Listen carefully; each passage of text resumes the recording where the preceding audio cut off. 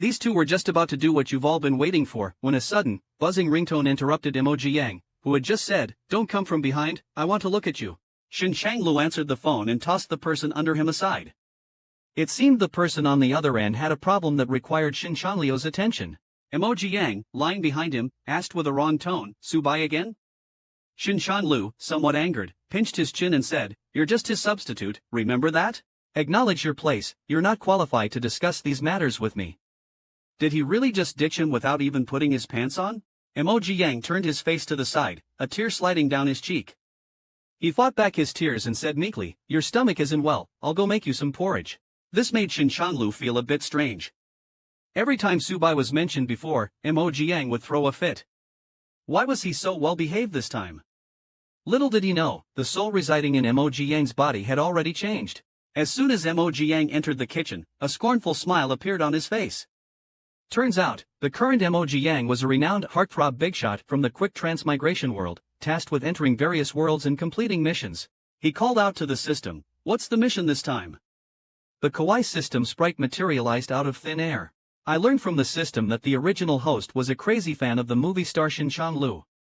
Because he looked similar to Shin Chanlio's White Moonlight, Subai, he was kept as a substitute lover. But after Subai returned to China, the original host was ruthlessly abandoned. Under Subai's slander and framing, the original host died in depression. And his mission this time is to snatch Shin Chanlu back. After hearing this, Emoji Yang complained with disgust about the original host. He was already abandoned and still thinking about snatching a man back. Isn't he too much of a love brain? Looking at Emoji Yang swallowing clouds and blowing smoke, the system had a feeling that its host was going to cause trouble. Emoji Yang brought the porridge and called Shin Chanlu to eat. Looking at the table of dishes made for him, Shin Chanlu apologized to Emoji Yang in a low voice. Emoji Yang said it was okay, what you said was right. He even thoughtfully picked up food for Shin Chanlu. Shin Shanglu felt that Emoji Yang's attitude was very wrong. Before going out, he tentatively asked, "Are you really okay? Do you want me to take you to work?" After Emoji Yang refused, Shin Shanglu started to undress as he walked. The system asked curiously, "Shin Chanlu rarely takes the initiative to show kindness to you, are you not afraid that he will be angry if you reject him like this?" The original host was so humble because he loved Shin Chanlu but couldn't get him. He is already used to being at the beck and call of the original host. Since I am here, things should change. Why did Emoji Yang look pained when he took a shower? This startled the little system. "Host, you're crazy to take a cold shower in this weather." But he disdained to explain, "You know nothing. The good show is just about to begin." The system sighed, as expected of a narcissistic boss, "I can't afford to mess with him." As dusk settled, Shin Changlu felt depressed after a whole day of gloom. Something was off about Emoji Yang's behavior today. Could it be because of Subai? He drove to Emoji Yang's office building and called him, asking if he wanted a ride home and dinner together. However, Emoji Yang refused. Shin Changlu became even more puzzled. He had never rejected me before. What was wrong with him? His thoughts were interrupted by a sound in the distance. He turned his head and saw Emoji Yang walking side by side with another man, chatting and laughing. Suddenly, the other man half-embraced Emoji Yang. Seeing their intimate behavior, Shin Shanglu felt like he was being cheated on. He clenched his fist and slammed it against the steering wheel in anger. Emoji Yang watched as a familiar car sped past them, a slight smile in his eyes. It seemed everything was going according to plan. "Just wait for me at home, Shin Chanlu." As night fell and the dinner came to an end, Emoji Yang arrived at Shin Chanlio's apartment. As soon as he opened the door, he saw him standing there. The moment the door closed, Shin Changlu questioned him angrily, "Who was that man? If you have a new love, get out of my sight." Shin Changlu grabbed his arm and slammed him against the door. Emoji Yang just softly called out, "Changlu." He suddenly felt weak and fainted. Shin Chanlu was so scared that he quickly caught him, only to find that Emoji Yang was burning up. Emoji Yang, who was placed on the bed, slowly opened his eyes and saw Shin Changlu looking at him with concern. He struggled to sit up, and Shin Changlu couldn't help but blame him. "You have a 102-degree fever and you still came here? Aren't you afraid of dying?" I'm afraid you're not eating again." Hearing this, Shin Changlu felt a pang of guilt and couldn't help but soften his tone. He gently coaxed Emoji Yang into taking his medicine and told him not to do this again. Emoji Yang then explained that the man was just a colleague, and they were just making small talk because they were going the same way. Shin Changlu felt a little embarrassed for jumping to conclusions, so he told Emoji Yang to rest well. Emoji Yang took this opportunity to reach out his arms for a hug. After a moment of hesitation, Shin Changlu helplessly hugged him and said, "Go to sleep. I'm here with you." However, Emoji Yang, who was being held in his arms, revealed a triumphant smile. Ever since the Black Lotus bloomed, it has been manipulating everything. In just a few days, all of Shin Changlio's emotions were under Emoji Yang's control. Have you ever seen your boyfriend's shirt worn like this? At this moment, Emoji Yang, wearing Shin Changlio's shirt, was about to make a move, proving that he and Subai were completely different. I just want to know if there's anything under the shirt. Shin Changlu sat on the sofa, turned around, and froze. Emoji Yang was wearing his shirt. Because of their difference in size, the oversized shirt made Emoji Yang look extra petite. Emoji Yang clutched the hem of the shirt awkwardly and said, "I accidentally got my pajamas wet when I was washing up just now, so I wore yours." Shin Changlu swallowed, his face flushed, his mind blank. He could no longer hear what Emoji Yang was saying. His mind was already filled with images of how to get Emoji Yang into bed. Snapping out of his thoughts, Shin Changlu quickly called Emoji Yang to eat strawberries with him. He picked up a strawberry and held it to Emoji Yang's lips. "Try it, this strawberry is very sweet." "I'm sweet too," Emoji Yang said with a sweet smile, then opened his mouth and took the strawberry from Shin Changlio's hand. Holding Shin Changlu, he slowly fed the strawberry to him. The sweet strawberry burst in their mouths, filling them with its sweetness. Overcome with emotion, Shin Changlu pulled Missouri Jiang close and whispered, "You're sweeter than strawberries." Then Shin Changlu acted on the thoughts he had before eating the strawberries, and pushed Emoji Yang down. Pinned beneath him, Emoji Yang thought, "Shin Changlu, be careful, I can be so sweet I kill you." As they kissed passionately, a paparazzi outside the window was snapping away. Unsurprisingly, the next day, photos of the two of them looking intimate quickly made headlines. Even Shin Changlio's first love, Subai, saw the photo abroad. Shin Changlu is mine. In a fit of anger, he cancelled his concert and decided to return to China immediately. Meanwhile, Shin Changlu was surrounded by reporters, who demanded his response to the news online. When he finally managed to return home, he saw Emoji Yang sitting on the floor, crying her eyes out, looking utterly pitiful. Seeing Shin Changlu return, Emoji Yang stepped forward with guilt and said, "I'm sorry. I didn't expect to be photographed by the paparazzi." "I'm sorry, I didn't expect to be photographed by T." Shin Changlu hugged Emoji Yang, comforting him by saying, "It's not your fault, the company will handle this matter." "Will it affect your career? Will the company freeze you?" Yang, why would you think that? I became famous because of my acting skills and works, and I even have an actor award. Exposing our relationship won't cause any impact, understand?" he said and gently wiped his tears. Comforted, Emoji Yang showed a sweet smile, and then Shin Changlio's phone rang. Answering the call, Shin Changlio's face changed drastically. He nervously told Emoji Yang that he had to go out. Emoji Yang obediently agreed, saying, "It's okay, Changlu, you go ahead." "Could you tolerate your boyfriend leaving you in the middle of the night to pick up Ziyuguang?" Shin Changlu left Emoji Yang in the middle of the night and rushed to the airport, just to pick up the Ziyuguang he had been longing for, Subai. The 8 years of distance made both of them feel that the other was different from before, inevitably making Shin Changlu think of the charmingly smiling Emoji Yang. Meanwhile, as soon as Shin Changlu left, Emoji Yang started smoking. The little system worriedly reminded, "Smoke less, be careful of lung cancer." Emoji Yang asked, "Isn't Subai arriving tonight?" Unfortunately, he came back too late. The system didn't understand. "Aren't you worried that Shin Changlu will return to Ziyuguang's embrace? Shin Changlu has already been trained by me to this point. His appearance now will not only fail to rekindle their past love, but it will also shatter the illusion Shin Changlu has of him. Only through destruction can we rebuild. If Su Zizi doesn't return, how can Shin Changlu realize his own heart? Do you think I really didn't know that someone was outside the window taking photos that night?" The atmosphere inside the car was silent and somewhat awkward. Su Zizi suddenly glanced at a small medicine bottle placed in the car. He picked it up and asked, "What is this?" Seeing the medicine bottle, Shin Changlu was reminded of Emoji Yang's previous instruction, "I've put some stomach medicine in your car. Remember to eat." Shin Changlu replied, "It's stomach medicine. I have a stomach condition." "When did you get it?" Shin Changlu sneered inwardly. "My stomach condition started 8 years ago after you left without a word, and I drown my sorrows in alcohol every day." However, he simply said, "It's nothing. Just something from the past few years." When they arrived at the hotel, Shin Changlu suggested Subai go upstairs to rest early. But Su Zizi held his hand and said softly, "Let me stay at your place, Chanlu. After all, it's been so long since we've seen each other. I want to catch up and talk more." Chanlu looked troubled because Emoji Yang was still at his house. Su Zizi pressed on, "Aren't you welcoming? Or is there someone at your place that makes it inconvenient for me?" Under Su Zizi's persistence, he agreed. However, Emoji Yang was unexpectedly not at home. Had he gone out?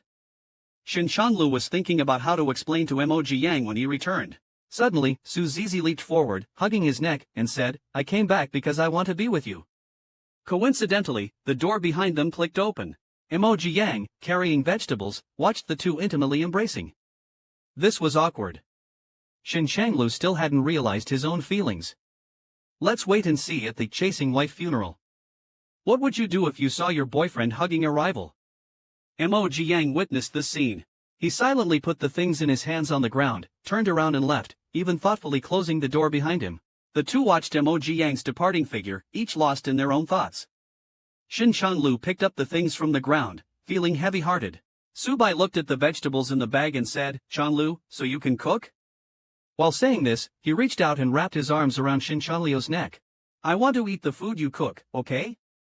Remembering that it was always Yan Yang who cooked for him, Chanlu turned around and said, "I can't cook."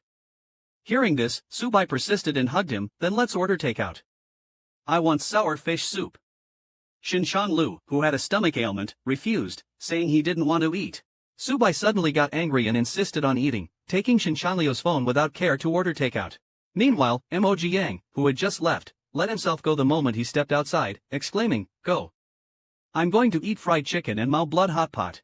Why should he eat plain congee and light dishes with them?" He was dying of cravings, but the system teased him, "Are you that greedy?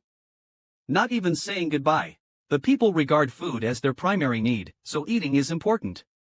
As for Chanlu, let him fend for himself with Su Zi. At this moment, Chanlu indeed felt uncomfortable. For dinner, Su Zi only ordered a large portion of spicy fish with pickled vegetables. He kept saying it was delicious while serving it to him, even though he knew I had a stomach ailment, yet still ordered such a spicy dish. This made Chanlu involuntarily think of Mo Ziyang. If Yan Yang were here, he certainly wouldn't let him eat this and would even cook some stomach-soothing porridge. Chanlu couldn't understand why his heart hurt so much for Mo Ziyang, who was merely a substitute. The more he thought about it, the more it pained him. Chanlu couldn't eat and said he had to get up early for a schedule tomorrow. Then he went back to his room to rest. Chanlu lay on the bed, and after a while, he curled up in pain from his stomachache.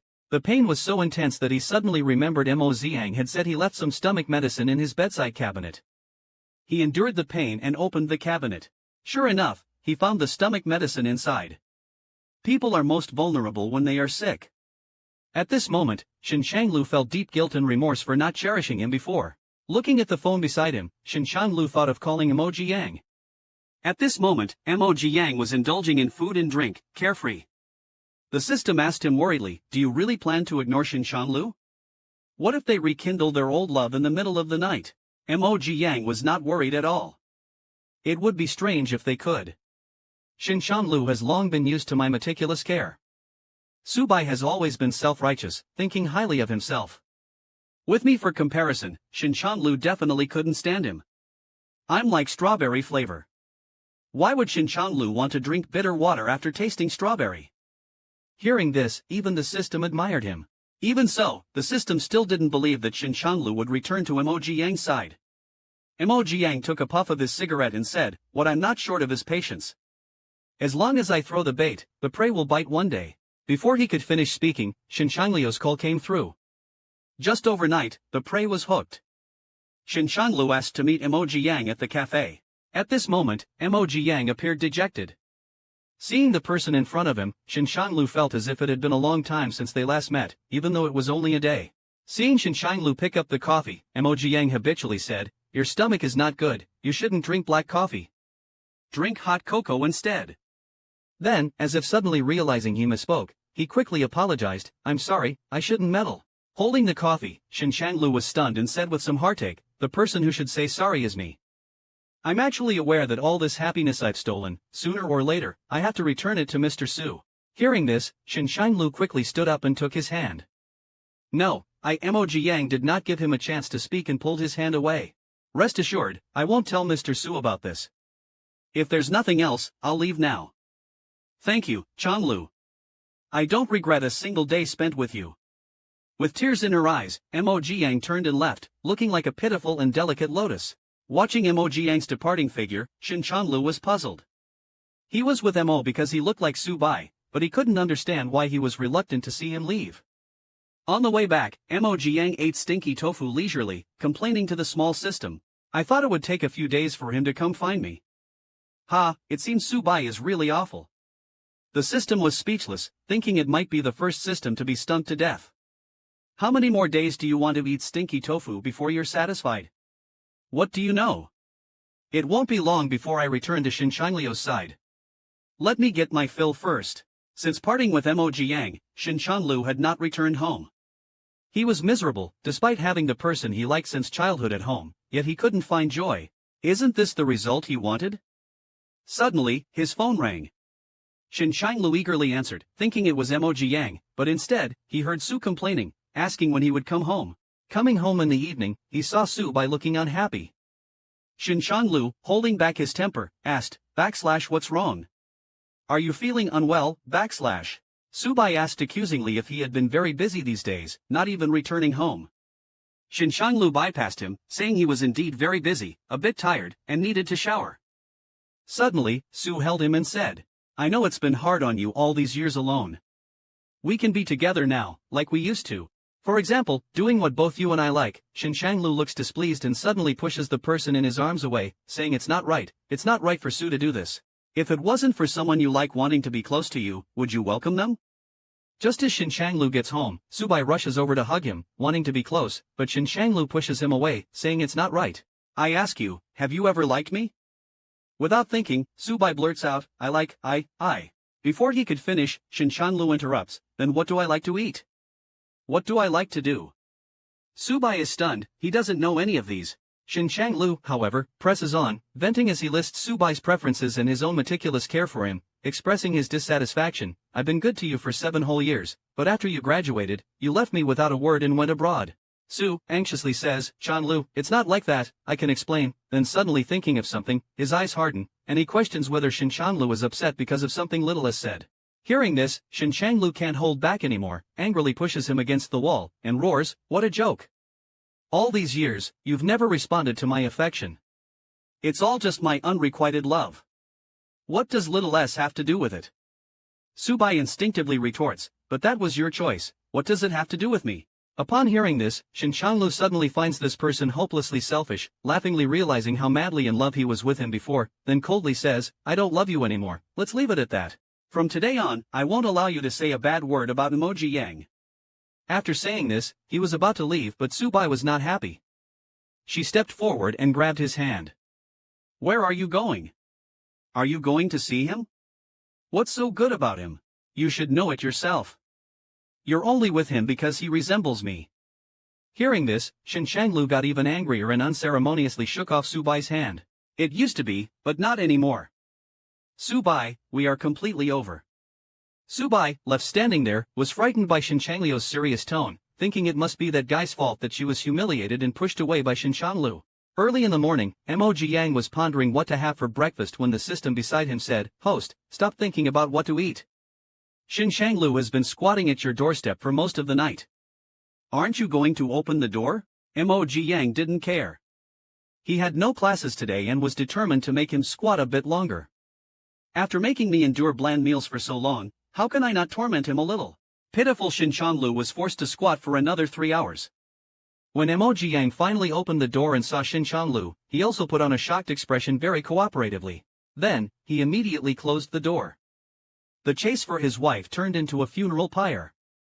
Shin Changlu wanted to make amends but was refused entry. But after all, it was the person he loved. How could Mo Jiang bear to be too cruel? He gently opened a crack in the door. Shin Changlu seized the moment, dove in, and pinned Mo Jiang down. This left Mo Jiang, who was just about to put on his Oscar-worthy performance, completely baffled. Why isn't this guy playing by the rules? Shouldn't I be the one to cry and act pitiful first? Since that's how it's going to be, he didn't hold back either. He turned and grabbed her neck, welcoming the storm of passion, and then shifted the battlefield. Emoji Yang smiled bitterly and said this was the last time. Shin Chanlu, already clear about his feelings, looked deeply at the person beneath him and said, "This is not the last time. I want to be with you in this life and the next." Hearing this, Emoji Yang propped himself up and kissed him passionately, which made Shin Chanliu's actions become rougher out of excitement. He ripped the other person's clothes directly. "My pajamas," he cried, "but this feeling is so intense." At the crucial moment, Shin Changlu started talking about his own shortcomings. Emoji Yang pouted in dissatisfaction, internally complaining, "This man is so long-winded. Why talk so much when you're doing it?" Unable to stand it, Emoji Yang flipped Shin Chanlu over and took control, diligently plowing the field. Afterwards, enjoying a cigarette in bliss, Emoji Yang, smoking, said to Shin Chanlu, "You should go back." Shin Chanlu, utterly incredulous, asked, "What heartless little thing are you? Where do you expect me to go? Mr. Su must still be at home waiting for you to return. Today is the last time for Z. In a couple of days, I will resign from school and leave this place. Rest assured, I won't mention our affairs to anyone. Let's pretend we don't know each other." After saying this, Mo Ziang got up to leave, but Shin Chanlu wanted to explain and reached out to hold him back. "No, I came to tell you." Before he could finish, Mo Ziang, displaying an "I'm not listening" attitude, shook off his hand and said in tears, "I am human too, I have feelings. You treat me like a stand-in. I love you so I endure. But do you see me as a person?" In a panic, Shin Changlu hugged him tight, desperately explaining, "You're not just some stand-in, I can't live without you, but you have Mr. Su, you don't need me." Just then, Mo Ziang realized he accidentally pressed his cigarette onto Shin Chanliu's elbow. Anxiously, Mo Ziang asked if it hurt. He immediately hurried to get a first aid kit. Seeing his concern, Shin Chanlu knew he still cared and took the opportunity to explain his past with Su as Mo Ziang was treating his wounds. Since ancient times, how many stand-ins have outshined the old love? In an attempt to win Mo Ziang back, the movie star feigned pity to garner sympathy while Mo Ziang was treating his wound. While Emoji Yang was disinfecting his wound, Shin Chanlu explained that he fell in love with Su Zi at first sight back in his first year of high school and even had a falling out with his family over him. "I was young and thought that was love, but it turned out I was just looking for an excuse for my rebellion." Shin Chanlu held Emoji Yang's hand as he continued, "But ever since I met you, everything has changed. I really don't know how I would live without you." He pressed Emoji Yang's hand against his face, his eyes filled with sincerity and love. "So, Yang, let's make up, okay?" Emoji Yang was speechless, sighing inwardly, "He's really something." As expected of the best actor, only I can handle this kind of pitiful act. Having played his own part sufficiently, Emoji Yang wiped the corner of his eye and asked, "What about Mr. Su then?" Shin Chanlu said softly, "I will talk to him clearly. If you don't want to see him, I won't let him appear again." Hearing this, Emoji Yang couldn't help but sigh. "You're really something, Shin Chanlu. Devoted when you love, cold as ice when you don't." Of course, the image of a pure and innocent lotus flower couldn't be tarnished. So Emoji Yang said to Shin Chanlu, "There's no need to go that far." Shin Chanlu excitedly pulled Emoji Yang into his arms.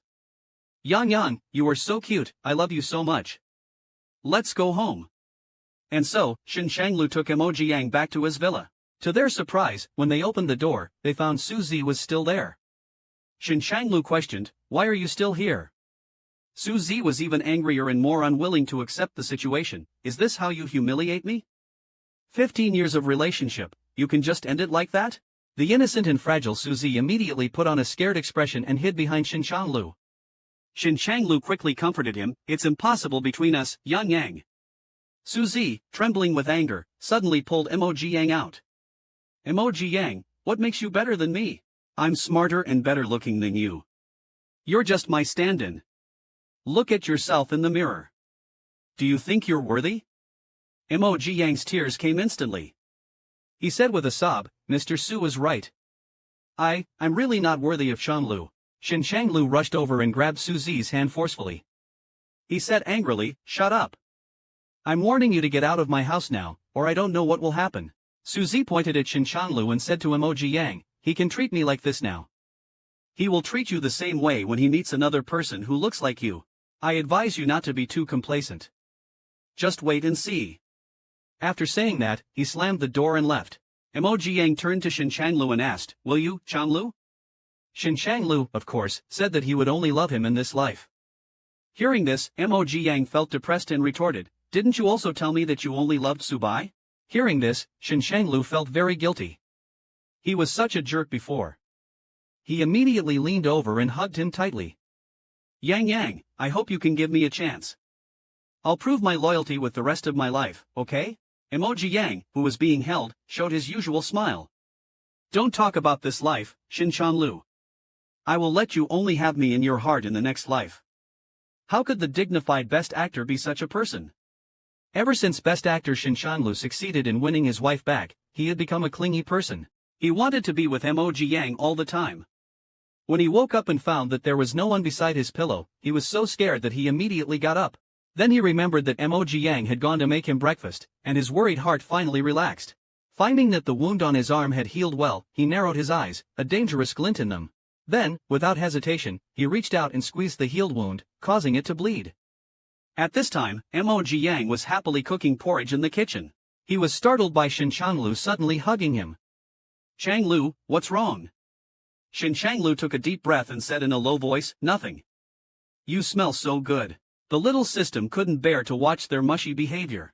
Emoji Yang blushed and glanced at him, his peach blossom eyes alluring. I've made breakfast. Finish it and hurry to the set.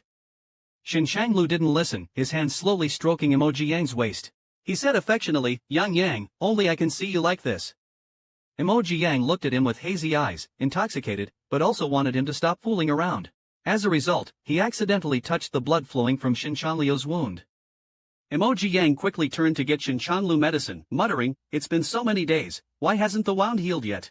That shameless Shinchanlu claimed his wound was too deep to heal anytime soon. He then asked Emoji Yang to bring him lunch. Emoji Yang couldn't help but complain inwardly, bring him lunch? He sure knows how to enjoy himself. Seeing that Emoji Yang didn't answer, Shinchanlu put on a pitiful look. He was acting cute, which made it hard to believe he was the dominant one in bed. So at noon, Emoji Yang arrived at Shinchanlu's filming set with lunch. As he was about to look for Shinchanlu, a woman stopped him. She had an arrogant look and spoke unkindly, no outside food deliveries allowed here. Don't you know the rules? Emoji Yang wanted to explain, but seeing Shinchanlu not far away, he decided to play the innocent role. I'm not delivering food. Changlu asked me. Before he could finish, the woman interrupted him. Changlu is not someone you can call so casually. There are so many people trying to sneak in under the guise of food delivery every day. Get him out of here before the gossip bloggers get wind of this. The assistant next to her pointed at Emoji Yang, urging him to leave. Seeing that Emoji Yang didn't move, she reached out and shoved him. Standing at the edge of the stairs, Emoji Yang was pushed backward and almost fell. Shinchanlu had just caught a glimpse of Emoji Yang being stopped, and immediately dropped his script and ran out. Shinchanlu ran out just in time to see Emoji Yang being pushed. He rushed forward and caught Emoji Yang in his arms. Yang Yang, are you alright? Don't be afraid, I'm here. Emoji Yang leaned against Shinchanlu's chest, looking weak and scared. In reality, he was secretly laughing in his mind, thinking, trying to mess with me. The two women next to them awkwardly wanted to apologize, but Shinchanlu, with a displeased look on his face, said, Miss Xiao, you'd better behave yourself in the future. He didn't give them a chance to apologize and turned away. The two brazenly hugged each other and went upstairs, ignoring the outside world's discussion. At this time, Emoji Yang was nothing like the innocent little white flower he was just now. His eyes flashed with shrewdness. A real white lotus flower doesn't need to do it herself. After all, white lotus flowers are spotlessly clean. On this day, Shinchanlu came to pick Emoji Yang up from work. After sending off the last two students, Emoji Yang saw Shinchanlu and asked in puzzlement, why did you come upstairs? Shinchanlu stepped forward and took Emoji Yang's hand. I couldn't wait to see you. Emoji Yang blushed and rebuked him coquettishly, you really? What if someone sees us? Hearing this, Shinchanlu became jealous. You don't want others to see us together? Emoji Yang quickly appeased him, it's okay for an ordinary person like me, but it wouldn't be good if the paparazzi took pictures of you. Seeing the male colleague who was close to Emoji Yang before appear, Shinchanlu immediately threw himself into Emoji Yang's arms and said, I don't care. Yang Yang, you're so good. He didn't forget to raise his eyebrows provocatively at the approaching male colleague. The male colleague was dumbfounded. What did I do to deserve this? He was so frightened that he turned around and fled in panic. That night, Emoji Yang was leisurely lying on the bed listening to music. Shinchanlu walked over and said, Yang Yang, I got water in my ear. Can you help me? Emoji Yang swallowed hard. His naive body was really not bad. Then he turned around to find a cotton swab for him and casually said, "How did you manage before? Did Susie help you?" After saying that, Emoji Yang realized he had misspoken. He originally wanted to make a sarcastic comment but couldn't stop himself in time. Shin Changlu thought he still minded about the previous incident with Susie, causing his heart to ache and his face to turn pale. Seeing his reaction, Emoji Yang thought the situation had turned serious. He deliberately pretended to be angry and pouted, "Yes, I mind, so why haven't you kissed me yet?" This made Shin Changlu laugh. "Yang, you are really cute. I chased Subai for 15 years and never even held hands, let alone cleaned ears." Emoji Yang couldn't help but feel sorry for this guy in his heart. Emoji Yang continued to clean his ears while asking, "Who was that woman today?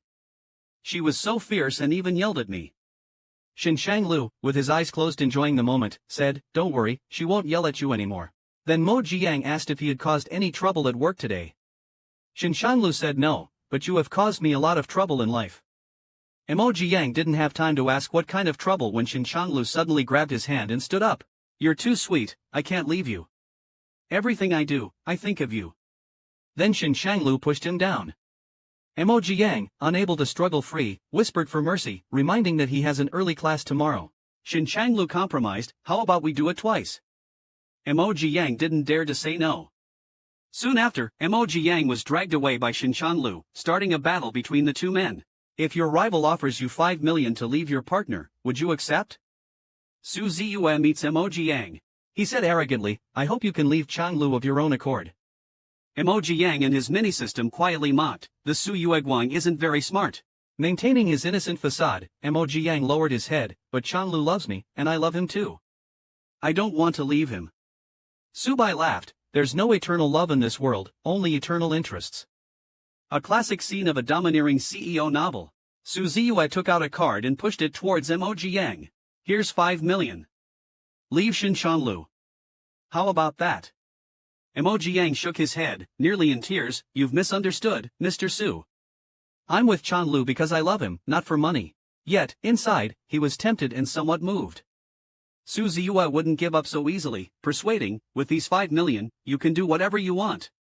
Instead of waiting for him to grow tired of you, why not leave with dignity now? He hates me?" Emoji Yang doesn't believe it. The big swindler Su Zi persists, saying he loved me for 15 years and then just abandoned me. "You've only been for a few months, who knows, you might detest me by tomorrow." Emoji Yang is not someone so easily fooled. He firmly says no, Shin Changlu wouldn't do that. Then he expressed a lot about his unwavering love for Shin Changlu and pretended to be sad and ran away. Suzy, annoyed, said, "Really boring," then took a voice recorder out of his pocket. He didn't expect this guy to be so tight-lipped, not making a single mistake. Emoji Yang, who had run far away, scoffed, "Humph, a voice recorder is a trick I played with hundreds of years ago. How could you catch me off guard?" After returning home, Emoji Yang pretended to be distraught. Shin Changlu felt something was wrong and asked if he was feeling unwell. Emoji Yang only said he was tired and went to take a shower without explaining anything. Without an explanation, Shin Changlu was worried but didn't feel it was right to pry. He always felt something was wrong. At night, Emoji Yang went to bed without waiting for him. This made him even more certain there was a problem. He then went forward, hugged him, and asked if he was troubled. Emoji Yang didn't answer and pushed his hand away. Seeing Emoji Yang still unwilling to speak, he didn't insist and decided to go to sleep, planning to ask again tomorrow.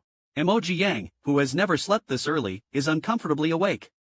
Now all he can think about are hot and sour noodles, marinated hot pot, and sour fish. How long has it been since he last had spicy food? The little system is already too weak to ridicule. Enduring until 1 a.m., with the person beside him sound asleep, Emoji Yang gets unhappy. The saliva that was supposed to dribble from the corner of his mouth ends up at the corner of his eye as he starts to sob softly.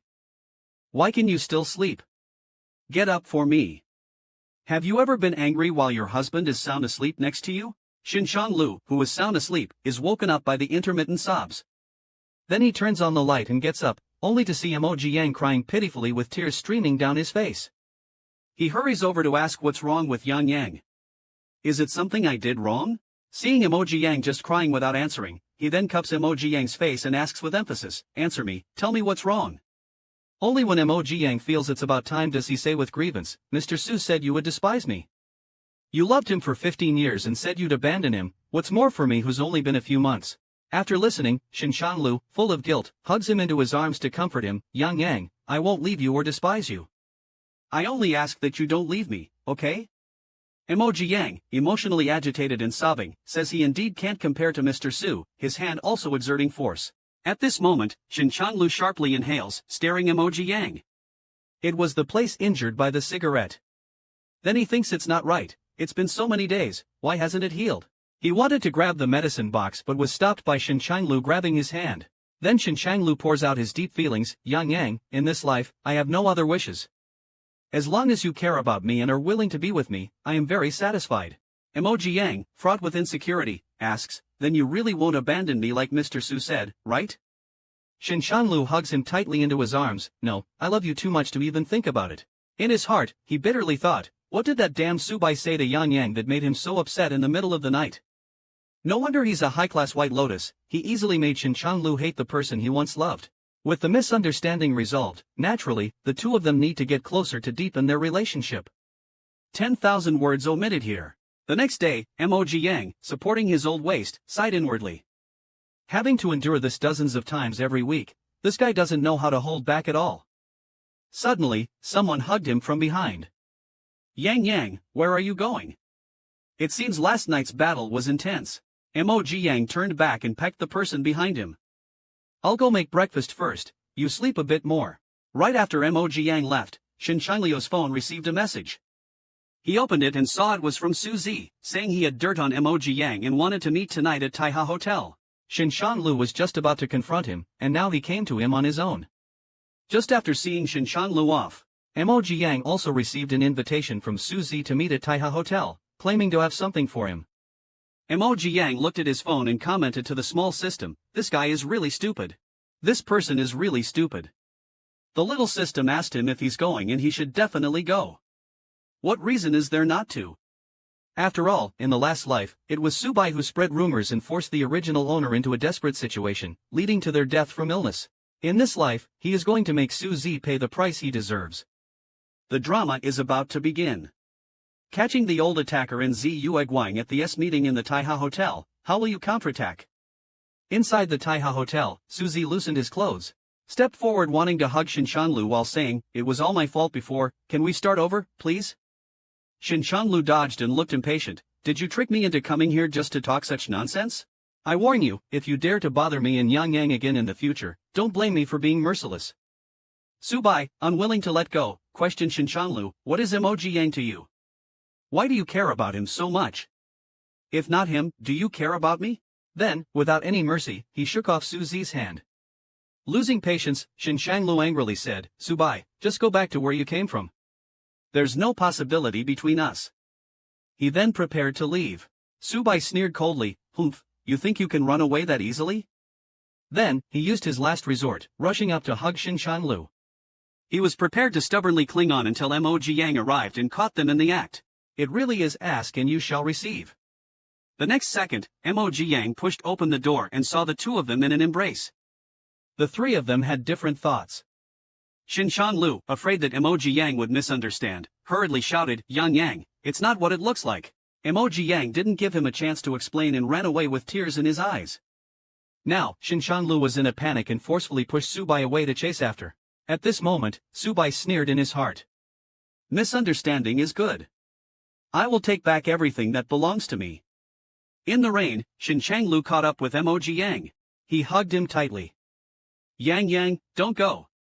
Emoji Yang turned and forcefully shook off the person holding him. Crying, he shouted, Shinshanlu, haven't you had enough yet? Are you happy to see me make a fool of myself? Yes, I clung to you and took someone else's place, forcing you to only have secret meetings with Subai in the hotel. Emoji Yang spoke to himself, completely ignoring Shinshanlu's explanation. I shouldn't have come between you two. Forget it, Shinshanlu, I'm tired. The words forget it really triggered Shinshanlu. Shinshanlu couldn't imagine how he would live without him in the future. Completely exhausted, he collapsed to the ground and shouted, Yang Yang, it can't be over. This move shocked both Emoji Yang and the system. Is the male lead really going this far? Since he knelt down, he has to follow through. He hurriedly stepped forward to help him up. Taking the opportunity, Shinshanlu hugged him and explained the entire situation, even swearing on his life that if he lied, he would be struck by lightning. This is a common ploy used by men. Mo Jiang quickly covered his mouth. Stop talking nonsense. Seeing that Mo Jiang still cared about him, he knew he was forgiven. Then there was a touching rain scene. As a single dog, I feel so full, I'm going to get fat from this feeding. After spreading dog food in the rain, the two returned home for another round of desserts. Shinshanlu busied himself like a housemaid, showing concern and care, afraid that Mo Jiang might catch a cold from the rain. After Mo Jiang fell asleep, Shinshanlu went to the bathroom and punched the wall to vent his frustration. That damn Suzy not only set me up but also got Yang caught in the rain. However, Mo Jiang was in a great mood. He thought that Suzy must be too angry to sleep right now. Subai's attempt to sow discord not only failed but also strengthened their relationship. Before long, Suzy started causing trouble again. From the system, he learned that Subai had someone reveal the news of his and Shinshanliu's 15-year-long successful relationship. The system couldn't help but ridicule, he's really trying to kill himself, huh? Since Suzy still hasn't recognized the situation, I'll help him recognize it. He wants to take this opportunity to rightfully become Shinshanliu's partner. Shinshanlu returned home only to be hit with a pillow. Mo Jiang pretended to be pitiful and said, your 15-year love run with Suzy was successful, huh? How come you didn't die of exhaustion? Shinshanlu touched his head, not understanding, and said he didn't understand. Mo Jiang took out his phone to show him. Shinshanlu saw that the phone was full of gossip about him and Suzy, exclaiming, when did I fall in love with him? They are all talking nonsense. Mo Jiang said aggrievely, then why don't they make up stories about me and you? Shinshanlu quickly explained that it was all the media making things up. Why are you even jealous about this? Mo Jiang, unconvinced and looking sad, said, but they all say you and Suzy are a great match. Shinshanlu picked him up, tomorrow you'll come out with me. Let them see what a great match really looks like. The next day, both of them dressed up carefully. Holding hands, they went out and immediately turned heads. After a while, Mo Jiang, unable to resist his love for food, spotted ice cream. Dragging Shinshanlu, he wouldn't let go, acting coquettishly for a cone. Shinshanlu noticed that paparazzi were taking pictures. He then deliberately went forward and took a bite of Mo Jiang's ice cream, while Mo Jiang was still internally complaining. He ended up being fed a mouthful of strawberry-flavored ice cream, and Shinshanlu didn't forget to comment, really sweet. Sure enough, it didn't take long for the two of them to trend on social media. This news was indeed a blessing for countless fans. The little system even considerately broadcasted Mo Jiang's live reaction after seeing the hot search. Without a doubt, he must be fuming right now. With Mo Jiang's resourcefulness, he even made the movie emperor hold a press conference to announce his relationship officially and clarify that his rumors with Subai were false.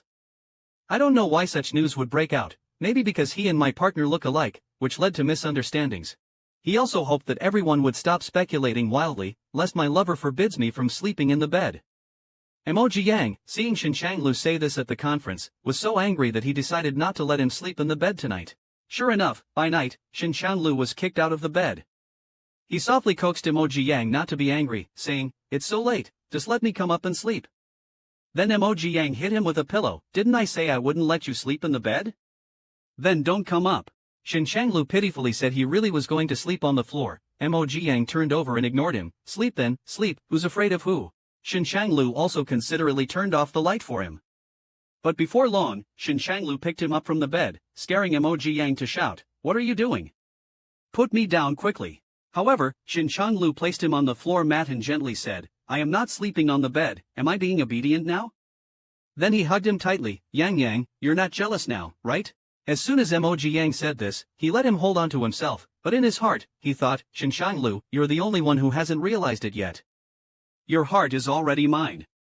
The next day, Mo Jiang said he was going to a teacher's birthday party in the evening and told Shinshanlu to handle dinner himself. Shinshanlu asked, is Teacher Chung going too? Mo Jiang kissed Shinshanlu and said, I don't know, he should be. If I come back too late, just go to bed first. Then he happily hummed a song and went out. He didn't see Shinshanliu's face suddenly change behind him. The party was very lively that evening. Mo Jiang used the excuse of having drunk too much and went outside to get some air. He was chatting with the small system in his mind. A dark figure appeared, startling Mo Jiang. It was Teacher Chang, who was worried about Mo Jiang and came down to find him. Teacher Chang was worried about Mo Jiang coming down alone to find him. Hearing a sound similar to a cat's meow, he went forward to check. Unexpectedly, he saw Emoji Yang being tormented relentlessly. I wonder if this is something Teacher Chang can watch without paying. Knowing that Teacher Chang was watching, Shin Shanglu became even more unrestrained and bit directly on Emoji Yang's bone. Emoji Yang, realizing someone was approaching, wanted to see who it was. Shin Shanglu then pinched his chin and said, "Focus, your eyes should only look at me." Having achieved his goal of asserting dominance, Shin Shanglu lazily prepared to leave with Emoji Yang. As he left, he didn't forget to look back provocatively at Teacher Chang, as if to challenge him, suggesting Teacher Chang was somewhat unlucky. Back at home, Emoji Yang looked at the bite marks on his neck and couldn't help but resent Shin Shanglu, calling him a real dog of a man. He then saw Shin Shanglu reading a script, mentioning they could take a break, and cryptically said that the significance of this award was different. They needed to wait until everything settled down before telling him. At this moment, Shin Shanglu's phone received a message. The little system was curious why the boss suddenly came to the concert today. It turns out that Emoji Yang felt bored and uncomfortable not causing some trouble. Upon hearing about the matter, the little system quickly checked Subai's location and, as expected, found Subai was also here. The little system couldn't help but complain that this master really excels in everything, always ranking first in causing trouble. As the concert was nearing its end, Emoji Yang received a message from Shin Shanglu saying it was raining outside and he would come to pick him up after the concert. This encounter with Subai was actually orchestrated by Emoji Yang. Subai pretentiously asked, "Mr. Su, do you need me to take you back?" Xiaobai must maintain his persona. He repeatedly stepped back indicating it wasn't necessary as someone would pick him up soon. Hearing this, Subai started a new performance, catching raindrops and appearing lost in memories, sharing his beautiful memories from university days with Shin Shanglu. Emoji Yang was speechless inside. This foolish Shin Shanglu, not knowing what he likes, no wonder he gets dumped. Soon, both of them saw Shin Shanglu's car arriving. What followed was a dramatic showdown between Bai Lian and Green Tea. Subai cheerfully squeezed Emoji Yang's shoulder saying, Yang, let's be good friends," hoping to leave a good impression on Shin Shanglu. However, Emoji Yang didn't play along and forcefully pushed the person twisting his shoulder, causing Subai to fall to the ground. After pushing, he appeared shocked and approached with concern, "Mr. Su, are you alright?" He pretended to reach out to help Subai up, but was rejected. Subai thought that now Shin Shanglu would definitely speak up for him. Emoji Yang, feeling guilty, apologized to Subai. Shin Shanglu pretended not to see Subai and instead covered Emoji Yang with his coat, asking if he was cold. Emoji Yang turned to Shin Shanglu to explain that it wasn't intentional. Shin Shanglu comforted him, saying it wasn't his fault. Then, with a look of disgust towards Subai, he said, "I saw that he suddenly hugged you and scared you, so you pushed him away. It's his own fault for being so jumpy, not yours." Then, tenderly holding Emoji Yang, they were about to go home, leaving Subai sitting on the ground embarrassed. Subai stood up slowly, not sure if he was angry or cold. He gritted his teeth, unable to understand why he wasn't as good as Emoji Yang. In the car, Emoji Yang kept feeling guilty about what had happened. Shin Shanglu reached out to unbuckle his seatbelt and said, "Even if it was intentional, so what? If you broke something, I'd pay for it. You shouldn't see Subai anymore, he might bully you." Then Shin Shanglu showered him with sweet talk and watched the girls outside the car. As the intimate sounds inside the car continued rhythmically, the little system thought, "I shouldn't be in the car, I should be under it." One day, Emoji Yang ran into his senior from university, Lu Liang, at the supermarket. Lu Liang had gone abroad for music studies right after graduation and didn't even live in this city. It was too much of a coincidence for him to suddenly show up and say hi. Something was definitely off. The two of them pretended to argue, and then the senior suggested treating Emoji Yang to a meal. Without hesitation, the beer lover Emoji Yang agreed. He wanted to see what kind of trick Lu Liangming was up to. At the hot pot restaurant, the senior enthusiastically chatted with Emoji Yang, asking if he remembered the club they joined together in college. Emoji Yang, focused only on eating, didn't care what kind of game Lu Liangming was playing. He would eat first and deal with it later. This was the self-discipline of a seasoned troublemaker. At that moment, Shin Shanglu called.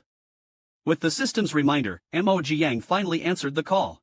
On the phone, Shin Shanglu asked where he was and if he needed a ride. Emoji Yang, sensing the perfect opportunity to tease Shin Shanglu, pretended to drop his chopsticks. "Oh, I dropped it," he said. Lu Liangming, as expected, picked it up for him, saying, "Here, you can have mine." Of course, Shin Shanglu heard a man's voice over the phone. Jealousy from 1982 flared up. After hanging up, Emoji Yang thought to himself, "Since you've decided to get involved in the mess between me and Shin Shanglu, you better get ready for what's coming." After all, the last person who tried this, Miss Xiao, was completely blacklisted. Lu Liangming dropped Emoji Yang off at home, saying he had a great time and suggested meeting again. Mo Jiang sweetly agreed. Lu Liangming watched Mo Jiang enter his home with a sinister smile. Not only could he get a recommendation, but he could also play around with the little lover of the movie star. This deal was worth it. But really, who was playing whom? Back home, Mo Jiang saw that Shin Chanlu was in a bad mood. Sitting next to him, he asked, "What's wrong with Chanlu?" Shin Chanlu hugged him and said worriedly, "Next time you eat out, you have to tell me, you had me worried." Mo Jiang soothed him for a while, saying he would take a shower first because of the smell of life, then turned around with a mischievous smile. In the room, far from Shin Chanlu, he circled around, wondering who that man on the phone was and how to ask without upsetting Yang Yang. Shin Changliu's sharp ears picked up the sound of footsteps outside the room. Sure enough, it was Mo Jiang coming over after his shower, asking why he wasn't asleep yet. Shin Chanlu distractedly said he couldn't sleep and would watch TV for a while. Did everyone catch that highlight?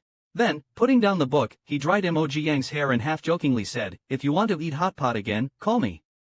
If you go alone and your bowl is taken away, you'll regret it." Mo Jiang couldn't help but reveal his intentions, saying, "I didn't go alone. I went with a senior from college who took good care of me." Hearing this, Shin Chanlu was both jealous and wished for a time machine so he could go back and protect Mo Jiang from the rain and wind. Mo Jiang expressed happiness at having him by his side now. He even confessed he had liked Shin Chanlu since junior high. Since junior high? Am I that old? To prove he was still young, Mo Jiang was dragged into. The system shook its head, saying, "Host, I can't help you with this." Shin Chanlu proved that he was indeed not old and still not satisfied, holding Mo Jiang with slightly reddened eyes and sniffling. Mo Jiang couldn't understand what he meant. After all the clinginess, there was no reason not to be happy. Shin Chanlu let go of him and asked sadly, "Would you despise me?" A tall guy over 1.8 meters looked pitifully. Mo Jiang comfortingly placed his hand on his face. "Despise you for being too handsome, too heavy, or despise your strength, Shin Chanlu?" I was so moved that I pounced on him. Let's not waste time being sad over these little things. Hearing this, Shin Chanlu gulped and blushed.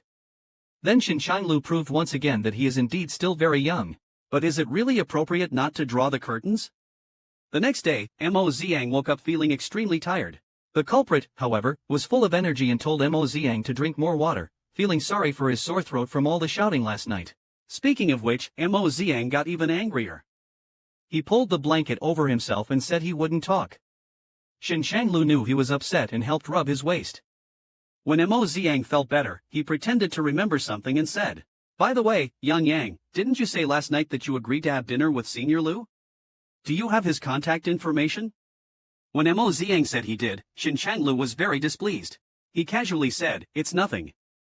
Can you make an appointment with him for dinner today?"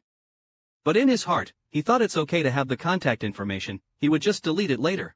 In the evening, the film emperor dressed more formally than for an awards ceremony to go to the appointment. Mo Jiang, rubbing his head, thought it was really unnecessary for a casual dinner.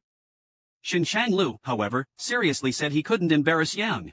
But Mo Jiang feels quite embarrassed being surrounded and photographed like this. When the two men met, they were particularly jealous. Mo Jiang watched them quietly compete, which was really childish. He quickly passed them the menu to break it up, and while ordering, Senior Lu Shilu and Mo Jiang started talking about the old days when they also came here to eat stir-fried clams during college. Mo Shin Changlu watched the two chat happily in front of him. They shared memories that belonged to just the two of them, and Yang Yang was also very happy. Beef bone broth made Shin Changlu turn dark. It seems that this Lu Lianglin really did stay behind. The actor's eyes are sharp enough to make Mo Jiang notice his pretended stomach pain. When Mo Jiang inquired, he saw Lu Lianglin enduring as though nothing was wrong. It must be said, what the actor raises in a minute, he supports for 10 years, his eyes are indeed amazing. Mo Jiang couldn't understand what this sly man was up to. Shin Changlu saw Lu Lianglin showing favor to Mo Jiang, so he pretended to be in even more pain. "I am not in pain, am I?" Mo Jiang saw right through his act, but what could he do? He had to play along with his own man. Then, appearing weak, Shin Changlu leaned on Mo Jiang's shoulder, saying he just needed to rest a bit and insisted that his illness should not disrupt the meal with Senior Lu. Mo Jiang was exasperated, wondering when Shin Changlu became such a drama queen. The little system also joked, "It's really like the aroma of tea." Meanwhile, Senior Lu, observing Shin Changliu's act, began to doubt his capabilities. Believing Shin Chanlu was too weak, Lu decided to undermine him in front of Shin himself, expressing his regret for not having pursued Mo Jiang earlier. If looks could kill, Lu Lianglin would not know how many times he had died. The battle between the two men, without late-night snacks, had begun. When Liang Lin invited Mo Jiang to visit their alma mater together the next day, Xin Chanliu's eyes bulged, and he collapsed onto the table with a groan, acting as if he had severe stomach pain. Mo Jiang approached with concern, waking from the convincingly disguised pain. As Mo Jiang helped him up, he heard him burst into laughter. Mo Jiang was at a loss for words. The truth about this sly man had taken him by surprise. Since dinner was ruined, he took the opportunity to bid farewell to Senior Lu. Mo Jiang carefully helped the man into the car and was about to turn around when Xin Chanlu grabbed him. A handsome car owner, Mo Jiang, pretended to be naive. Aren't you having a stomachache? Thinking of you going out with him, it's not just my stomach that hurts, but my heart aches too. Mo Jiang struggled angrily, so you lied to me? Get up now. The result was his hands being seized in the dark. Looking like everyone was an enemy, Xin Chanlu explained, I'm just jealous seeing you two so close. Mo Jiang, feeling wronged, said there was nothing between her and her senior, accusing Xin Chanlu of unwarranted jealousy.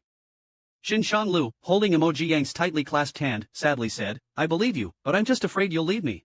Then he grabbed Mo Jiang's hand and placed it on his heartbeat. Unable to respond to his flirting, Xiao Quan cleared her chest in displeasure, saying, I knew you were lying to me. Oof. Don't let it happen again, Bai Lian said, trying to end the matter. Mo Jiang wanted to get up and let Xin Changlu drive home, but Xin Changlu stopped her, pulling his tie and saying, Yang, let's trend on social media tomorrow, okay? Without waiting for Mo Jiang's consent, they started engaging in intimate activities in the car. Is Xin Changlu really this daring? With people coming and going outside, someone saw them. In the heat of the moment, Mo Jiang experienced what it felt like to be with a 32-year-old man again. Regretting her choices, Mo Jiang was left in tears and slept until the next day. When Mo Jiang woke up, he felt utterly despondent and then asked the system about the intimate photos it had previously made him post online. Xin Changlu checked but didn't hear back from the system. After he found out, he regretted it. After last night, he realized that Xin Changlu gets agitated easily. Bai Lianhua is valuable even in death, but surely not for being tormented by the subject of the mission. Meanwhile, Xin Changlu decided to attract attention for talks with political and economic figures. Although Xin Changliu's decision to attract attention was sudden, the agent had no choice but to let him go. After all, who dares to refuse the crown prince of the audit group, who can just quit any time? When Xin Changlu returned home, there was a gentle lifting and hugging. Holding the person in his arms, Xin Changlu cautiously asked, Yang, would you mind if I quit the entertainment industry? Mo Jiang cupped his face, then would you still be my Chanlu? Of course, no matter what, I will always be your Chanlu. Then it doesn't matter what you are, as long as you're my Chanlu. Do whatever you want, I will always be with you. Hearing this, Xin Changlu felt like he must have saved the galaxy in his past life. In this life, he met such a miraculous strawberry. After dinner, Xin Changlu mentioned that his movie would start shooting next week. Mo Jiang, who can only meet on weekends, looks reluctant to part but is thinking about leaving quickly in his heart. Xin Changlu, on the other hand, hopes Yang can follow him, but he also really likes his job. Thinking about only seeing him twice a week, he worries Yang might be lured away. If that's the case, it's better to clear out a mansion and home for shooting. It has to be said, Xin, the tycoon, is capricious with his wealth. Immediately, Xin Changlu tells Mo Jiang that he will discuss with the crew so they can meet every day. Mo Jiang, feeling guilty, says he also needs to go on a business trip, actually wanting to hide away for a few days because his waist can't take it anymore. Xin Changliu's expression gradually changes as he asks how many days he will be gone. Mo Jiang, the little manager, seeks help online from netizens on how to survive in the hands of a 32-year-old man. If Yang really can't handle it, he plans to put sedatives in the thermos. Mo Jiang then turns around and says probably about 3 days. Xin Changlu is not having it and complains with a bunch of metaphors. He's so envious that your principal can go on a business trip with you. Mo Jiang, not to be outdone, fights back. I can't bear to leave you, but I can't make you unhappy either. Inside, I'm roaring, if I sit any longer, this old demon really won't survive. He snuggled up to Xin Chanliu's chest, acting coy, rubbing against him. I'm just going for 3 days, okay? Just 3 days. Green tea. Xin Changlu gave in, alright, fine. I'll come pick you up in 3 days. Mo Ziyang was happy, finally feeling liberated. But, it's fair to say Mo Ziyang was celebrating way too early this time. With Xin Changliu's increasingly possessive and dark tendencies, how could he easily let Mo Ziyang go? After work, a female colleague wanted to invite Mo Ziyang out for dinner. Mo Ziyang didn't want to get involved with Xin Changlu again. He declined, saying that his boyfriend would get jealous. That scared the woman into fleeing. Mo Ziyang, speechless, said, "It's not that serious, is it?" He took out his phone, wondering what Shen Changlu was doing. As soon as he walked through the door, he was startled by a sudden shadow. Shen Changlu had hidden in the room, planning to surprise Mo Ziyang. But with the lights off and the room pitch black, it ended up being more of a scare. Mo Ziyang, startled, threw a punch toward the shadow. Just as the punch landed, Shen Changlu quickly spoke up to stop him. "Yang Yang, it's me." He turned on the light, revealing Shen Changliu's pitiful, smiling face. Mo Ziyang scolded him, saying he deserved it, but still tended to his bruised area. Still annoyed, Mo Ziyang asked why he suddenly came over. Shen Changlu said his parents wanted to meet him. Mo Ziyang scoffed inwardly, thinking, "Yeah, right. You could have just told me that over the phone." With a worried look on his face, he said he wasn't ready yet. But Shen Changlu wasn't really here to discuss that. Pointing to his injury, Shen Changlu said, "It hurts. I need compensation." And of course, the compensation was exactly what you're thinking. Mo Ziyang, physically drained, couldn't escape, no matter how hard he tried. He hoped he'd live to see tomorrow. By the end of the night, his knees were sore and red. He had thought going on a business trip would be restful, but now he felt it would have been better to stay at home. At least the bed at home was softer on his knees.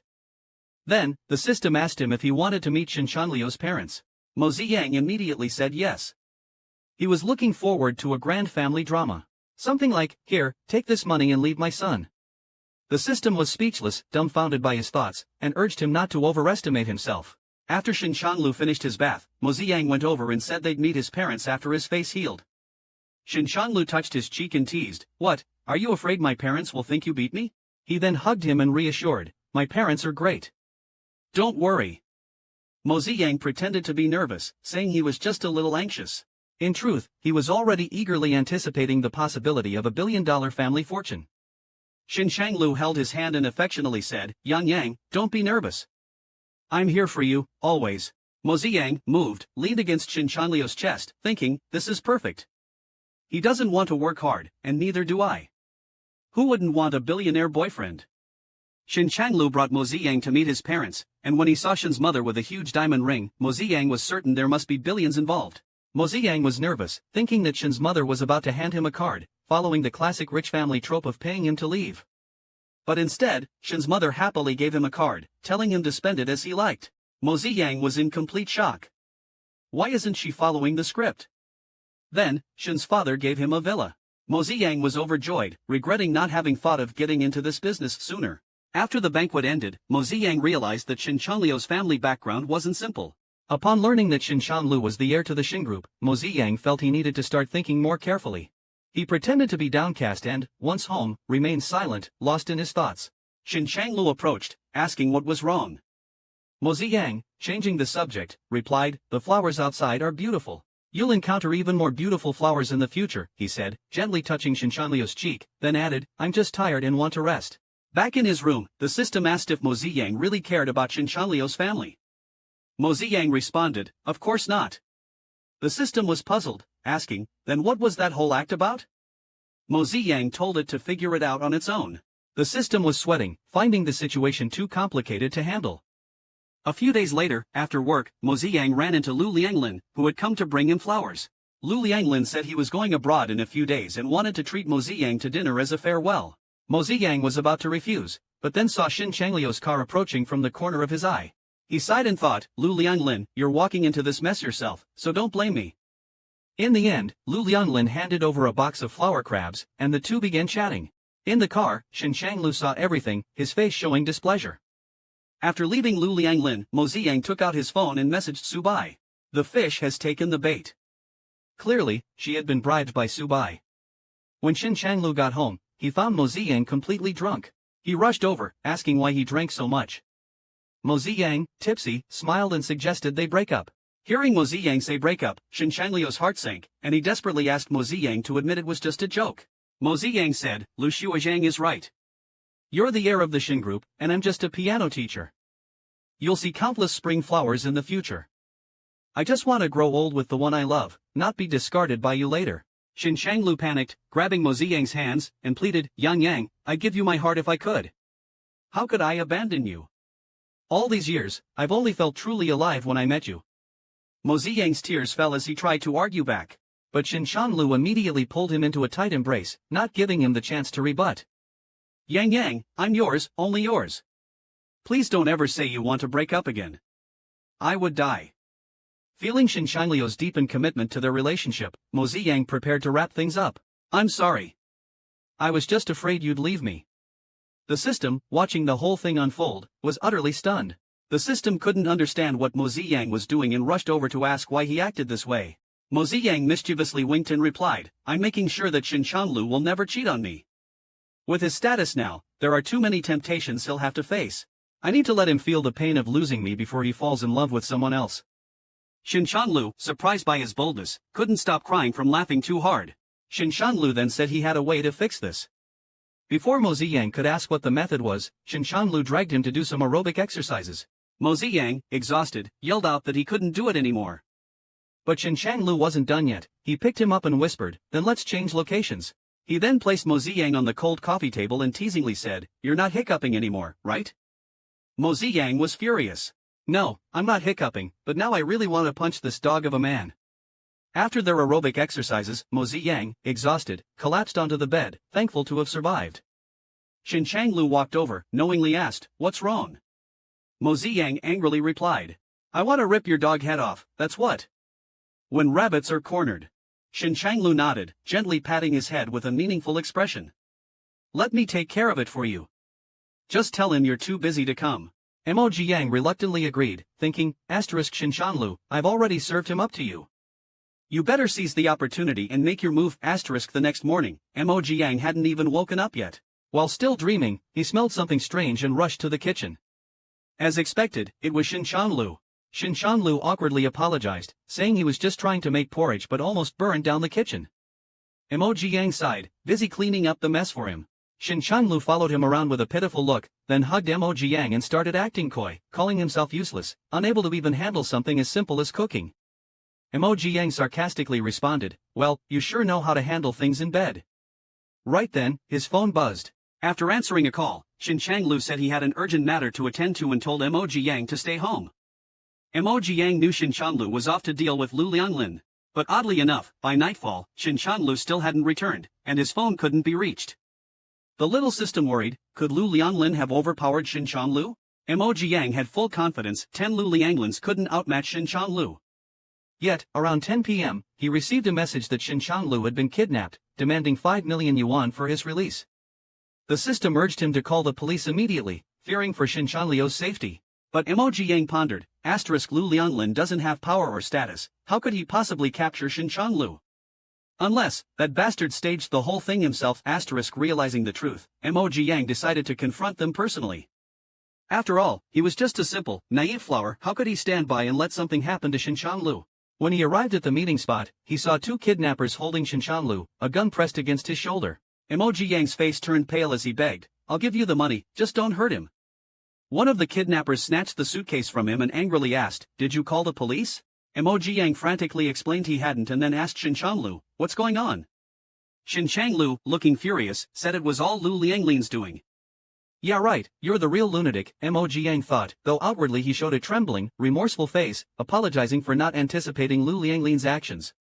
He then pleaded with the kidnappers to release Shin Shanlu. One of the kidnappers shouted, pointing the gun at him, shut up. Neither of you will leave here alive. Mo Ziyang feigned fear, crying out, Shanlu. Seizing the moment, Shin Shanlu suddenly grabbed the gun and pretended to hold one of the kidnappers hostage. In truth, Shin Shanlu had staged the whole kidnapping just to sever Mo Ziyang's ties with Lu Lianglin. In the warehouse, Shin Shanlu pretended to overpower the kidnappers and escape with Mo Ziyang. Shin Shanlu anxiously instructed Mo Ziyang to get the car, his acting so convincing that Mo Ziyang had no choice but to go along with it. Once Mo Ziyang had driven the car over, Shin Shanlu exchanged a glance with the kidnappers and in a well-rehearsed move, pushed the kidnappers aside. Then he quickly got into the car and drove off without leaving any trace of their performance. In the car, Mo Ziyang acted terrified, while Shin Shanlu hugged him, comforting him by saying everything was okay now and explaining that it had all been Lu Lianglin's plot. He planned to drug you at dinner and blackmail you. He didn't expect me to show up. I let my guard down and got knocked out.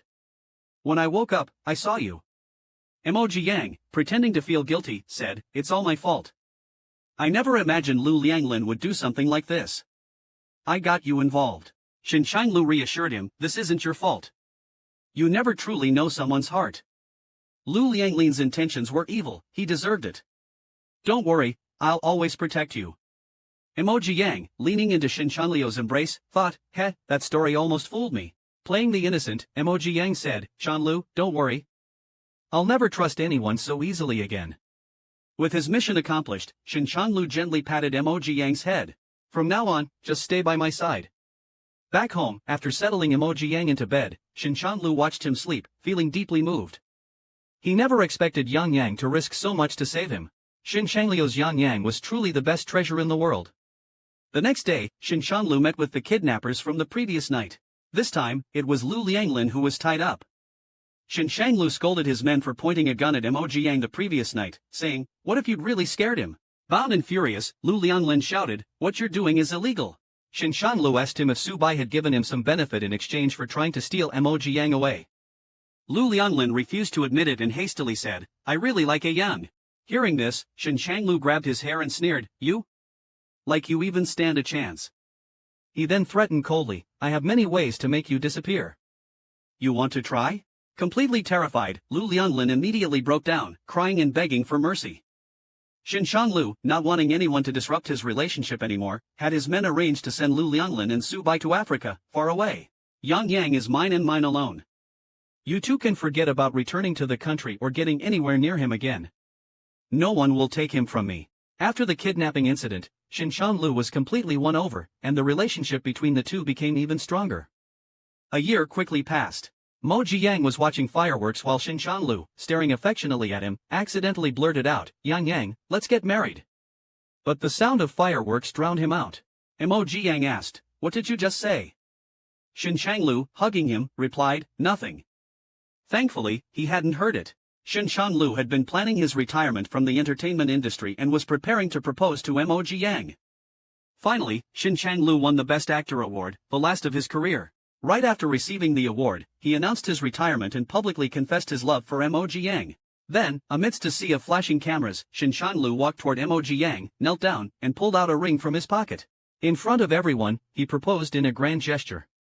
Meeting you brought color to my life. You are my one and only love. Emoji Yang, will you marry me?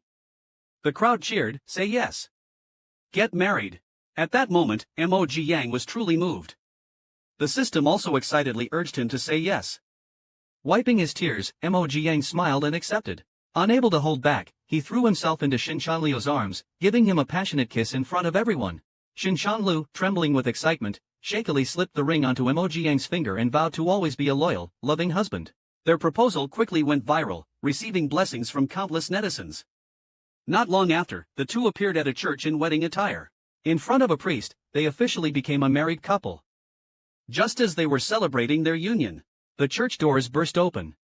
Su Bai barged in, wearing a suit identical to Emoji Yang's and looking strikingly similar to him, shouting, Shin Changlu, you can't be with him. Seeing Su Bai burst in, Shin Changlu was puzzled. Wasn't this guy sent to Africa? Why are you still here? Emoji Yang reached out to cover Shin Changliu's eyes. Jealously said, don't look at him, I'll handle it. Shin Changlu was a bit worried. Emoji Yang comforted him, saying, it's nothing, it's time to resolve it. Without giving Shin Changlu a chance to stop him, he forbade Chao Subai from leaving. Subai shouted unwillingly, why has everything changed? Shin Changlu was supposed to be mine. Emoji Yang was not going to indulge him. You are selfish and take others' kindness for granted. You only see Shin Changlu as a backup plan, don't you? Subai immediately denied, no, I really like him. You are the one who doesn't deserve Shin Changlu.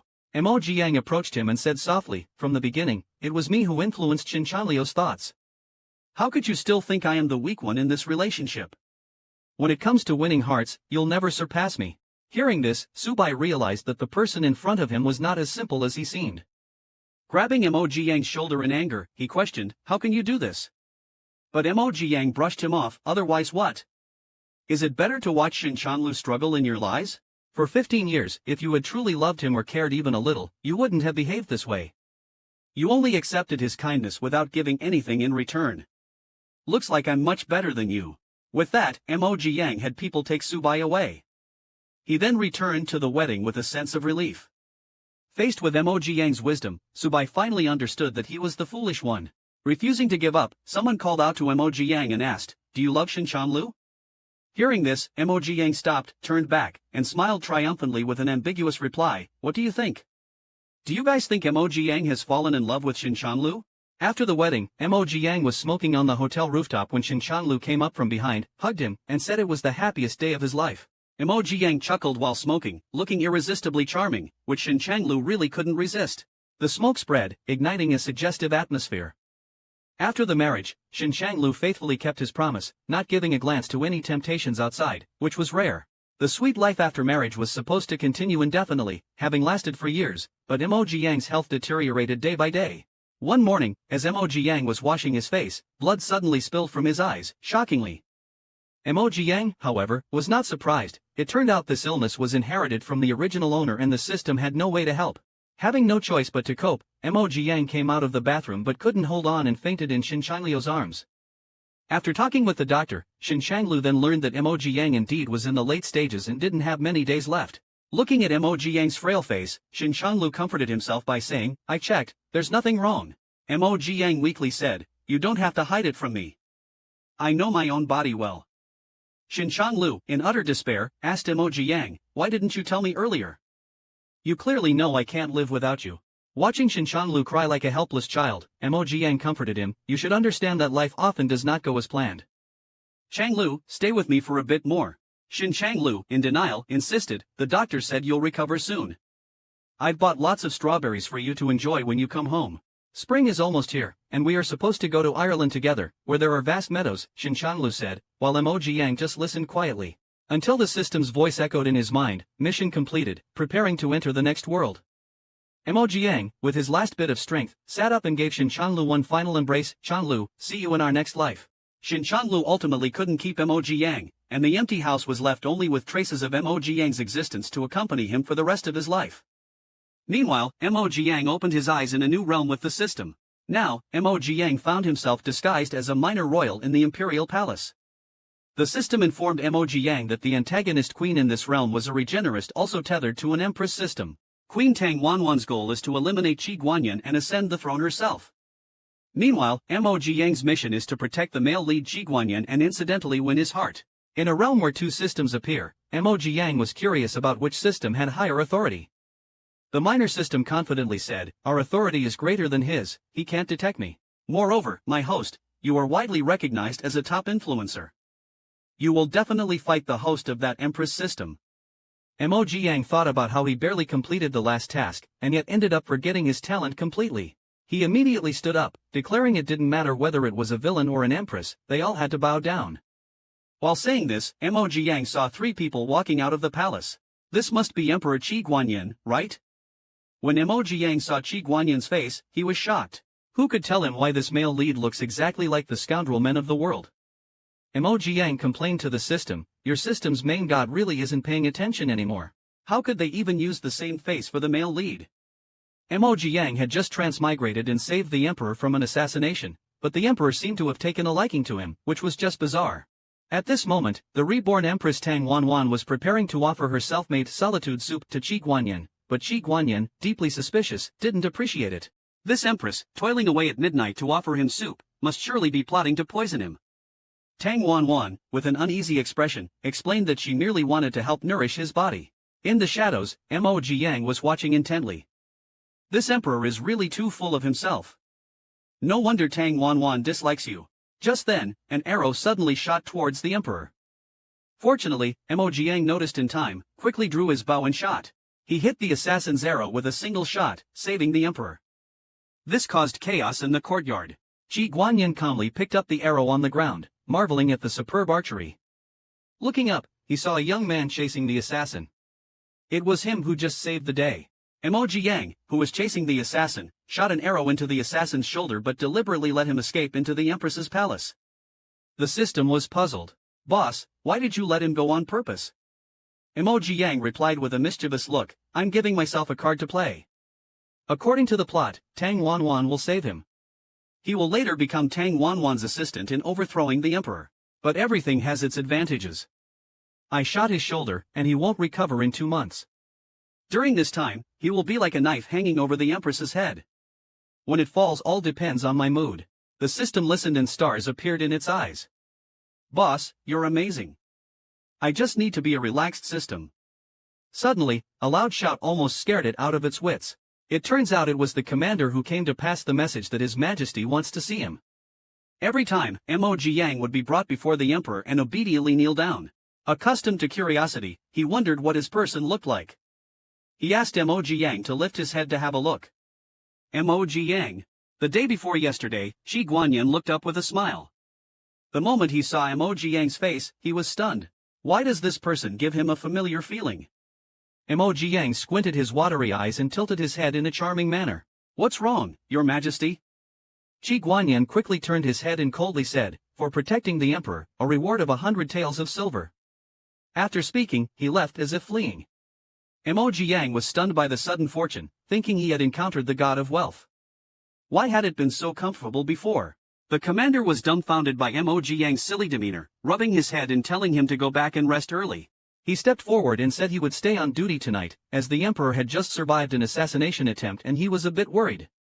On the other side, Shi Guanyin, who had just fallen asleep, was awakened by a nightmare. Unable to sleep, he walked to the window and thought of the special agent who had saved him. So he blew a whistle to see if he was around. Upon hearing the whistle, Yang immediately appeared in front of Shi Guanyin. Knowing that Yang had always been nearby, he felt much relieved. Then he asked Yang what his name was, and Yang smiled and replied, "My name is Yang, given by my master." Shi Guanyin heard his name and thought that even the child's name sounded so nice. But is he really as innocent as he looks? Lost in thought, Shi Guanyin reached out and leaned forward.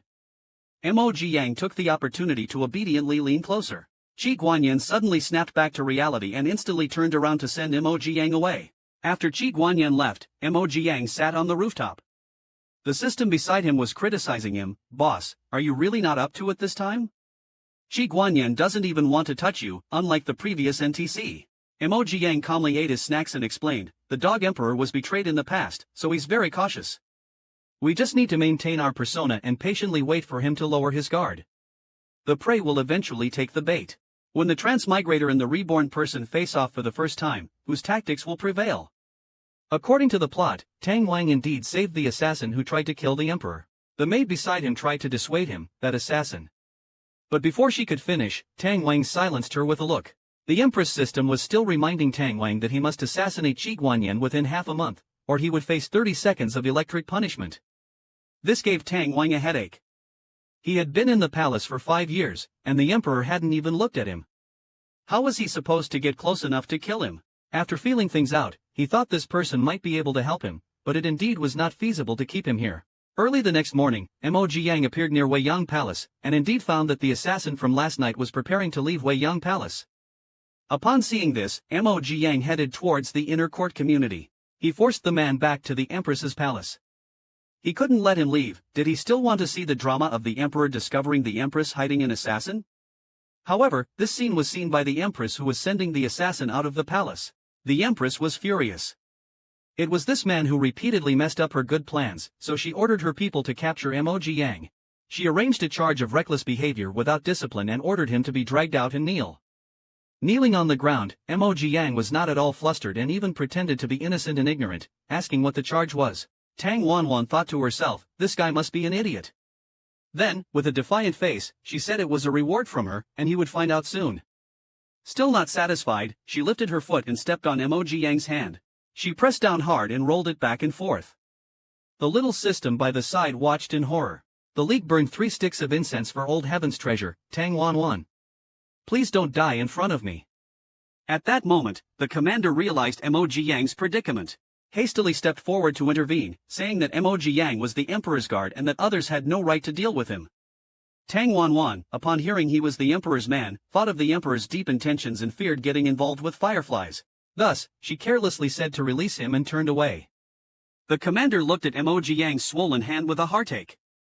This black-hearted queen had injured the child like this. Hurriedly took the child back to apply medicine. And Yang, with a scheming look, glanced at the commander. It seems the queen is in trouble. After nightfall, a whistle sounded. Yang hurriedly removed the bandages. Expressionless, he forcefully squeezed his wound to worsen the injury. Emoji Yang, with an innocent and harmless look, said it was a reward from the Empress. Qi Guanyin gently held Emoji Yang's hand and looked at it. You call this a reward? Emoji Yang still innocently nodded. Your Majesty, don't you like it? Saying this, he placed his hand on Qi Guanyin's hand, all the way up his arm. Unexpectedly, this move reminded Qi Guanyin of the scenes when he was abused by the Empress Dowager as a child, scaring him into angrily yelling, "Get lost," as he forcefully shook off Emoji Yang's hand. Emoji Yang was thrown to the ground in an instant, leaving both of them somewhat at a loss due to the sudden turn of events. Emoji Yang got up, dusting himself off, and repeatedly said it was okay, suggesting his hand had accidentally slipped under Qi Guanyin's arm. Knowing he had overreacted, Qi Guanyin told Emoji Yang to go back and not to bother. On the way back, Emoji Yang pondered if the boss's strategy had failed, wondering why it didn't go as planned. With a look of having everything under control, he thought, let's wait and see. How suffocating it must be to be the Empress. Not only did the Emperor prevent him from advancing, but even a hidden reprimand was met with retaliation from the Emperor.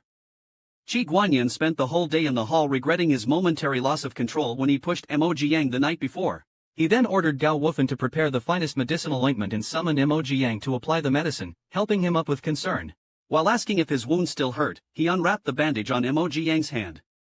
Emoji Yang did not miss the opportunity to have the Empress apply the medicine, saying the Empress's reward shouldn't hurt, yet his face showed an expression of unbearable pain.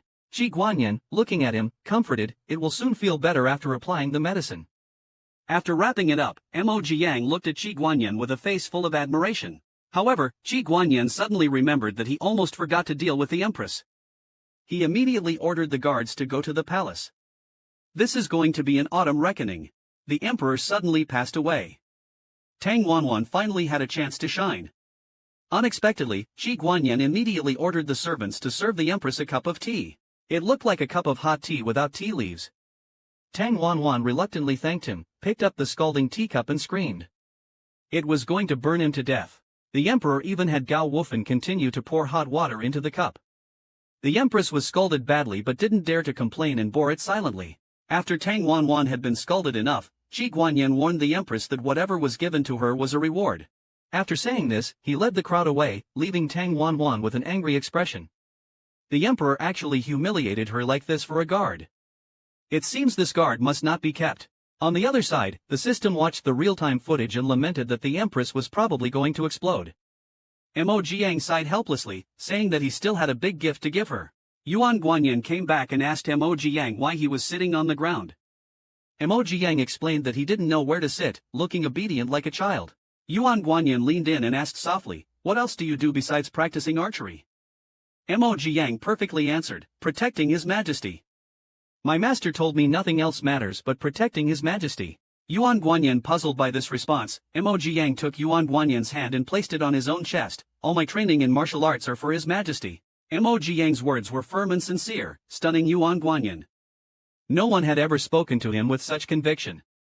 Yuan Guanyin was momentarily stunned and then quickly got up and asked Emoji Yang to leave. After Emoji Yang left the room, Yuan Guanyin called him back to take some medicine and reminded him to apply it. After leaving, the system directly said, "Host, your skills have regressed. I thought the Emperor would treat you like Xinchanglu, hugging and lifting you up. But he just let you go back like this." However, Emoji Yang asked the system to bet with him that within half a month, he would make the dog Emperor fall in love with him. If he lost, he would call the system the boss of a plane. Thinking about the possibility of dominating the host in terms of seniority, the system immediately agreed with a slap on its chest.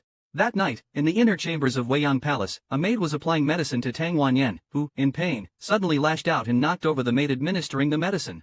This damned emperor, if she doesn't vent this fury, she can't quell the hatred in her heart. Then she turns to ask the maid for the things she had asked her to prepare earlier. Watching the maid hand over the disintegrating M-Soul, all she needs to do is to poison the emperor at the Mid-Autumn family banquet. Once the drug takes effect, she'll seize the opportunity to assassinate him, and her task will be complete. Meanwhile, Yuan Guanyin, who had already gone to bed, is having a bizarre dream. In the dream, it's something I can't cut out for everyone to imagine. Frightened, he wakes up instantly, lifts the quilt, and indeed, it's wet. He feels incredibly awkward, thinking, how could I have such thoughts about that child? Deeply suspicious, he feels certain that Emoji Yang must have cursed him. This emperor, misguided by medicine, neglects the 3,000 beauties of his harem, yet has a special affection for a mere shadow guard. In the blink of an eye, the Mid-Autumn family banquet arrives. A graceful dancer performs before Yuan Guanyin, who, however, shows little interest, thinking to himself that this singer's voice isn't as pleasing as that child's, nor is her figure as agile and eye-catching as his, like a dragon in flight. At this moment, the Empress appears on stage in an exotic dance costume, saying she wants to perform a song for Yuan Guanyin. With that, she begins her performance. It must be said, this Tang Wanwan is quite attractive. Yuan Guanyin is also mesmerized, but what he's thinking is that such a refreshingly cool red dress would look even better on that child. Tang Wanwan saw him staring intently, so she danced even harder. She couldn't help but think that indeed all men are visual creatures. After the dance, Tang Wanwan had someone bring out the seasoned wine she had prepared earlier. The added ingredient was the fainting and fever-inducing medicine she had ordered prepared beforehand. Yuan Guanyin gave Gao Wufan a meaningful glance. However, this drug could not be detected by the silver test. Hearing Gao Wufan say the wine was fine, Yuan Guanyin then relaxed and drank it all in one go. Seeing the emperor drink the seasoned wine, Tang Wanwan smirked triumphantly. Unexpectedly, after drinking, Yuan Guanyin said he was tired and wanted to go back to rest. Tang Wanwan quickly tried to dissuade him. If he left, the effects of the medicine on both of our bodies would be difficult to handle. Yuan Guanyin, growing impatient, asked her if there was anything else. Tang Wanwan knew that if she kept him any longer, the emperor would surely become suspicious, so she decisively bid Yuan Guanyin farewell. Back in his bedroom, Yuan Guanyin felt his heartbeat quicken. Not only was he dizzy, but his body was also getting hotter. Realizing something was wrong, he waved for Gao Wufan to leave. Then he got up, went to the door, and blew a whistle for the secret signal. Emoji Yang was comfortably enjoying the moon and eating mooncakes on the rooftop. Hearing the secret call, not by a big fire, this clumsy fairy calls while I'm eating, yet I have to appear in front of Yuan Guanyin promptly. After waiting for a while and seeing no response, I looked up and realized something was off with the emperor. Then I asked, Your Majesty, did you call me for something? Yuan Guanyin looked at Emoji Yang and softly said, Come here. Then, uncontrollably, he reached out and caressed Emoji Yang's face, slowly sliding down from the cheek. Emoji Yang's heartbeat accelerated, and he quickly grabbed his unruly hand, just about to suggest calling the imperial physician. But Yuan Guanyin pulled him into his arms and bit him lightly. Emoji Yang thought the pace was perhaps too fast. Was this man drunk? While he was stunned, Yuan Guanyin pinched his chin and asked, Do you like me? Emoji Yang absent-mindedly replied, I like. Before he could react, he was lifted off his feet. Emoji Yang struggled to get down. What's with this old man? What happened to being suspicious? Yuan Guanyin ignored Emoji Yang's struggles and instead bent down to bite his clothes, then took off the arrows from Emoji Yang's back. With no obstacles, everything fell into place. What follows are scenes I cannot disclose. Due to Yuan Guanyin's aggressive first wedding night, Emoji Yang spent the whole night begging for mercy. Poor Yang Bao, quickly tag your friends to replace him. This emperor is somewhat scummy. Last night he was still intimately close with Emoji Yang, and today he's giving away 100 taels of gold to send him away. Yuan Guanyin looked at Emoji Yang with an indifferent gaze and said, Yesterday was an accident. Do not disclose this matter to outsiders. The association will compensate you. Then, Emoji Yang was taken away by Gao Wufan. Meanwhile, the empress, who had also drunk the spiked wine, had a reaction after the emperor had left. By a twist of fate, she neutralized the drug with the help of an assassin she had secretly harbored. Upon learning that Emoji Yang had been with the emperor last night, she was so filled with hatred that she gnashed her teeth, feeling outmaneuvered. Thus, she devised a plan. She sent someone to deliver a letter to Emoji Yang, inviting him to meet in the imperial garden in the name of the emperor, planning to take the opportunity to frame Emoji Yang. Receiving the letter, Emoji Yang didn't believe it was written by the emperor. If the emperor had something to say, he could have summoned me as usual instead of leaving an ambiguous letter. The handwriting is sloppy and hesitant. I suspect this letter was written by Tang Wanwan impersonating the emperor.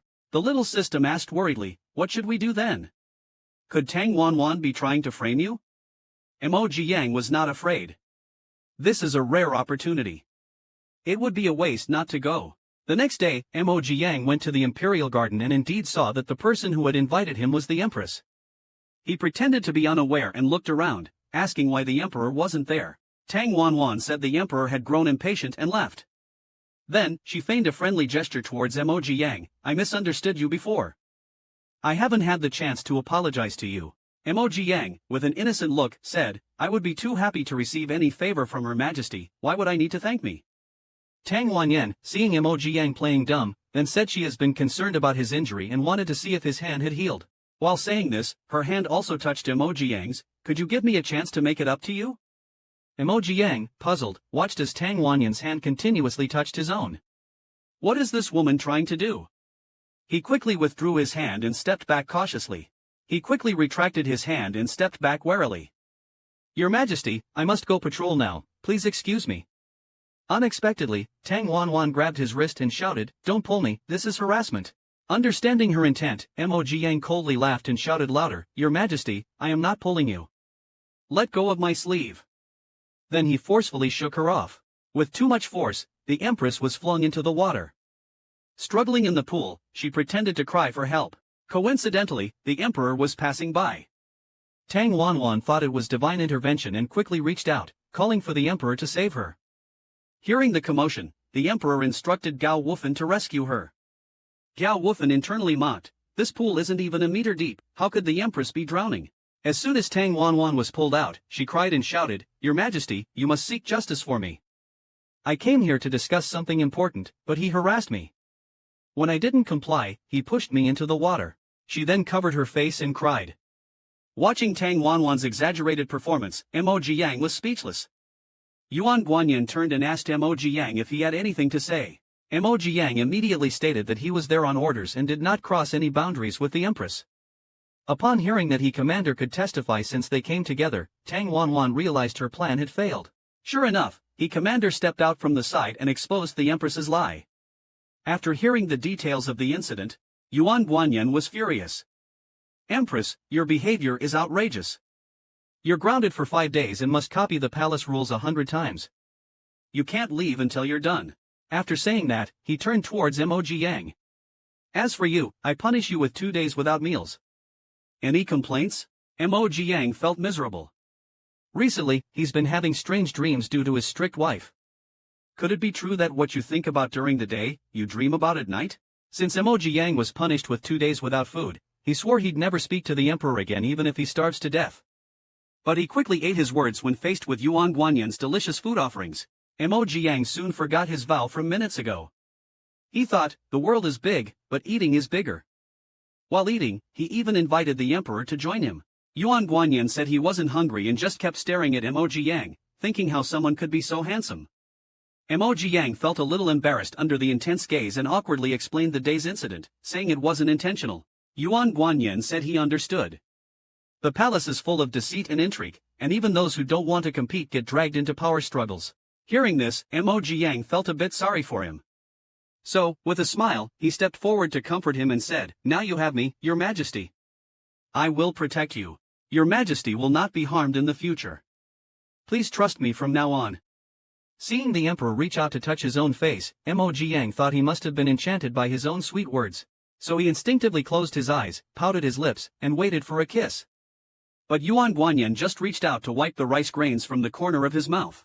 Emoji Yang guessed that Yuan Guanyin's feet were doing large-scale construction. Awkwardly, they both quickly turned around to ease the embarrassment. Yuan Guanyin blushed and said, It's late, go rest. Emoji Yang covered his mouth and quickly fled, his eyes full of disbelief. He had actually taken the initiative to ask for a kiss and failed. On the other side, Yuan Guanyin was also uncomfortable. That kid was too cute, he had really touched his heart, but he had to restrain himself. After the morning court, Yuan Guanyin wondered if Emoji Yang would participate in the autumn hunt. Since their awkward parting that night, he hadn't seen Emoji Yang again. Meanwhile, Tang Wanwan also thought that the autumn hunt was a rare opportunity. As long as she could get Chen Boyan to blend in, wouldn't there be a chance to assassinate Yuan Guanyin? So she immediately sought out Chen Boyan to conspire. The autumn hunt arrived in a flash. On the training ground, Yuan Guanyin seemed distracted. He thought of the dream he had last night. In the dream, Emoji Yang was incredibly sweet and charming. Thinking about how he couldn't control his impulses when he saw him, could it be that he was really falling for him? To win over the male protagonist, Emoji Yang also participated in the competition. Today, he planned to use a strategy to make Yuan Guanyin realize his own feelings. The first competition, subduing the tiger. Just from the name, you can tell it's dangerous. But he's not Wu Song. Emoji Yang blew catnip powder from the palm of his hand towards the ferocious tiger. If you told me this was catnip saying, I'd believe it. The big tiger, upon seeing Emoji Yang, immediately pounced towards him. Seeing the timing was right, Mo Jiang pretended to loudly cry for help. Seeing this perilous scene, Yuan Guanyin immediately panicked, without hesitation, jumped down from the stands. His follower Gao Wufan couldn't hold him back. Yuan Guanyin embraced Mo Jiang in his arms, dodging the attack. Then, worriedly, he asked if he was hurt. Mo Jiang, pretending to be terrified, burrowed into his embrace, weakly saying, "Your Majesty, I'm scared," yet thinking, this dog of a man, rushing over here and still daring to say he doesn't care about me? At this moment, a tiger's roar brought them back to reality. Turning their heads, lo and behold, the catnip took effect, and the ferocious tiger turned into a playful, rolling catnip sang. The two embraced, feeling somewhat awkward. Mo Jiang quickly tried to ease the tension by asking, "Your Majesty, how did you come down from the platform?" This question stumped Yuan Guanyin. He had actually lost control. How was he to explain this? While Mo Jiang was waiting for Yuan Guanyin to express his concern, an assassin sent by the empress suddenly appeared, aiming a sleeve arrow at the emperor. As the arrow whizzed through the air, Mo Jiang immediately pushed Yuan Guanyin away and blocked the arrow. Mo Jiang used his body to block the dark arrow aimed at Yuan Guanyin, risking his own safety to save him. He finally realized the importance of Mo Jiang to himself, hurriedly caught the falling Mo Jiang who was hit by the arrow, anxiously carrying Mo Jiang back to the palace for treatment, not forgetting to order his subordinates to capture the assassin. Mo Jiang was seriously injured and almost lost his life, which terrified the little system. Mo Jiang quickly comforted it, saying not to worry, everything was under control. If the emperor really died, wouldn't my mission fail too? Yet, he was puzzled as to why he instinctively wanted to protect him. Before he could figure it out, he fainted. Looking at Mo Jiang, who had risked his life to save him on the sickbed, Yuan Guanyin's inner defenses collapsed. It seems that Mo Jiang's conquest was imminent. Because Tang Wanyi intentionally misdirected the guards at the drill field. Ho Gao reported back, fearing that the assassin had already escaped. Yuan Guanyin, with a sharp gaze, said, "This is wrong. The assassin could move freely in the palace, there must be someone helping him." He then immediately ordered a thorough investigation of all suspects at the drill field from that day. After an unknown amount of time, Mo Jiang finally woke up. As soon as he turned around, he saw a big face, which almost scared him to an early death. It's one thing for the assassin's arrow not to take me out, but to be scared to death by the emperor's loyal dog face, that's something else. The noise also woke Yuan Guanyin up. Both of them sat up at the same time. Yuan Guanyin asked, "Does your wound still hurt?" Mo Jiang quickly got up and said, "It doesn't hurt anymore, Your Majesty." "Your Majesty, I need to go on patrol, so I'll take my leave now." As he tried to leave, Yuan Guanyin couldn't bear to let him go and held him back, insisting he stay until his wounds healed. Then, Yuan Guanyin personally fed Mo Jiang porridge, making him feel ecstatically pampered. While eating, Mo Jiang didn't forget to look at Yuan Guanyin and say, "Your Majesty, I want more." Yuan Guanyin's lips curved in an ambiguous smile, "More?" Mo Jiang nodded eagerly, indicating he wanted more, only to have his chin pinched, forcing him to look up. "Do you know that you shouldn't say such things carelessly?" After this, even the little system had to cover its eyes in embarrassment. Just when the two were about to deepen their conversation, Yuan Guanyin suddenly remembered Mo Jiang's injuries. Seeing Mo Jiang wincing in pain, he thought to stop, but Mo Jiang, clinging to him, insisted he wasn't in pain and refused to let him go. After such declarations, Yuan Guanyin could hardly refuse and promised Mo Jiang he wouldn't let it hurt. "The red candle flickers," said Yuan Guanyin, inviting those who wanted to see more to join the fan group. The shaking of the bed curtains suggested their conversation was quite enjoyable. Waking up in the early morning, Mo Jiang asked what their relationship was now. Yuan Guanyin, looking at him fondly, said, "I want you to stay by my side forever." "Would you like that?" Confused, Mo Jiang asked, "What about the empress?" Yuan Guanyin thought that since he had already found out about the Tang family's betrayal, Tang Wanyin definitely could not be kept, but it still needed to be handled carefully. Thus, he comforted Mo Jiang not to worry about her as he would take care of it. In the following days, Mo Jiang was tormented by the emperor in various ways. He once again fell into the fear of being controlled by Shinshan Lu. Since Mo Jiang recovered from his injuries, Yuan Guanyin had him undergo various training exercises every day. Mo Jiang felt that if this continued, his back wouldn't last much longer. The mini-system bluntly revealed the truth, "Isn't this trouble you brought on yourself?" Turns out Mo Jiang is both incompetent and provoking. Feeling the sting of those words, Mo Jiang glowered and twisted the mini-system's face. "You said you wanted to stroll around the mortal world, right? Let's go, let's go." The mini-system, twisted and mumbling, tried to say, "I think you're the one causing trouble here." After eating and drinking his fill, Mo Jiang enjoyed the breeze on the rooftop. He couldn't help but lament that everything in ancient times was good except for the lack of cigarettes. Later in the evening, he stealthily returned to the sleeping palace and after checking around, noticed Yuan Guanyin was not there. He breathed a sigh of relief, but the next second, he heard Yuan Guanyin's voice behind him asking where he had been. This scared Mo Jiang terribly. When had the emperor returned? Mo Jiang immediately stepped forward to explain, I was just out on patrol to protect your majesty, though in reality, he had sneaked off to the kitchen to steal food. Yuan Guanyin didn't want him to work so hard and told him he no longer needed to do these things and should just rest well in the sleeping palace. Pretending to be downcast, Mo Jiang asked, Did I do something to upset your majesty? Yuan Guanyin reached out his hand and asked him to come and sit beside him. Embracing the person, he said, I am not unhappy. As long as you are by my side, it's like protecting the alliance. Mo Jiang, to test the limits of Yuan Guanyin's tolerance and to prevent himself from going too far in the future, then asked, Since I'm here to protect you, why do you still keep a sword under your pillow? Yuan Guanyin didn't want to talk about it and merely said it was for self-defense, better left unmentioned. Mo Jiang thought this must be the emperor's psychological barrier. If I could dissolve his shadow, he would surely be thoroughly won over by me. Yuan Guanyin, who didn't want to mention that matter, wished to bring up something else. Reaching out to touch Mo Jiang's mouth, he leaned in and whispered softly, From now on, let Yang Yang protect the alliance. The atmosphere between them was intense.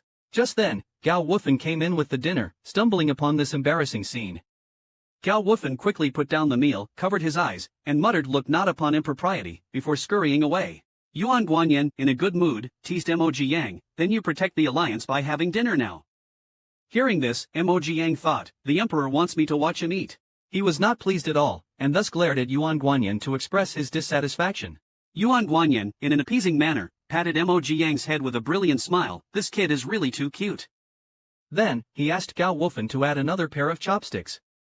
After eating and drinking their fill, Mo Jiang felt immensely happy. While Yuan Guanyin was wiping the corner of Mo Jiang's mouth, Gao Wufan delivered a document. Not wanting Mo Jiang to be too far from him, Yuan Guanyin let Mo Jiang stay and look at the document together. Mo Jiang looked at Yuan Guanyin's figure with resentment. Sure enough, there's no such thing as a free lunch. Making me accompany you to read memorials again. I'd rather go out on patrol. The small system suddenly popped out provocatively, Host Daddy, I think this big golden retriever is raising you like his own child. This made Mo Jiang so angry that he pummeled it. How come? How come? I'm the one raising you like a child. Shut your mouth. No matter what, you're at the bottom of the food chain.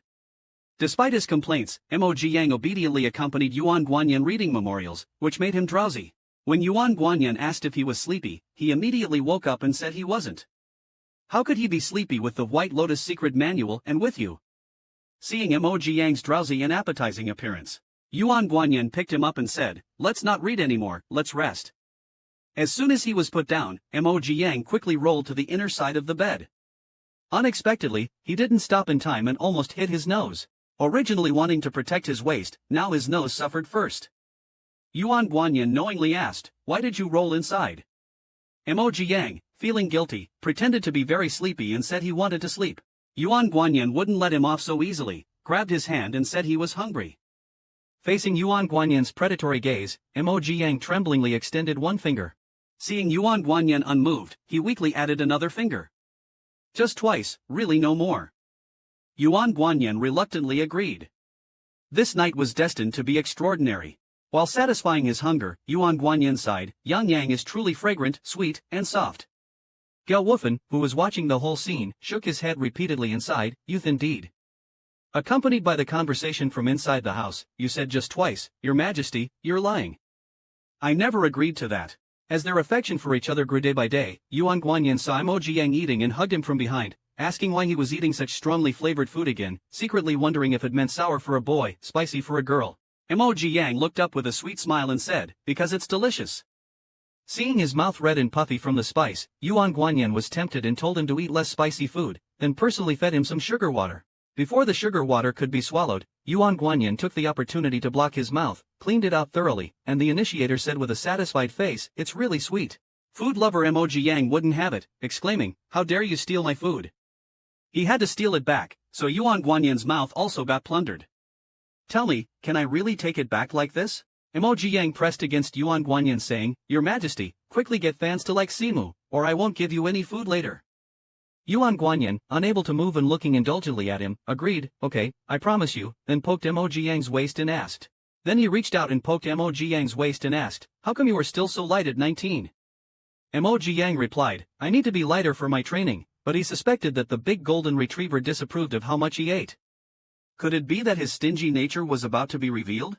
At this moment, Yuan Guanyin, the big bad wolf, was daydreaming. It would be adorable to have a child like Yan Yang, but thinking about the possibility of being neglected if he had a child, he decided not to have one. Are you overthinking, henpecked husband? Yuan Guanyin snapped back to reality and pulled out a piece of paper. It was a letter to Mo Jiang. Yen Yan. The character Yen alone seems cold, but adding Yang makes it joyous. Yang Yang, you are my own warm sunshine. Hearing such sugary sweet words, Mo Jiang choked on his own saliva and coughed incessantly. Yuan Guanyin mistook it for him having eaten too much spicy food and hurting his throat, and ordered him not to eat spicy food starting tomorrow. Hearing that he wouldn't even be allowed to eat something spicy, Mo Jiang felt stifled and thought this dog emperor had grown weary of living. To express his dissatisfaction, the little devil started to act up and huffed before walking away. Yuan Guanyin, bewildered by the little devil's behavior, wondered, what's wrong with Yang Yang? Seeing the two part on bad terms, Gao Wufan quickly tried to mediate, advising the emperor, Mo is just being childish, your majesty. Don't harm your health over this. Hearing this, Yuan Guanyin also grew angry. How can I, the sovereign of a nation, allow him to act so petulantly? He then ordered that no dinner be prepared for Mo Jiang tonight, thinking to himself that he was just showing some concern, yet he's holding a grudge. I've been too indulgent with that child. Yet his gaze uncontrollably kept stealing looks at Mo Jiang. Is he truly ignoring me? On the rooftop, the little system also asked Mo Jiang if he was really angry. Mo Jiang replied, this is just being playfully coy. A bit of fun like this will only make him fall for me more. Princess Qi, sent by the kingdom of Nanchu, looks exactly like Mo Jiang. Just yesterday, Yuan Guanyin was wishing for a child who looks like Mo Jiang. Isn't this wish coming true now? However, from the looks of Princess Qi, she probably isn't a good person. The Empress, having heard the news, also prepares to use Princess Qi to stir up trouble. Mo Jiang, wandering aimlessly after the meal, sees the paper kite of Prince Z hanging on a tree and struggles to get it down. Mo Jiang skillfully retrieves the paper kite and hands it to him. This stunned the prince, this person who looks just like his sister. Mo Jiang leaves suavely, not forgetting to remind him to not fly kites in the palace anymore, as the emperor would be displeased if he saw. Then he disappears with a leap. The system doesn't understand. Why do you want to help him, boss? Of course, because he's good-looking. A day passes, and Mo Jiang indeed ignores Yuan Guanyin. Watching Mo Jiang kick stones on the side, Yuan Guanyin begins to reflect, wondering if he really said something wrong. So, he leans on the doorframe and calls Mo Jiang over. Hearing the call, Mo Jiang hesitates for a moment, then turns and walks away. Yuan Guanyin quickly follows, chasing after him. Are my words no longer effective? Mo Jiang then turns around with a look of grievance. Yuan Guanyin immediately softens, pulling him into his arms. Are you still angry? Mo Jiang weakly says, no, not at all. While speaking, he rubs his forehead against Yuan Guanyin's neck like a kitten, just a little bit unhappy. This adorably rule-breaking gesture hits Yuan Guanyin right in the heart. Then, holding Mo Jiang, he explains that his previous behavior was out of concern, that eating too many spicy foods is bad for health under the dry weather, and promises to have spicy meals every 2 days with him. Mo Jiang, eyes twinkling, stares at him, Your Majesty, you must not lie. Yuan Guanyin smiles and assures, a monarch does not jest. This makes Mo Jiang extremely happy and he directly pounces on him, smugly boasting to the system, a little act does wonders, right? The nearby system, already numb, grumbles, I can't bear to watch this. Following this, Yuan Guanyin scoops up Mo Jiang in his arms and gently places him on the bed. Pinching his chin, he says, You little heartless one, you haven't paid attention to me all day. Don't you miss me? How should I punish you? Mo Jiang cries out in protest, You said I could rest these 2 days. What happened to a monarch does not jest. Yuan Guanyin does not admit he ever said that, and the consequence of Mo Jiang's little act is that he gets thoroughly taught a lesson. The entire time, the system, watching the drama unfold, is smug, never thought the big boss could be dominated by an NPC one day. Mo Jiang is now very angry, the kind that can't be easily soothed. Having agreed on 2 times, the emperor went over twice again. The more he thinks about it, the angrier he gets. He bit the emperor's finger fiercely to vent his anger.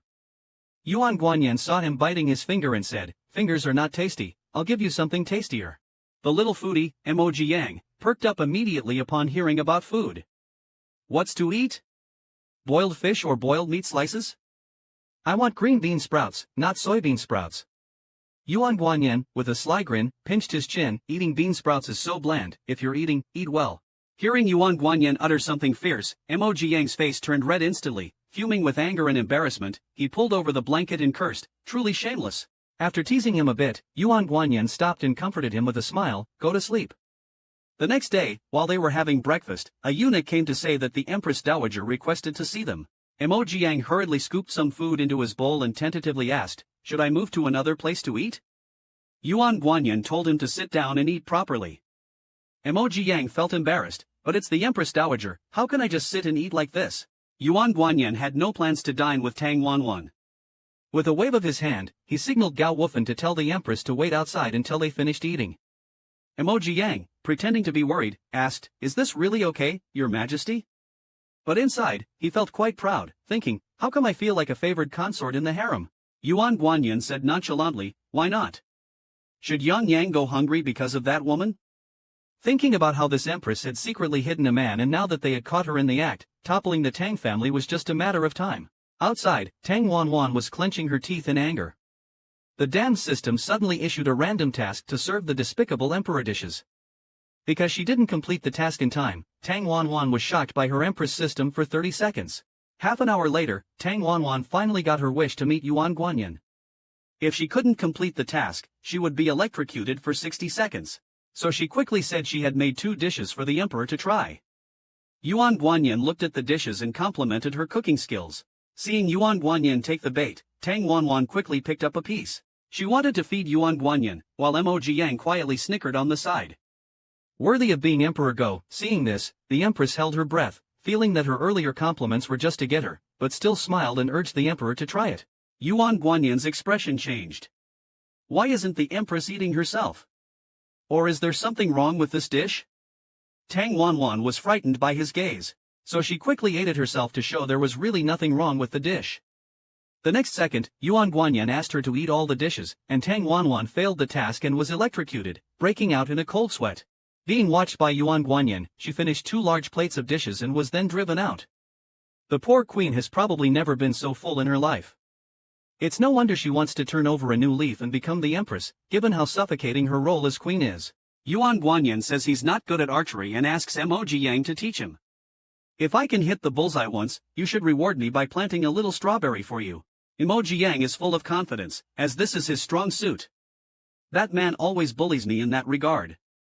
Watch me not school you thoroughly today. An hour later, Emoji Yang's face is covered in red marks. He never expected things to turn out this way, watching Yuan Guanyin hit the bullseye over and over again. Emoji Yang's cheeks were stamped with a red seal once again, while the instigator looked proud, saying, look, I've hit it again. Emoji Yang thought to himself that this guy was clearly playing him. You say you can't, but you shoot better than anyone else. So he asked, Your Majesty is obviously skilled in archery, why then do you need me to teach you? Yuan Guanyin sighed with a helpless look, I was originally not good at this, but the thought of stamping Yang Yang every time I hit the bullseye made me accurate with every shot. This Versailles-style bragging made Emoji Yang so angry that he got off his horse and left. He crazily shot at a target on a tree, muttering, damn emperor, watch me not beat you up.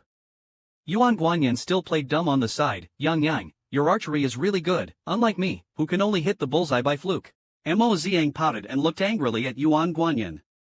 Did you hit every arrow by luck? The useless man who can't do anything but excel in tea art. Yuan Guanyin dismounted and walked over, asking, still angry? Mo Ziang sulkily said, no. As she raised her hand to shoot an arrow, Yuan Guanyin grabbed it. She heard him say near her ear, it's a pity, I wanted to take you to the autumn hunt in a few days. Now it seems that Yang Yang doesn't want to go with me. Mo Ziang was half believing, half doubting. Yuan Guanyin immediately assured, a king never goes back on his word. He loosened his grip on the arrow, hitting the bullseye. Yuan Guanyin, the green tea master, reminded Mo Ziang that he hit the bullseye again. Mo Ziang looked displeased, but since the dog emperor said so, she would endure it for the autumn hunt. She frantically kissed Yuan Guanyin. Gao Wufan and the little system watched from the side with ant-like smiles. This is the joy of shipping a couple in person. On the other side, the CP of Tang Wanwan and Chen Boyan was having a tough time. Due to repeated failed assassination attempts on the emperor, Tang Wanwan had to deceive Chen Boyan to leave the palace. If Yuan Guanyin found out, they would both be finished. She also told him that once he overthrows the emperor, she could abandon her wealth and leave with him. Hearing that killing the dog emperor would save Wanwan, Chen Boyan fell for it. Tang Wanwan found it annoying. Ever since that night, Chen Boyan had been insisting on being responsible for her. Watching Chen Boyan's departing figure, Tang Wanwan finally breathed a sigh of relief. If it weren't for his usefulness, she wouldn't bother with him. She then turned and started discussing with her maid. Princess Nan Chugui of the 7th led Yuan Guanyin to stage a plot to kill with a borrowed knife. However, Tang Wanwan's schemes were all too clear to Yuan Guanyin. Hearing that the secret guard reported that the empress wanted the 7th princess to lure him, simply because she looked a bit like Yang Yang. How could my treasure be replaced by just anything? So, he ordered the secret guard to follow the assassin, just needing to know where they settle. Waiting for everything to be clear before capturing them all at once, Yuan Guanyin passed by the royal garden and indeed met the 7th princess, who was flying a kite. On the roof, Mo Jiang watched the kites in the sky, wondering if flying kites was the only entertainment for women in this palace. The little system disdainfully said, "The host, their main activity is to serve the big golden hair. You took their job." A maid hurriedly came to report that the emperor was coming. The 7th princess was secretly delighted. It seemed the empress hadn't lied to her. The emperor really would pass by here. Mo Jiang watched the three meeting below. He couldn't help but sigh that there was a good show to watch again. Watching the figure in pink from a distance, Yuan Guanyin thought it was all set up like this. He wanted to see what this foolish empress was up to. As the emperor approached, the 7th princess smiled cunningly while flying her kite, occasionally letting out bell-like laughter. Then, pretending not to see the emperor, she kept retreating and deliberately broke the kite string. She was about to fall on Yuan Guanyin, causing her to sprawl on the ground. The 3rd prince, who came along, realized why she came to fly kites here and couldn't help feeling disappointed. Didn't the emperor know her intention to become his favorite concubine? The 7th princess, seeing she didn't fall into the emperor's arms, quickly got up and pretended to be scared and pitiful. "It wasn't intentional, Your Majesty, please punish me." Yuan Guanyin asked, "What crime have you committed?" Yet he thought the pink dress on her would look better on Yang Yang. The kneeling 7th princess feigned wiping her teary eyes and with a crying voice said, "It was all because Ninger was carelessly playing and bumped into the emperor." She thought the emperor would surely pity her, but instead, Yuan Guanyin, far from showing any pity, shocked her with a stern command. "You shall kneel here until evening without permission to get up." Seeing that things didn't go as she expected, the 7th princess weakly tugged at Yuan Guanyin's sleeve to plead. Yuan Guanyin, with a darkened face, disgustedly shook off her hand and walked away. Watching this half-sister, the 3rd prince initially wanted to persuade her. But seeing her gloomy look, he turned and left, while Mo Jiang picked up the kite and called out to him, cheerfully handing the kite back to the 3rd prince. "Here you go." Just as the 3rd prince was about to ask his name, Mo Jiang vanished in a blink without a trace. The system thinks Mo Jiang is wrong. Why involve the 3rd young master who was unrelated to the mission? Why does the host repeatedly seek him out? Just listening to Mo Jiang, in the original storyline, this person was bullied in Nanshu from a young age, and later bullied by his own sister in Yun country.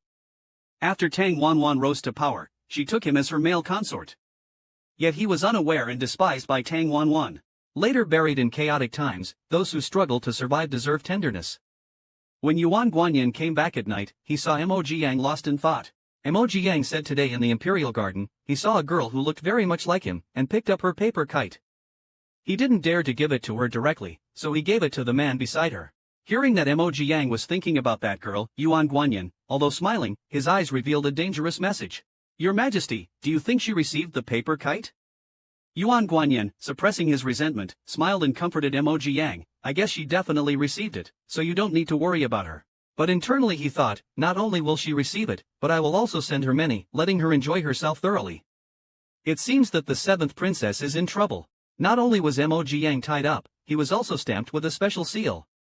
It must be said this strict wife really knows how to play. Yuan Guanyin has always wanted Mo Jiang to wear pink, and today he took action. He leaned in and asked Mo Jiang if he liked pink, happily saying he liked it himself. Especially things like snail noodles, hot and sour noodles, all kinds of delicious noodles which he really liked. Then he got tied up with a pink ribbon. "Didn't you say fans?" He asked Yuan Guanyin puzzledly, "What's this for?" Yuan Guanyin said, "I have something to ask you. If Yang Yang answers wrong, he might be punished. Yang Yang, if you answer incorrectly, you'll be punished." But no matter what question Yuan Guanyin asked next, Mo Yang was judged wrong.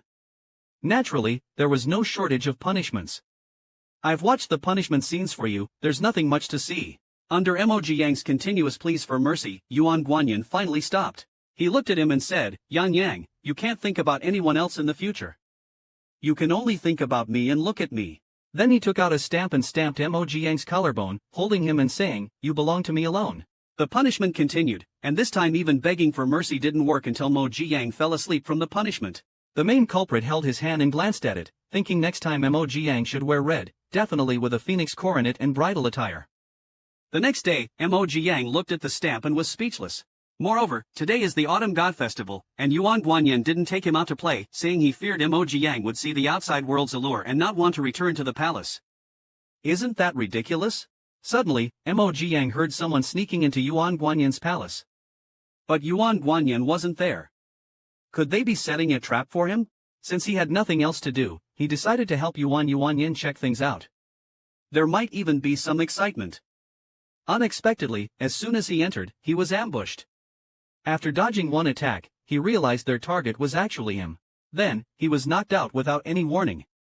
The little system beside him urgently tried to wake him up. When he woke up, he found himself tied up. What a thrilling day! The system kept chattering beside him, but he felt no sense of crisis, almost as if he was resigned to his fate. At this moment, the door was pushed open, and the seventh princess walked in backlit. Mo Yang still had the mood to comment to the system that the seventh princess was beautiful. The little system was speechless and told him he could just say he found himself attractive. The seventh princess looked at Mo Yang with disdain. How could a servant look like her? Remembering the empress's words that the emperor disliked her because of this little guard, she thought that as long as she got rid of him, no one would compete for favor with her. So she took out a bottle of poison. The system exclaimed, "Host, that's poison." Mo Yang's expression became serious as he told it to stop shouting. His hands behind his back kept cutting the ropes. Just as the seventh princess said she would send him to the underworld, Mo Yang seized the moment to crash into the seventh princess, shouting for help. His cries were heard by the third prince, who was just passing by the door. At this moment, Mo Yang was pinned down by the seventh princess, who was forcing him to take some medicine, when suddenly an exclamation broke the seventh princess's concentration. Startled, she dropped the medicine bottle. The seventh princess, grinding her teeth in anger, glared at the third young master who had interrupted her. Now that it had come to this, the person today must be dealt with. She then pulled out the hairpin from her hair and, in a frenzy, lunged at Mo Yang, thinking, as long as he dies, I can definitely become the favored concubine. Just at the critical moment, Mo Yang managed to break free from the ropes on his hands, grabbed the seventh princess's malevolent hand, and inexplicably thanked the seventh princess for her cooperation. Then, he dragged the seventh princess's hand to scratch a bloody mark on his own neck, just as the guards arrived. In an instant, Mo Yang became dramatically weak, holding the wound and feebly called out for help, then pretended to faint. The guards immediately restrained the seventh princess and took her away. They also sent someone to report the incident to official Yen. The third young master, watching Mo Yang who had fainted, was filled with worry. Mo Yang had no choice but to open his eyes and reassure him that he was fine, asking him to keep this a secret. Seeing Mo Yang continue to pretend to be unconscious, the third young master couldn't help but admire him. He truly was formidable. Upon receiving the news of Mo Yang's murder, Yuan Guanyin frantically flew back, thinking Mo Yang was about to die from his tragic state, not knowing it was a disguise by the system. In fact, it was all staged with the system's props. Yuan Guanyin was so scared that he hurriedly called for the imperial physician. Holding Mo Yang in distress, he couldn't believe that just leaving for half an hour led to this mishap. Recalling the Empress Dowager Zhao's words that he was cursed by Z-Star, people slightly close to him from a young age couldn't escape a tragic fate. So, he couldn't help but burst into tears, asking, Yang, are you also going to leave me? After the imperial physician's examination in the bedchamber, it turned out Mo Yang was fine and had only fainted due to a small dose of D poison. He would recover fully after taking some tonic for a few days. Yuan Guanyin breathed a sigh of relief and asked how the wound on Mo Yang's neck was. The imperial physician awkwardly reassured him that it was nothing serious, thinking to himself that if Yuan Guanyin had arrived any later, the wound would probably have healed. Yuan Guanyin ordered the physician to prescribe some medicine. And watching Mo Yang in a coma, he blamed himself, thinking if he had known something like this would happen, he would have definitely kept him by his side. A few days later, Mo Yang finally woke up. As soon as he woke up, he started complaining about the system, saying it's a high-risk job to be a White Lotus, and reminded himself to ask the broken main god to provide him with social security and benefits. Yuan Guanyin thought he was dreaming when he saw Mo Jiang awake. Mo Jiang, seeing Yuan Guanyin's haggard face, asked in disbelief, "Your Majesty, are you all right?" The system by his side immediately explained, "Host Dad, while you were unconscious these few days, the big golden retriever has been staring at you, not eating or drinking nor going to the morning court, which was really scary." Hearing this, Mo Jiang was touched and grasped Yuan Guanyin's hand. Feeling the warmth from his hand, Yuan Guanyin believed that he was not dreaming and excitedly threw himself at Mo Jiang. "I will never allow you to leave me again, we shall be together forever." Mo Jiang gently patted him, comforting, "I will always protect your Majesty and stay by your side." Thinking to himself, it seems the big golden retriever was really frightened this time, but the hardships I endured were worth it, as he sipped the porridge personally fed to him by Yuan Guanyin. Mo Jiang casually mentioned that it was the third prince of Manchu who had saved him. Upon hearing this, Yuan Guanyin immediately declared, "Since he saved Yang Yang, he is a good person and will not be implicated." Mo Jiang sincerely hoped that the third prince could break free from control and live his own life. At Yuan Guanyin's command, the seventh princess vanished from that moment onwards. As for the third prince, the petty-minded Yuan Guanyin was worried that if this person stayed in the palace for too long, Yin Yan might develop deep feelings for him, which would not be good. So he had him released from the palace. Yuan Guanyin said that a small trick to cure a cold was to sweat it out, and insisted on teaching Mo Jiang how to do it. Mo Jiang, who understood instantly, refused with a worried face, "Your Majesty, you're still sick." Yuan Guanyin, smiling brightly, insisted, "That's why I need Yin Yan to help me sweat it out, so I can recover faster. But after sweating once and then again, are you sure you won't get cooked?" The experienced little system pulled out its full gear, and Jay finally quieted down. The next day, Yuan Guanyin's illness was indeed cured by sweating.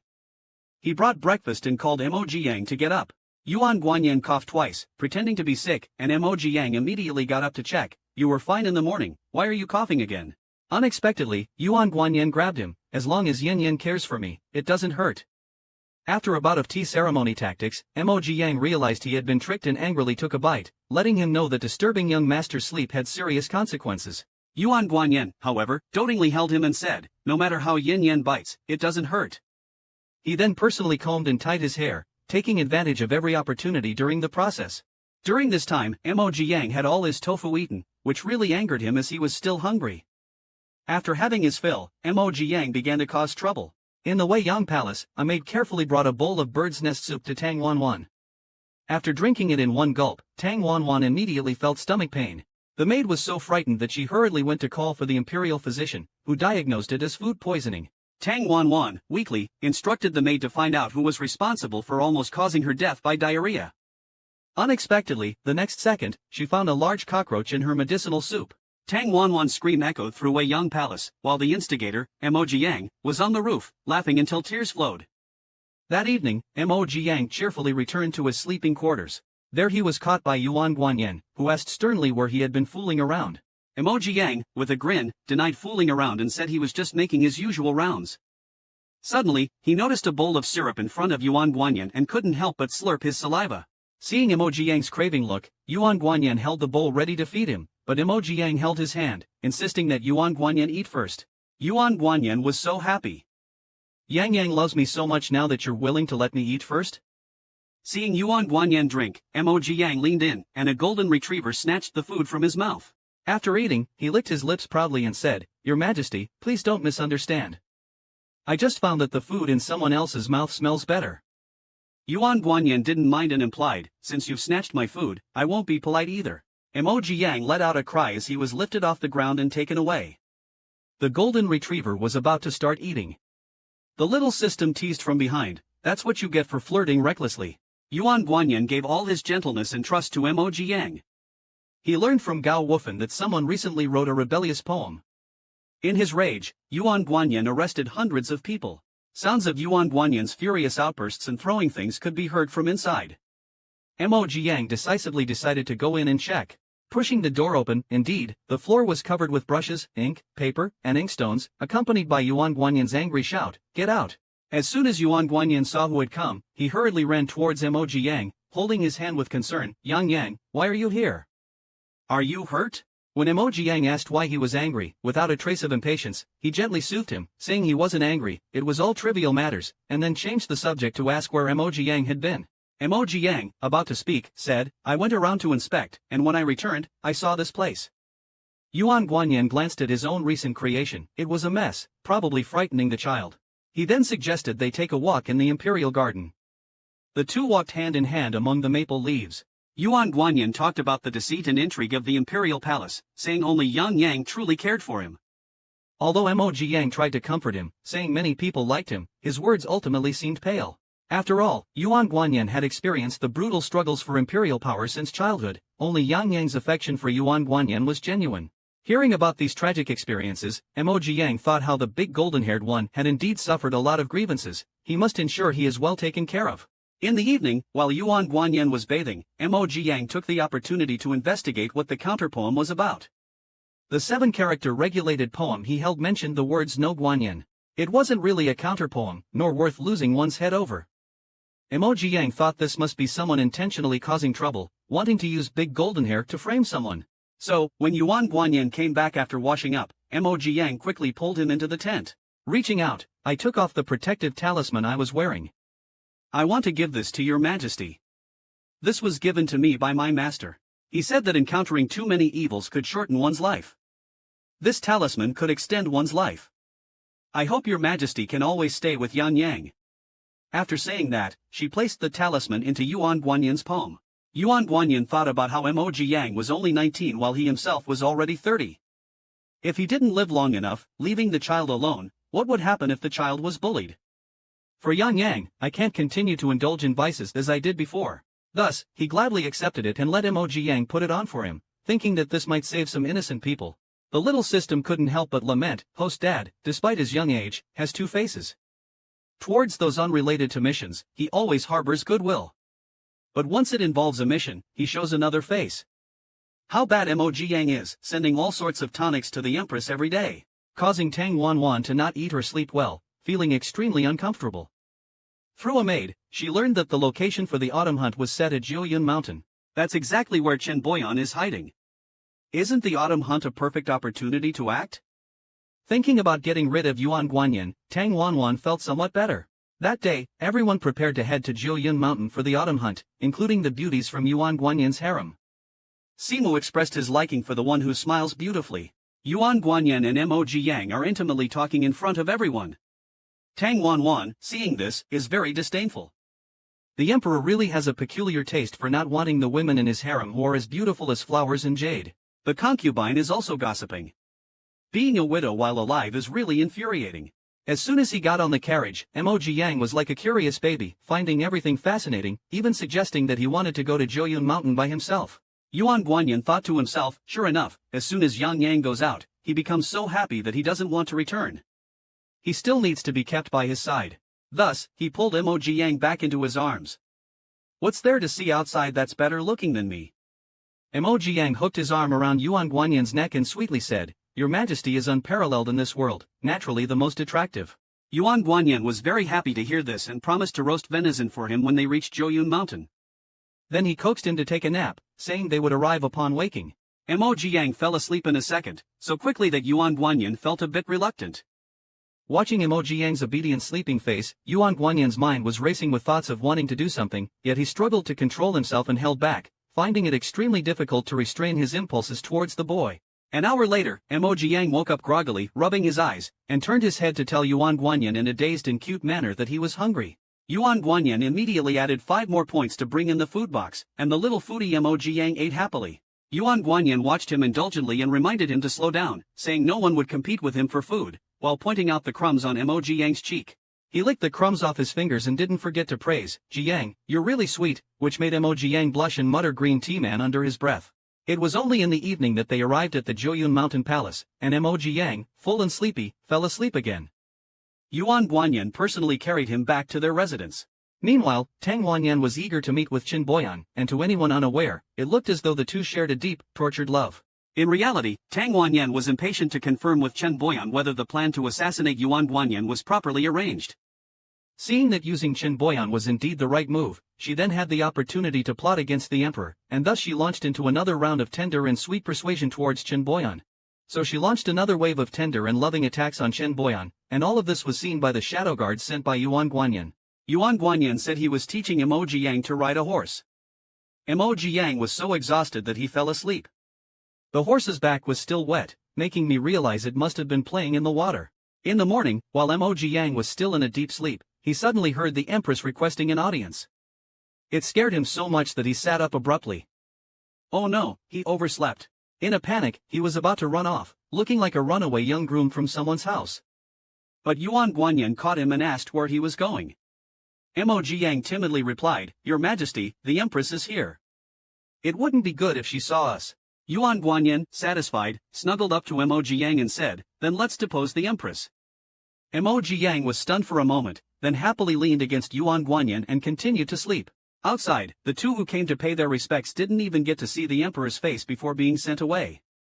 Tang Wanwan naturally felt disdain, thinking, "Dog Emperor, you won't have many good days left." On the way, Tang Wanwan asked Consort Jia to lend her a young eunuch from her palace. Consort Jia readily agreed, saying, "Empress, feel free to use him as you wish. Who knows what bad idea Tang Wanwan is plotting again." Yuan Guanyin, after sleeping enough, called Emoji Yang to get up, seeing him still looking half asleep. So he pulled the person out of bed and helped him dress and do his hair, looking just like he was serving a little ancestor. Gao Wufen watched and couldn't help but cover her mouth and giggle. His Majesty diligently attended to another little ancestor. Indeed, one thing overcomes another. After dinner, they arrived at the long-awaited racetrack where Yuan Guanyin introduced his precious horse, Bua. But Yuan Guanyin lifted him onto the horseback in one move. Saying this, he began to teach Emoji Yang how to ride a horse. Seeing the two of them walking away, Commander he wanted to follow. But Gao Wufen reached out and stopped him, saying if Commander he went over now, His Majesty would definitely not be pleased. Better to just stay put. Meanwhile, Yuan Guanyin took Emoji Yang on a fast ride to a secluded part of the woods. In broad daylight, some people have no shame. Emoji Yang quickly pressed down his misbehaving hand in refusal, saying, "Your Majesty, this is not okay, really not okay." Yuan Guanyin asked why not with his mouth, but his hands didn't stop. He just told Emoji Yang to grab the reins tightly and spurred the horse to run. The horse ran so fast that no other actions were necessary. Because the bumpy rhythm of the horseback was completely in Yuan Guanyin's hands, and the little system, with its foresight, wouldn't bother joining such a joyful ride. It was tough for Gao Wufen today, their head felt unusually heavy. They didn't return until the evening after going out in the afternoon. Emoji Yang was also so tired that he fell asleep. Yuan Guanyin held Emoji Yang and ordered Gao Wufen to prepare water for bathing and to also watch the shielding moon. Gao Wufen, blushing, didn't know what to think. He knew nothing about what happened, assuming the horse must have played in the water to get wet. Emoji Yang, who had just learned to ride a horse, was sore all over and exhausted. In contrast, Yuan Guanyin appeared lively and energetic in front of Emoji Yang. Unable to bear it, Emoji Yang kicked Yuan Guanyin in the face. With too many focal points, Gao Wufen didn't know where to look anymore. Despite being kicked, Yuan Guanyin was not annoyed and praised Emoji Yang for his strong legs, making Gao Wufen feel embarrassed. "Your Majesty, can you maintain some dignity?" Yuan Guanyin expressed that dignity was less important than Yan Yang. As he was about to hug Emoji Yang to go eat, Emoji Yang pushed him away. During the push, Emoji Yang accidentally slapped Yuan Guanyin. Stunned by his own action, Emoji Yang thought, "What am I doing? This isn't like me at all." He weakly asked, "Your Majesty, are you all right?" Yuan Guanyin held Emoji Yang's hand against his face, still tenderly coaxing, "Yang Yang, after this, you shouldn't be angry anymore." Emoji Yang, seeing the situation was better, immediately expressed that he didn't want to move and wanted a hug. Yuan Guanyin naturally wouldn't refuse, holding him and gently patting to soothe him. "Is your heart calmed down now?" He then personally fed him, making Gao Wufen incredibly envious. Then he told Emoji Yang a bedtime story about a little rabbit and a big bad wolf. The next day, during the autumn hunting session, Gao reported that some thieves had been spotted near the hunting grounds. He asked if they should be captured. Yuan Guanyin instructed not to alarm anyone. He wanted to see what tricks these people had up their sleeves. After saying that, he went back to the palace to see if Emoji Yang was awake. But when he returned and opened the curtains, Yuan Guanyin couldn't believe his eyes. There was a half-dressed man lying on top of Emoji Yang. He angrily questioned, "What are you doing?" Seeing the man in front of her, Emoji Yang was so scared she kept backing away, even speaking in her dialect, "I don't know anything." Yuan Guanyin stepped forward, pulled the man away, and kicked him hard. "Get out of here, you blind fool." Meanwhile, Emoji Yang was crying her eyes out. Yuan Guanyin quickly held her and comforted her, saying everything was fine. Emoji Yang pounded his chest with her fists, sobbing, "It's all your fault for telling me that story about the fox spirit last night. It scared me to death." She then glanced at the man kneeling on the ground, thinking he wanted to frame her. Fortunately, she acted first. She then turned to Yuan Guanyin with a pitiful look and said weakly, "Who is he, Your Majesty? I don't know him at all." After interrogation, it turned out that this person was a minor eunuch serving close to Consort Jia, sent to meet with Official Yan but accidentally bumped into Emoji Yang. However, Official Yan didn't think the situation was that simple. In the evening, to appease Emoji Yang, everyone sat together roasting venison. Emoji Yang, the little foodie, was impatient, wondering when the venison would be ready as he could hardly hold back his drool. While telling him not to rush, Official Yan also draped a coat over him to keep him from catching a cold.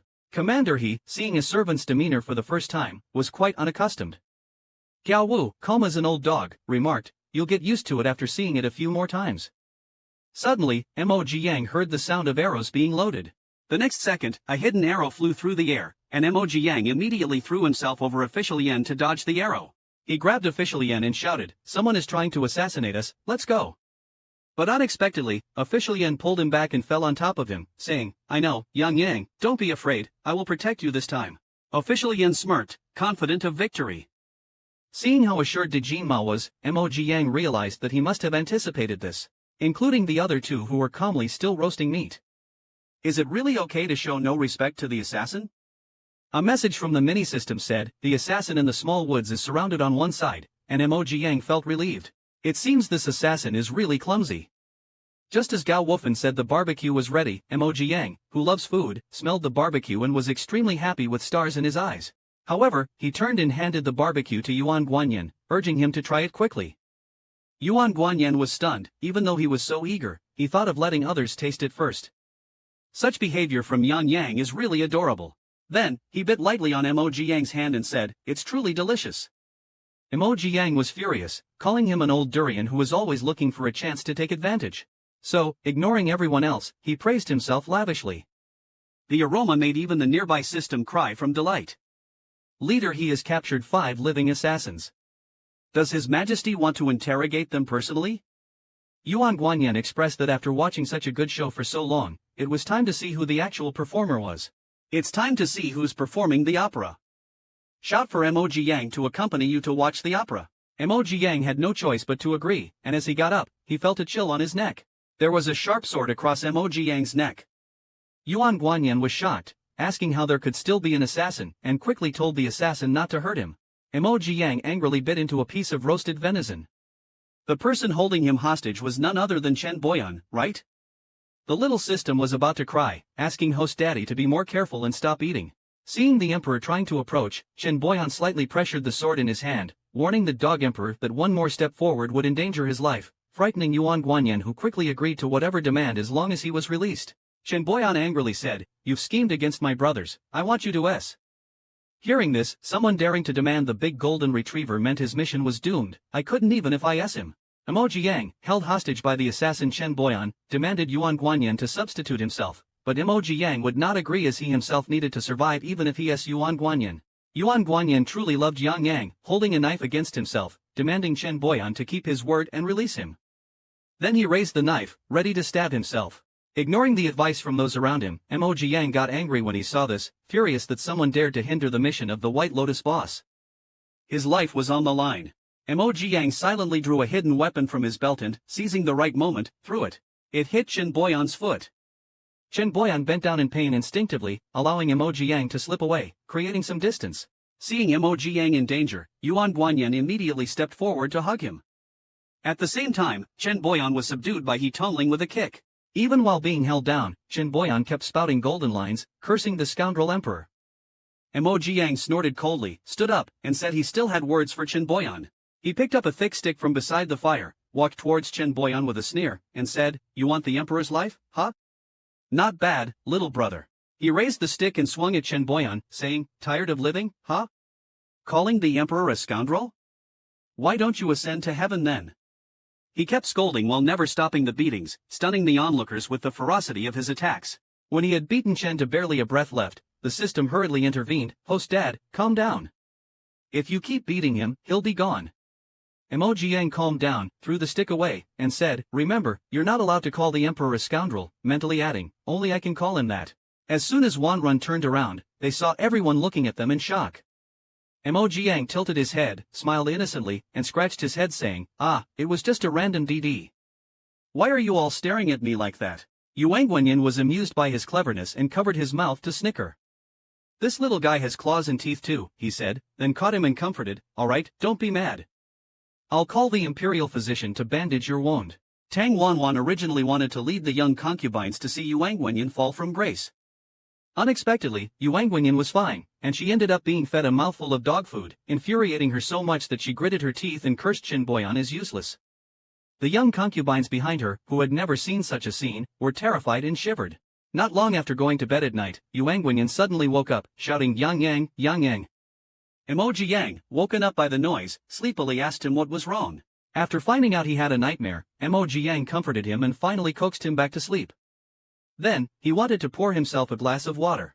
Before he took 2 steps, someone caught him from behind and asked where he was going. Emoji Yang said, "I'm just going to have a cup of tea, don't worry." However, Yuan Guanyin wouldn't let go and insisted he not leave. Emoji Yang sighed helplessly and said, "I won't go." He understood that verbal comfort wasn't very effective and that action was the key to solving the problem. But Yuan Guanyin, taking advantage of Yang Yang's initiative, started trying new tricks. Yuan Guanyin was having a great time, and Emoji Yang was very angry. "If you keep this up, I will really leave you." Emoji Yang just dry heaved a few times and was misunderstood by Yuan Guanyin as being pregnant. The food-loving Emoji Yang rarely loses his appetite, seeming to be lost in thought. He turned to ask the system if Qin Boyan getting a meal box counted as completing the mission.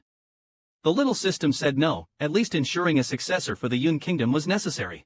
Emoji Yang was speechless. "How can I ensure that? Why don't you have a child yourself?" "Stop joking, boss, do you want me to give birth to a string of code?"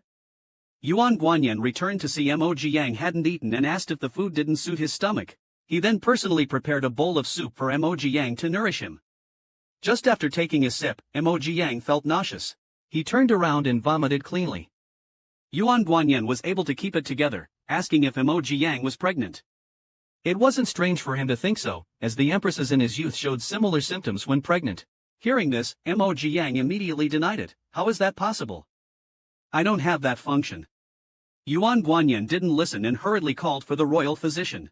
Yuan Guanyin was still saying that if it was true and there was a little prince, he would make him the crown prince. This shocked both the royal physician and Emoji Yang, leaving them at a loss for words.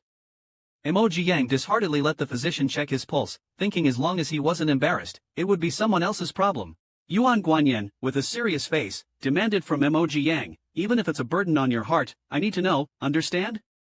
Emoji Yang felt like dying, the situation making it seem like he could actually give birth.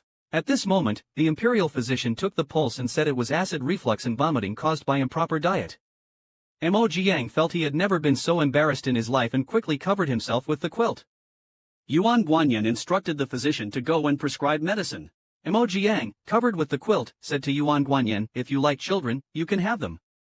Hearing this, Yuan Guanyin was displeased. "Yang Yang, do you want someone else to give birth to my children?" Emoji Yang, feeling disheartened, tearfully expressed that he didn't want that, but thinking about the emperor being sad because he had no children made him very upset. Yuan Guanyin wiped his tears and comforted him, "I do not particularly like children. Even if there are no children, we can adopt one from the royal family. But you are the only warmth in my heart. Having you in this life is enough for me." The two embraced emotionally. In his heart, Emoji Yang hummed, "You sly emperor, lucky for you to realize that if you dare to have children with someone else, I'll show you why the flowers are so red." On the other side, Tang Wanwan felt uneasy. Ever since Qin Boyan was captured, there has been no news at all. If he exposes her, both she and the Tang family would be finished. She remembered she had a system and asked if it was there. "What should I do now?" There was no response, and the surrounding silence made her shiver. Tang Wanwan was horrified, thinking, "Has the system given up on me too?" Unable to accept this blow, she blacked out.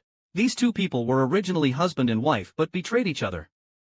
Yuan Guanyin and Emoji Yang were just about to eat the exquisite pastries when a servant came to inform them that the empress had fainted. The imperial physician said it was due to excessive worry. Yuan Guanyin instructed to take good care of her, as the S method was too lenient on her. Then he saw Emoji Yang poking at the dessert. He affectionately pinched his nose. Yang Yang, if you keep playing like this, you won't be able to eat the dessert. Emoji Yang then treasured the dessert like a jewel and handed it to Yuan Guanyin. Look how lifelike this little rabbit is. Yuan Guanyin squinted his eyes and moved closer. Is the rabbit prettier than me? Emoji Yang was embarrassed, knowing that he was getting jealous again, so he quickly smiled to soothe him. Of course not. Obviously, your majesty is the most handsome. Yuan Guanyin was delighted, saying his sweet words were honey-coated. After tasting, he left Emoji Yang to play by himself. Yuan Guanyin then went off to settle scores with Tang Wanwan. Emoji Yang, while agreeing, sneakily followed him to the rooftop and started spying with the small system. Peeking with Xiaoxi, we saw Tang Wanwan kneeling on the ground, while Yuan Guanyin, 5 feet tall, brought something over. 2 guards carried a large chest and with a thud placed it beside Tang Wanwan. Yuan Guanyin asked, "Do you know what's inside?" "I do not know," she replied. "Do you know how the history books will write about you?" "I guess they would probably write, the Empress conspired with the third son of South Chu, secretly communicating and colluding with South Chu assassins to assassinate the Emperor, and was executed after the plot was discovered." Hearing this, Tang Wanwan was shocked and kowtowed repeatedly, begging for mercy. "Your Majesty, I am wronged. Please do not believe the slanderous words of others." "I knew she wouldn't admit it." Yuan Guanyin commanded Gao Wufan to open the chest. "Inside this chest is the evidence of your treason." Tang Wanwan looked at the chest opening nervously, only to find it actually contained Chen Boyan, with whom she had had dealings. She was so scared that she fell to the ground and immediately denied, "Who is this? I do not recognize him." Seeing her denial, Yuan Guanyin took out a document detailing the collusion between Tang Wanwan and Chen Boyan. Hearing that Yuan Guanyin knew everything, she thought it was all over. Yuan Guanyin approached Tang Wanwan and said somberly, "The court will execute Chen Boyan under the identity of the third son of South Chu, solidifying your crime of treason. The two of you can be together in the afterlife." Tang Wanwan lowered her head and laughed loudly, then pointing at Chen Boyan, said, "Be together in the afterlife with this worthless man? From beginning to end, I was just using him. You disregard the beauty all around you and mix with a shadow guard instead. You deserve to be cuckolded." Yuan Guanyin doesn't care. Who in the harem truly loves Lien? They just want wealth and glory. Yuan Guanyin gestured for the crazed Tang Wanyin to be taken away. Emoji Yang watched the entire process from the rooftop, realizing that the golden retriever still remembered the third son's matter. He then suggested to the system, "Why don't we stay in this realm for a few more years?" Without waiting for the system to respond, he swiftly ran towards Yuan Guanyin, pretending the mission wasn't completed. Leaving such a good golden retriever alone would be too lonely. Yuan Guanyin simply saw Emoji Yang as his sunshine, but wasn't he also Emoji Yang's salvation? Snowy Spa. But which system would commit such a foul? Half a month has passed since the Empress went offline. The Tang family fell and the harem was disbanded. Rumors are spreading outside that the Emperor was cuckolded by the Empress. This golden retriever deliberately let these idle talks spread. Wearing a cuckold's cap is really foolish. At that moment, Commander he came to find Emoji Yang, saying that Gao Wufan was looking for him. The two headed towards the sleeping palace. Commander he mentioned that he had once heard that being with the one you love during the first snow ensures a lifetime together. He also talked about his own wife. He then advised Emoji Yang like an elder to take good care of himself. Emoji Yang nodded in agreement, wondering why Captain he was suddenly so sentimental today. Emoji Yang enjoyed a hot spring bath with the mini-system, contentedly. However, after the bath, he was puzzled by the clothes Gao Wufan prepared for him, questioning why a shadow guard would wear such a color, and why he had to be mysteriously blindfolded. What is this golden-haired guy up to? It felt like, as Gao Wufan led him into a room and he stood still, Yuan Guanyin's voice reached his ears, "Yang Yang, take off the blindfold." He saw the room was filled with festive red colors. He had guessed right, they were to form a pact, and he even felt a bit excited. The mini-system didn't understand what there was to be excited about, noting that it wasn't like they hadn't done this in the past life. Emoji Yang simply said it was different this time, his lips curving into a cryptic smile. Then he pretended to ask Yuan Guanyin what they were doing. Yuan Guanyin took his hand, looking at him deeply, and said, "To make a pact with you. With an eternal true heart as the betrothal, to stay by your side forever, never to part even in old age." He tied a red silk ribbon around Emoji Yang's wrist. "Today's first snow marks the day of our pact." Emoji Yang stuttered, asking if they needed to hold a ceremony. Yuan Guanyin affirmed, "Yes, but we will only bow to each other, not to heaven and earth." "Why?" Emoji Yang was confused. "Because in this world, you are the only one I would bow to." The vast snow outside could not cover the joy within the house. As the two exchanged vows under clear skies, finally united, Commander He and Gao Wufen, who sneaked in to watch, were moved to tears. After bowing, Mo Jiang was helped up by Yuan Guanyin, who had a red forehead from the kowtowing. Yuan Guanyin teased Mo Jiang, saying, "Let's make it heavy so that the deities above and the demons below all know we've made our pact." Hearing this, Mo Jiang laughed, covering his mouth, calling him nonsensical. Yuan Guanyin, holding his hand, sat down. "I ascended the throne at 19, with a grand coronation celebrated by the whole nation, yet I was the only one unhappy. Tonight, though there are no others to celebrate, I am exceedingly joyful. Yang Yang, you are the one I desire for life. With the room full of spring beauty, I find myself believing in love again." Despite the occasion, Yuan Guanyin still insists on making a dumpling. But Mo Jiang ends up in fits of laughter upon discovering the bed is covered with red dates, peanuts, longans, and lotus seeds. I wonder if everyone knows this custom. Sprinkling these dry fruits on the marital bed symbolizes the wish for the couple to have children soon. Yuan Guanyin picks up a red date and puts it in his mouth, intending to feed it to Mo Jiang. After feeding him the red date, he teasingly asks if Yang Yang wants to try a lotus seed next. The candlelight casts their moving shadows within the canopy, accompanied by Mo Jiang's resigned voice, "Your Majesty, even with lotus seeds, we can't make dumplings." Even the seasoned little system couldn't help but feel moved by the scene. Yuan Guanyin is quite playful. Several years later, Mo Jiang welcomes the emperor back from court like a little wife. She shows Yuan Guanyin the new paper-cut window decoration she made, looking so loving that others are envious. Yuan Guanyin takes Mo Jiang to the Lantern Festival. It's rare for her to leave the palace, so everything she sees is fascinating. This time, she clings to Yuan Guanyin and playfully asks for a sugar figurine. The oblivious vendor chimes in, "Sir, make one for the young master. Your son is so charming." Hearing this, both of them widen their eyes in disbelief. Yuan Guanyin's face darkens instantly. "What nonsense are you spouting?"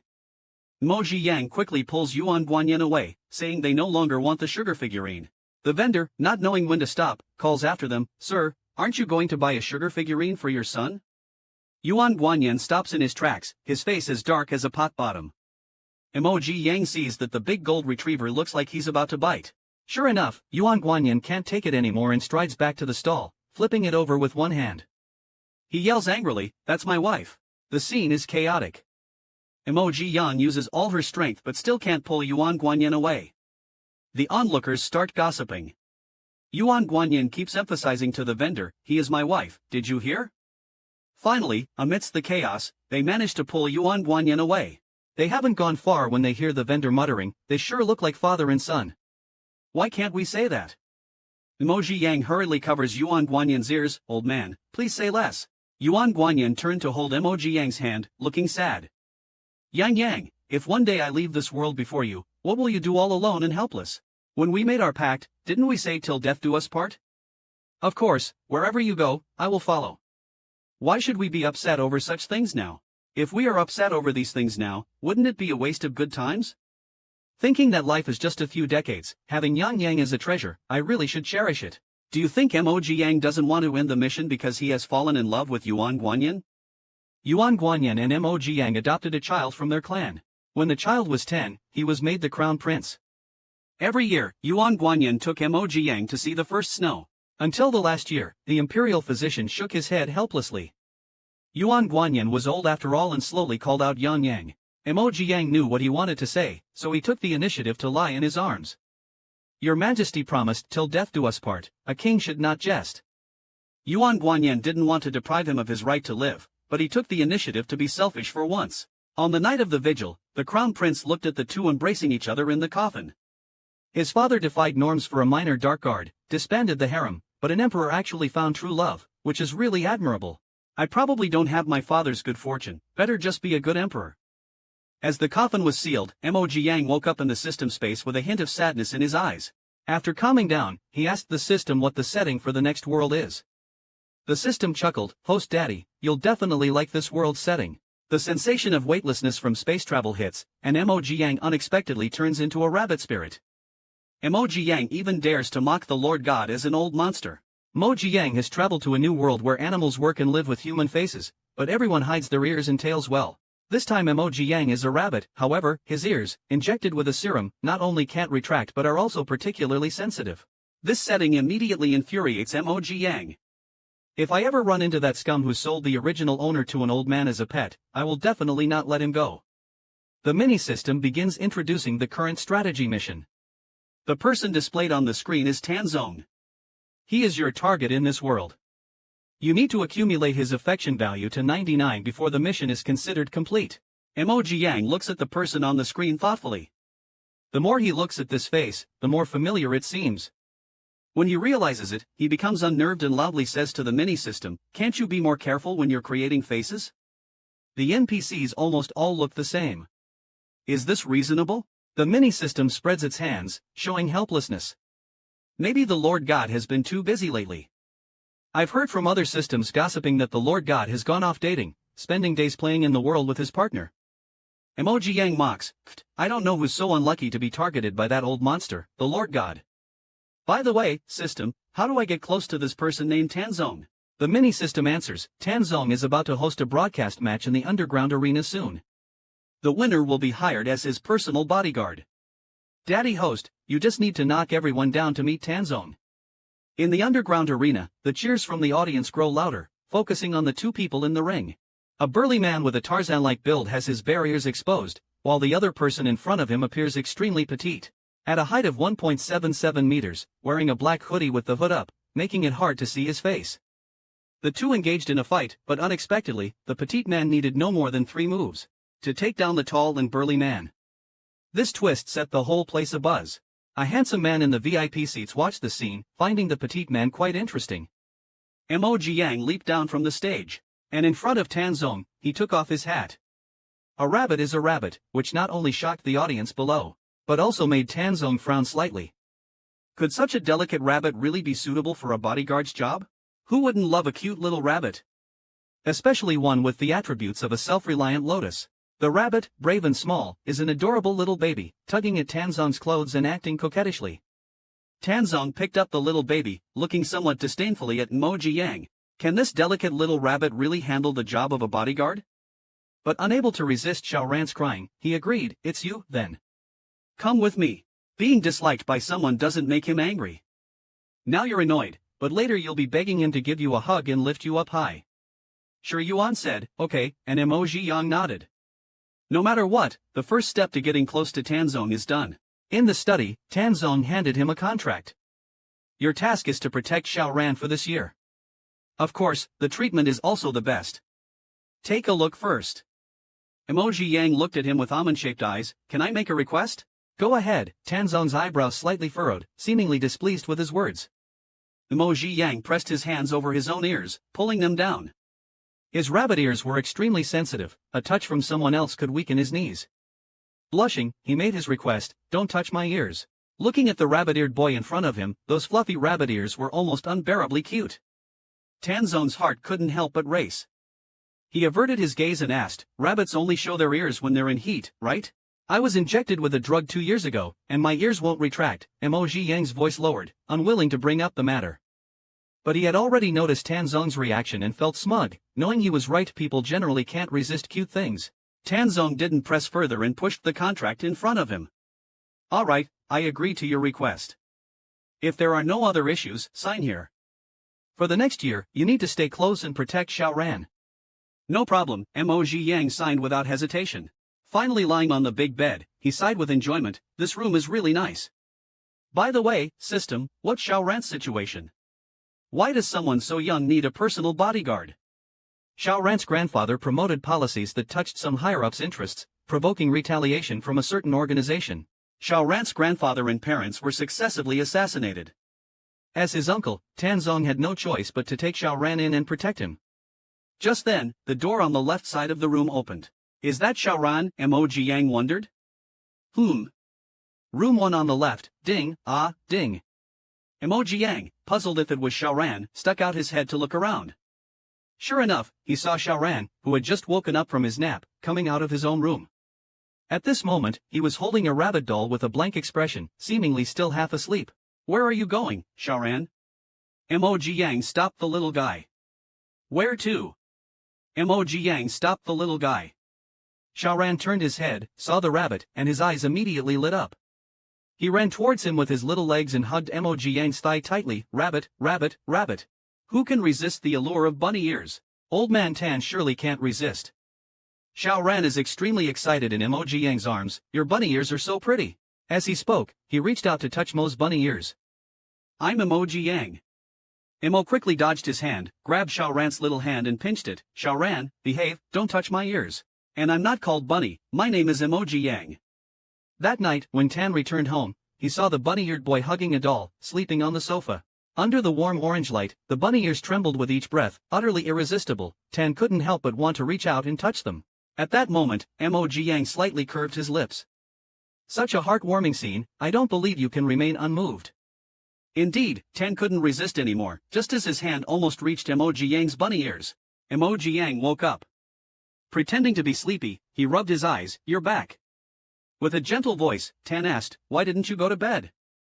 Xiao Ran wanted to wait for you, Emoji Yang said as he stood up holding the child, slightly bowing his head to look at the child, seemingly cautious not to wake him, but actually to let his ears brush past Tan's nose. However, Emoji Yang underestimated his own sensitivity. As the bunny ears grazed his nose, the warm breath also hit the ears, and he almost collapsed, unable to hold back. He quickly found an excuse to leave. I'll take Xiao Ran back to the room first. Tanzong only regained his sense when people left. The fuzzy touch on the tip of his nose just now felt extremely comfortable.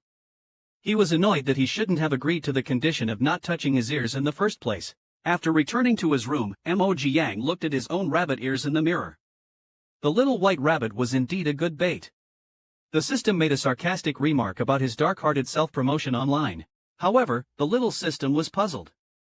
Since you used the rabbit ears as bait, why won't you let Tanzong touch them? Emoji Yang tilted his head and smiled, because people are like this. The more you don't want them to touch, the more they want to. This is called playing hard to get. Have you learned it? The little system exclaimed, it's ruined, ruined. This time, Tanzong finally decided to make a move on Emoji Yang's rabbit ears. Early in the morning, Emoji Yang was barely awake when Xiao Ran started nagging him to draw with her. He propped his head up, watching Xiao Ran draw, almost falling asleep. As soon as Tanzong opened the door, he saw those adorable rabbit ears. Now, he thought of quietly touching them. He silently walked over, thinking he could sneak a touch without being noticed. Emoji Yang was secretly laughing in his heart. Touch it, hurry up and touch it. The soft and cute rabbit ears, don't you want to feel them? Tanzong swallowed his saliva. He nearly touched the rabbit ears with his sinful hand, just a little bit more. Just at that moment, Xiao Ran happily exclaimed, Bai Yong, you're here. In an instant, Tanzong hastily withdrew his hand and returned to his mature and composed demeanor. That was close, almost got caught. Emoji Yang instantly sobered up. Mr. Tan, I'm sorry, I just fell asleep. Tanzong sternly lectured, looking quite unapproachable. Although this is home, one must not let their guard down. Be more careful next time. Emoji Yang humbly accepted the criticism. I'm sorry, it was my negligence. It won't happen again. Seeing Emoji Yang's remorseful expression, Tanzong suddenly felt a bit regretful. Had he been too harsh just now? Yet, he couldn't bring himself to explain. With his already sharp and rugged features, coupled with that cold expression, he seemed very angry. Emoji Yang internally panicked, really? Just because I fell asleep for a bit? He quickly bowed and apologized. It won't happen again, rest assured. Tanzong felt anxious inside. He didn't mean to be so critical, but the more anxious he got, the colder his expression appeared, seeming even angrier. Xiao Ran thought Bai Yong was very angry. Not wanting his brother Yang to be scolded, he tugged at Tanzong's pants, pleading for his brother Yang. Uncle Bai, brother Yang played with me for a long time and got tired. He didn't mean to fall asleep. Please don't be angry. Tanzong smiled and patted the little guy's head. I'm not angry. But that smile, in Xiao Ran's eyes, still looked fierce. Indeed, Yang is really angry. Better not let brother Yang stay here and get scolded. He hugged Yang's legs and began to act coy. Brother Yang, I'm sleepy. Take me for a nap, please. Emoji Yang also noticed the little guy's intentions. Go ahead. He bent down to pick him up. Then I'll take Xiao Ran to rest first. Tanzong still had a cold face and nodded slightly. After they left, Tanzong frantically scratched his head. I really wasn't angry, I clearly didn't mean to scold him. How did it turn out this way? Why can't I speak when I try to explain? Tanzong, this stoic top, surprisingly has a cute contrast. Xiao Ran, the adorable one, insisted on having dinner with Tanzong along with Emoji Yang. Emoji Yang looked at the meat dishes filling the table, drooling. Xiao Ran's little short hands couldn't reach the dish he wanted. Brother Yang, I want that one. After Emoji Yang picked the meat for Xiaoran, he casually added a piece of braised pork for himself. But as soon as he picked the meat, Tanzong's eyes were fixed on that piece of meat. Emoji Yang felt worried. No way, he's staring even when I add a piece of meat for myself. Does he not want me to eat it? The atmosphere got a bit awkward. Emoji Yang gritted his teeth and directly gave the meat to Xiaoran. If he doesn't want to eat it, then fine. He added some vegetables for himself and started to eat his rice, head down. Oomph, so petty. What did your official partner see in you anyway? Stingy? Tanzong had a cold face, but his real thought was, why didn't he add meat for me? I wanted some meat too. Watching the desired meat end up in his nephew's bowl, Tanzong shamelessly transferred the meat from his nephew's bowl into his own and coaxed the little nephew, eat more vegetables. You need a balanced diet to grow. Emoji Yang was speechless. Xiaoran is like a wolf, telling him to eat vegetables? Go tell a ghost to eat vegetables. This uncle is truly something else. Emoji Yang had no choice but to say nothing, continued eating and combing his hair. Tanzong watched the rabbit ears tremble with each bite. Suddenly, he found the meat in his mouth less appetizing. He really wanted to touch those rabbit ears, to rub them. That evening, Emoji Yang had a hard time but finally managed to coax Xiaoran to sleep. He had just left Xiaoran's room, when, unfortunately, he ran into Tanzong. Startled, Emoji Yang greeted, "Good evening, Mr. Tan. I'll go back to my room now," and turned to leave. But Tanzong stopped him, pointing in the opposite direction. "Your room is that way." Your room is over there. Mo Ji-young awkwardly scratched his head, but just as he took 2 steps, he was called back, surprised. What does this person want to do? Could it be that he's still holding a grudge over that piece of meat? Before Tanzong could speak, Mo Ji-young bowed apologetically once more. I'm sorry. I didn't do my job well today. I apologize again. It won't happen again. If you want to deduct my pay, that's fine. Tanzong was frustrated inside. I don't want you to apologize. But the more anxious he got, the colder his expression became, and he spat out 2 cold words, "It's fine." Mo Ji-young wiped the sweat off his forehead and muttered to himself, what a bad attitude. How can someone be so stingy? Misunderstood, Tanzong was somewhat absent-minded. However, looking at Mo Ji-young's smiling face, he found him really cute. At this moment, the system suddenly indicated that his heart fluttered slightly. Mo Ji-young was a bit puzzled. Did he suddenly have feelings? Oh well, never mind, better to leave first. Mr. Tan, if there's nothing else, I'll go rest now. Okay. Seeing the person enter the room and shut the door with a bang, Tanzong regretted it deeply. Why didn't he just say sorry earlier? He angrily kicked the wall. A sharp pain instantly shot through his toes. Mo Ji-young, who had just closed the door, heard a bang and thought something had happened. He opened the door to see Tanzong still standing there. Mr. Tan, do you still have something to say? Tanzong's expression changed instantly, coldly responding, no. Watching Tanzong hobble back to his room while leaning on the wall, Mo Ji-young was a bit worried and asked the little system, do you think Tanzong is sick? The kind that might suddenly grab a knife and attack me? Guess whether Tanzong's original official partner was male or female, the little system reminded Mo Ji-young. According to the original plot, the day after tomorrow at the amusement park is when you'll meet your end. Later, Tanzong's official partner accidentally saved Xiaoran and fell in love with Tanzong as a result. Mo Ji-young was jealous, so tomorrow not only will someone me, but someone will also compete with me for Tanzong. His anger rose instantly. If Tanzong likes Zhou Shen, what about his own mission? He cracked his knuckles and gritted his teeth. Dare to compete with me for Tanzong? Haha, Zhou Shen, you're in big trouble. In the crowded amusement park, Mo Ji-young, holding Xiaoran, was vigilantly looking around when he suddenly squinted his eyes and spotted a suspicious man in black at the entrance. He handed Xiaoran to Tanzong and used a hat to cover the upper part of his face, then walked towards the man in black. The man in black adjusted his communicator. Position normal, the target vehicle has just arrived. Mo Ji-young pretended to brush past him, then suddenly grabbed the man's shoulder. Hey, long time no see. What are you doing here? In the man's moment of confusion, Mo Ji-young quickly took him down. His technique was clean and efficient. He dusted off his hands, trying to ambush your dad? Maybe in your next life. Then, Mo Ji-young knocked out another man disguised as a mascot and another watching from the bushes. While celebrating the victory with the little system, he heard a particularly pleasant voice. Would this guest like some ice cream? Mo Ji-young looked up and saw a seductively handsome man smiling at him. That man's eyes were so captivating that they made Mo Ji-young's heart tremble. The little system told him this was Tanzong's official match, Zhou Shen. Zhou Shen liked the little rabbit in front of him very much, especially its pink-tinged white rabbit ears which looked exceptionally soft and touchable. "This ice cream is for you. My name is Zhou Shen, what about you?" Zhou Shen seemed very interested in him, smiling as he introduced himself. Seeing the food, Mo Ziyang's brain stopped working. "I'm Mo Ziyang, thank you." He licked the ice cream happily and giggled, "Yummy, so sweet." The little system was frustrated. "Host daddy, just a bit of food and you're bought over. He is your rival after all." Mo Ziyang started to make excuses again. "You don't understand, Zhou Shen is the protagonist. According to the plot, as long as he is there, Xiao Ran is safe. So, getting along with him might actually help with the mission." The little system chuckled. "You think I believe that?" Zhou Shen actually took a liking to Mo Ziyang. At the amusement park, Xiao Ran and Tan Zong had an accident and got trapped on the Ferris wheel. Mo Ziyang hurriedly threw down his ice cream and rushed over to the rescue. Zhou Shen watched Mo Ziyang with some confusion, wondering how this Qianqin Mian suddenly changed and even started protecting others. Could he also be here on a mission? At that moment, Zhou Shen also noticed the unusual situation and quietly followed. Xiao Ran shrank in the embrace, shivering, while Tan Zong held Xiao Ran tight, soothing her softly. "Don't be afraid, Xiao Ran.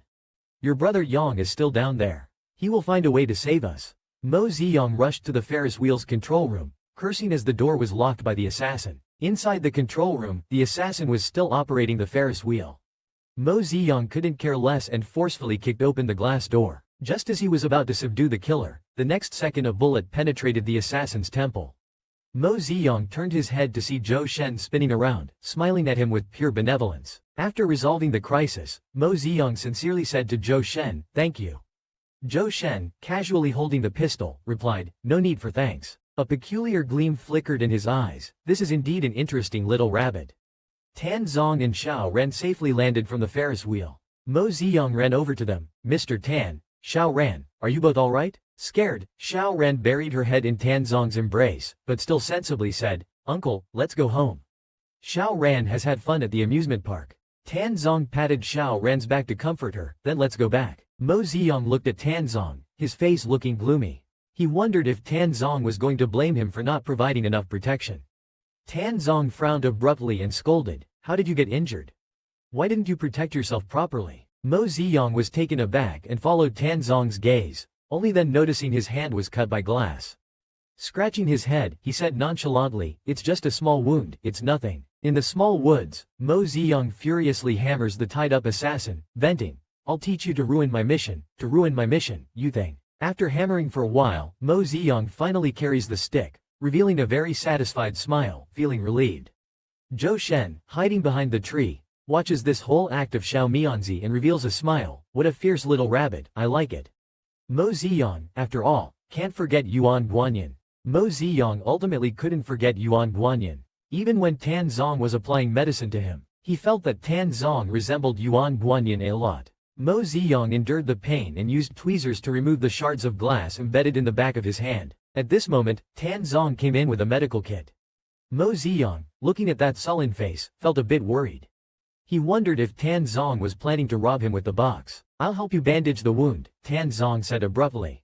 Just as Mo Ziyang was taken aback, Tan Zong had already picked up his hand, and seeing the wound, Tan Zong felt extremely distressed, wishing it were he who was injured.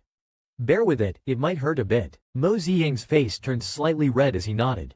Tan Zong was very focused and careful, gently disinfecting the wound, afraid of causing more pain. Mo Ziyang suddenly felt a bit dazed. Although he knew that NPCs all looked quite similar, his expression was still. He asked subconsciously, "Do you know someone named Yuan Guanyin?" He seemed to look at Tan Zong with some anticipation. Tan Zong paused, looked up, thought for a moment, and then shook his head, "I don't know." Mo Ziyang suddenly felt a bit disappointed. Well, it's a pity. He really resembled the big golden retriever just now. After treating the wound, Tan Zong repeatedly reminded, "Do not let the wound get wet these days. Take a good rest. I've arranged for an assistant to arrive the day after tomorrow." Mo Ziyang nodded happily, waved his bandaged hand, and thanked him. After Tan Zong went out, he closed the door but did not leave immediately. He placed his palm on the door, as if sensing something. After a long while, he sighed and turned to leave. Mo Ziyang found it a bit strange, lit a cigarette, and sat on the bay window to smoke.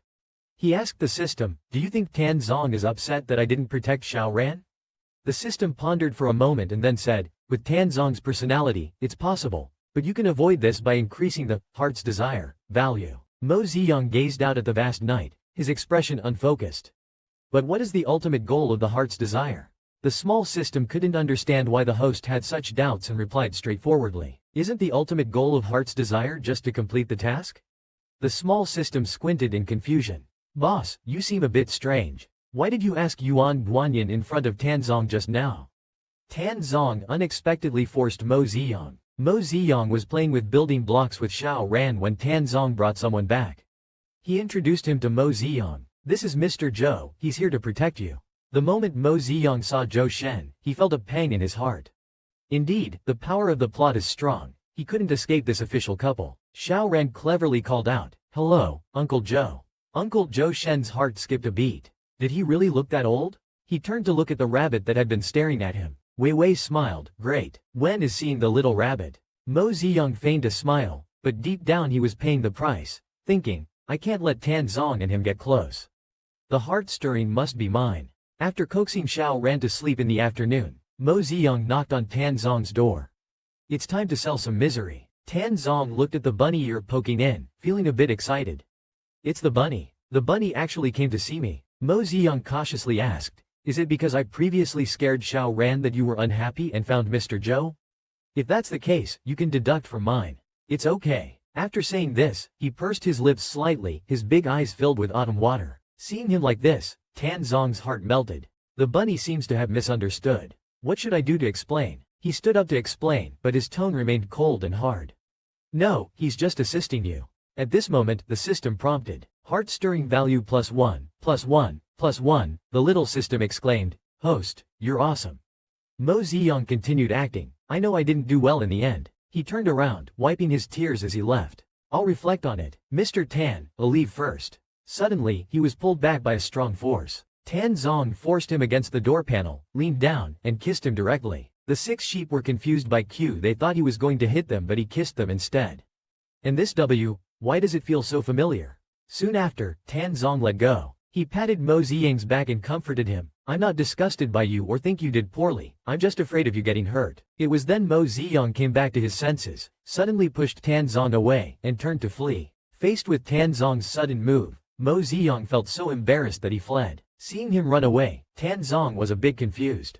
The book didn't mention what to do if the other person runs away after a kiss. He pulled out a pink love manual from his pocket. He started to study it carefully and realized after reading that one should confess their feelings after kissing. So, it's because I kissed him before confessing that he ran away? Back in his room, Mo Ziyang exploded. System, you come out now. The little system also flew out helplessly. Tell me, what exactly is going on with Tanzong, Yuan Guanyin, and Shen Changliu?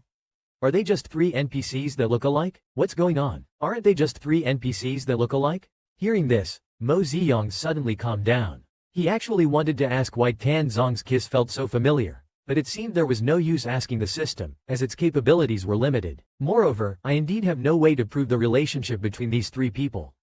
Is it just based on A, W? Seeing the host not speaking, the system is a bit scared. Host Daddy, you also know the main god's face pinching loves to cut corners. This matter has nothing to do with me, don't take it out on me.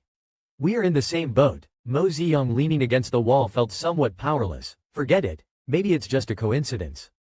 Perhaps I'm just being paranoid. But he gently touched his lips. But is it really just a coincidence? After lunch, Zhou Shen brought dessert. The taro flavor is for Xiao Ran. Xiao Ran, with big eyes, thank you, Uncle Zhou. Zhou Shen took the opportunity to try and get him to change how he addressed him. Actually, Xiao Ran, you can call me brother.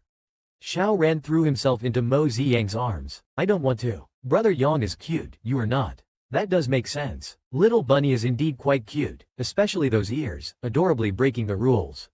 He reached out to Mo Ziyang's bunny ears. I offered you a strawberry pie, and in return, you let me touch your cat ears. Mo Ziyang hurriedly dodged backwards to escape his grasp. Annoyed, he said, I'll spit out your strawberry pie right now and give it back to you. What kind of problem is this? You are my love rival after all. Zhou Shen withdrew his hand. Scared of you now, stingy rabbit. Tanzong finally made a confession to Mo Ziyang. Mo Ziyang received a text message sent by Tanzong. It said that there was an urgent matter and asked him to rush to the rooftop. The tone seemed very urgent. He has a heart condition and didn't dare to delay, so he ran out immediately. Along the way, he held his pounding heart, not knowing what he had encountered, hoping he was fast enough that nothing happened to him.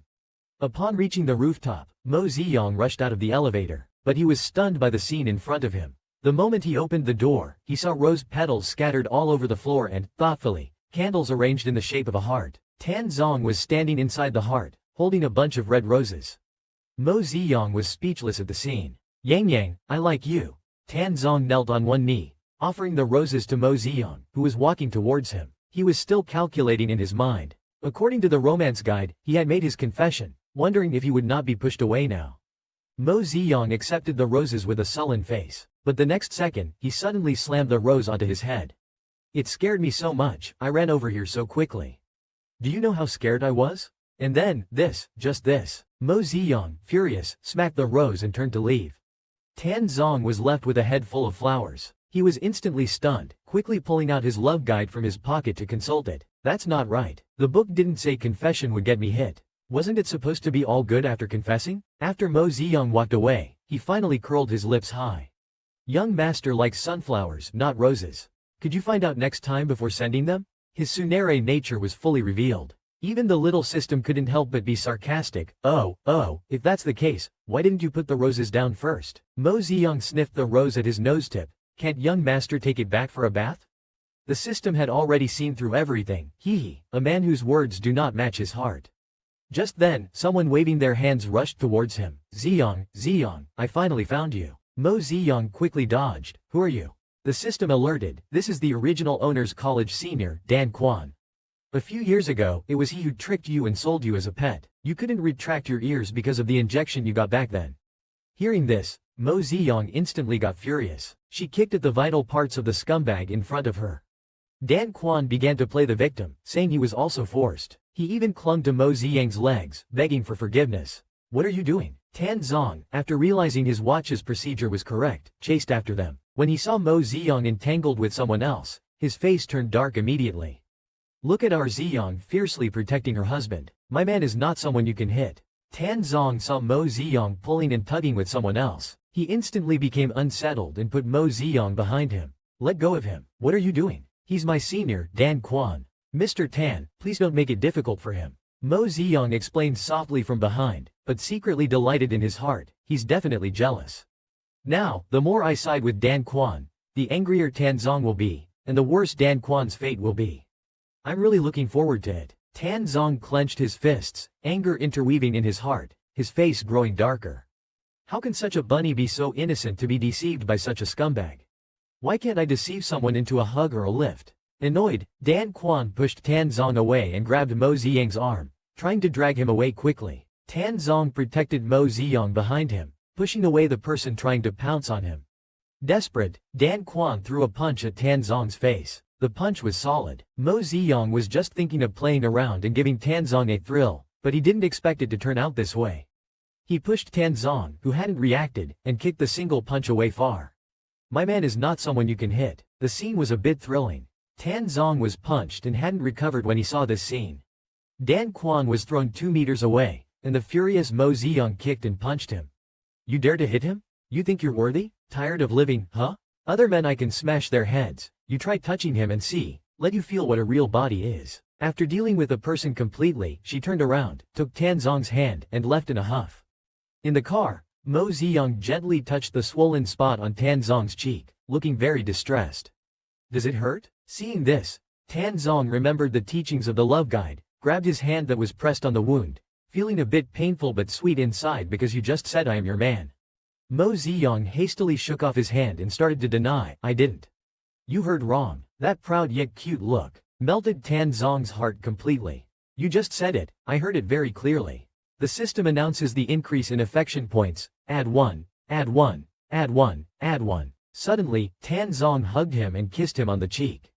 Can I come to see you tonight? Mo Ziyang was very embarrassed. What are you doing? The driver is still here. The driver in the front remained calm on the surface, but was quite looking forward to it inside. Don't mind me. I really want to see you guys get it on. Just do it now. The little system also feels the same, to kiss or to touch the ears. Tan Zong had a moment of soulful doubt. At night, just as Mo Ziyang finished bathing and drying his bare ears, he heard someone knocking on the door. Without thinking, he knew who it was. This damn green tea man. He walked over slowly, opened the door, and saw Tan Zong with a swollen face. He sighed, "Come in, I'll help you apply an egg to your wound." Tan Zong was now affected by that sentence. Tan Zong was energized by the phrase, "I am his man," and he quickly closed the door and even locked it. Today, he must rub those bunny ears. While Mo Ji-young was tending to his wounds, he warned him, "Be careful in the future. I can't always handle those scumbags for you." Tan Zong responded with a nod but didn't take it to heart. Dan Quan is just a normal monkey species. If I hadn't gone easy on him, he wouldn't have been able to hit me. But if taking a punch means hearing Yang Yang say I'm his man, it's worth it, even if I get knocked down. "Yang Yang, can I touch your ears?" Tan Zong looked at the fluffy, pink ears he had been longing to touch. Mo Ji-young stood up and casually tossed an egg to him. "No." Tan Zong caught him by the waist. "Yang Yang, just once, please. Just once." Mo Ji-young got anxious. "No, you promised me you wouldn't touch my ears. Why are you going back on your word now?" Tan Zong was determined to touch the bunny ears today or he wouldn't rest. He pinned Yang down and nudged his shoulder with his head. "Just once, okay." "No." Mo Ji-young still refused, intent on teasing him. Suddenly, several loud thunderclaps sounded outside, but the two inside seemed oblivious. Tan Zong, seeing his reluctance, thought of another tactic. "Do you want to kiss or for me to touch your ears? You choose." But there was no real choice. Mo Ji-young glared at him and was about to speak when a tearful voice came from outside. Brother Yang, where are you?" Mo Ji-young heard Xiao Ran's cries and sat up nervously. "I'll go check on Xiao Ran." Tan Zong blocked him, continuing the question, "Don't avoid it. First answer me. Do you want to kiss or for me to touch your ears?" Outside the door came Xiaoran's knocks and a whimpering voice. Even at a time like this guy was still hung up on the issue. He lifted his foot and directly nudged the person away, causing Xiaoran to cry. Then he casually grabbed a down comforter and covered Tan Zong, who was pitifully sprawled on the floor. "You stay here quietly and don't make a sound." Tan Zong finally managed to poke his head out, only to hear Mo Ziyang's shout from the living room, and quickly retracted his head back to hide. Tan Zong's good moment was unexpectedly interrupted by his little nephew. But how could he let it rest? Watch how Tan Zong handles the little rabbit. As soon as Mo Ziyang opened the door, he saw the little one holding a bunny and standing guard at his door. Xiaoran immediately leapt into Mo Ziyang's arms and began to cry pitifully.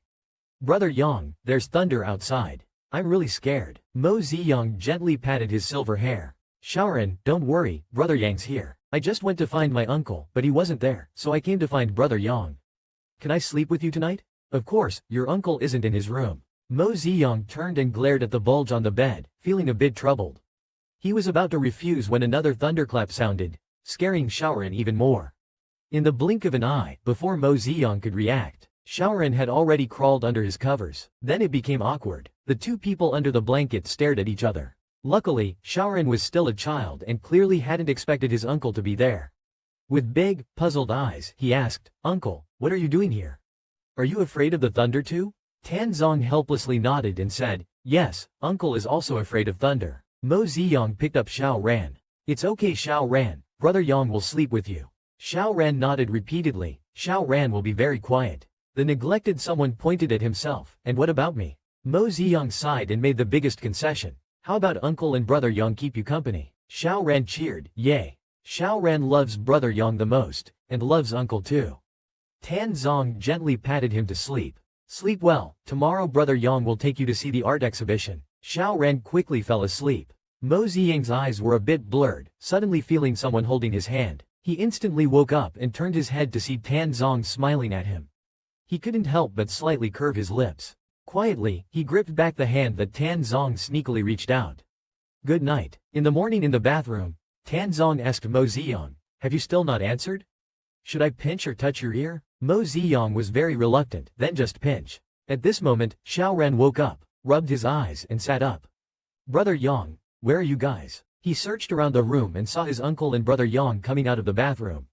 "So you were here?" Xiao Ran looked curiously at Mo Ziyang. "Brother Yang, why are your lips a bit swollen?" Mo Ziyang, feeling guilty, scratched his head. "A mosquito bit me this morning."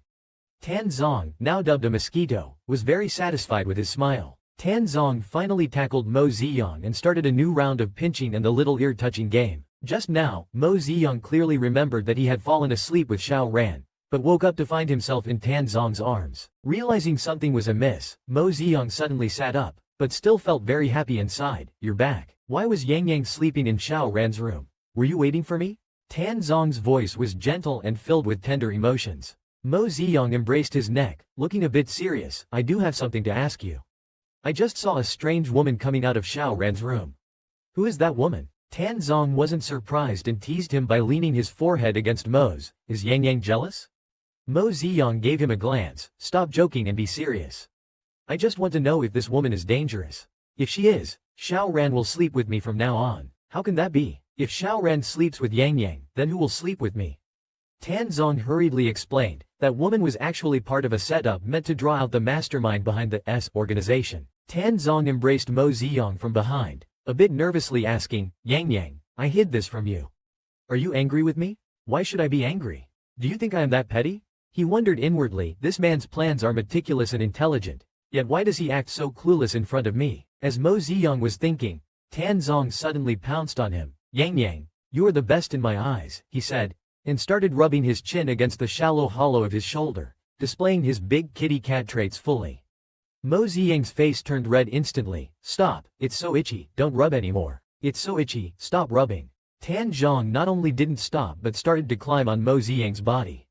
Yang Yang, you smell so good. Mo Ziyang was so startled that his ears perked up instantly. Tan Zong laughed in surprise. Yang Yang, your ears are so red and cute. You stay away from me. Mo Ziyang's words had no force behind them. Instead, Tan Zong grabbed his hands. Should I kiss you quickly or touch your ears? With this move, Mo Ziyang had absolutely no ability to resist and could only obediently make a choice. A quick kiss. Anyway, the ears can't be touched. Tan Zong respected his choice and went straight for a kiss. It's okay, I have all the patience for Yang Yang. Mo Ziyang was a mess from the kiss, finally able to breathe freely. Who would have thought this guy would start unbuttoning him? Even more outrageous questions followed. Do you want the clothes or your ears touched? The little bunny is going to be eaten up completely. Do you want the clothes or your ears touched? Faced with Tan Zong, Mo Ziyang was powerless. Tan Zong became more outrageous, just finished asking about a quick kiss or touching ears, now directly upgrading to whether it's the clothes or touching ears. This is clearly bullying, isn't it? At this moment, Mo Ziyang's watery eyes glared at him, but with no force. Don't you go too far. Tan Zong didn't care, his big hand lingering by his waist, continuing to pursue. Do you want the clothes or your ears touched? I don't want the clothes. Mo Ziyang bit his teeth. Anyway, you can't touch my ears. I won't let you win. Seeing his as if death were trivial expression, Tan Zong couldn't help but laugh out loud. Okay, then we'll do as Yang Yang wishes for the next plot. Just imagine it yourself. Anyway, Tan Zong threatened Mo Ziyang several times in the middle.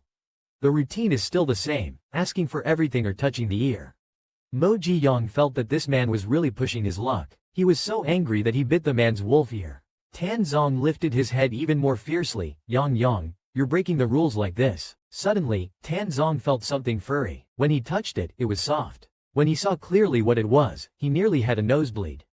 The tail was actually a rabbit's tail. Yang Yang is just too cute. At this moment, Mo Ziyang felt helpless. The next day when Mo Ziyang woke up, he still felt a hand touching his tail. In anger, he couldn't hold back and kicked Tan Zong down.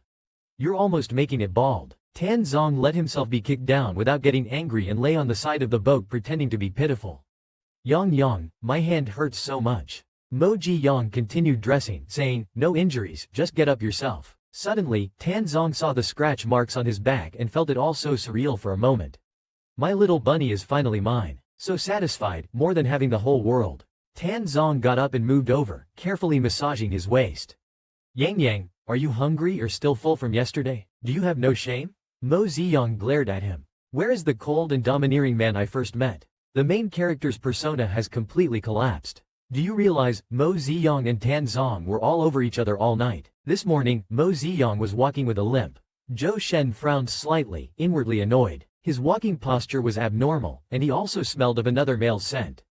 Who managed to get the little bunny so quickly? Could it be him? Sensing Zhou Shen staring at Tan Zong, Mo Ziyang quickly stepped in front of Tan Zong, wrapping Tan Zong's arm. You can forget about other men. Just then, a little chubby hand tugged at Tan Zong's trouser leg. Uncle, are you going out?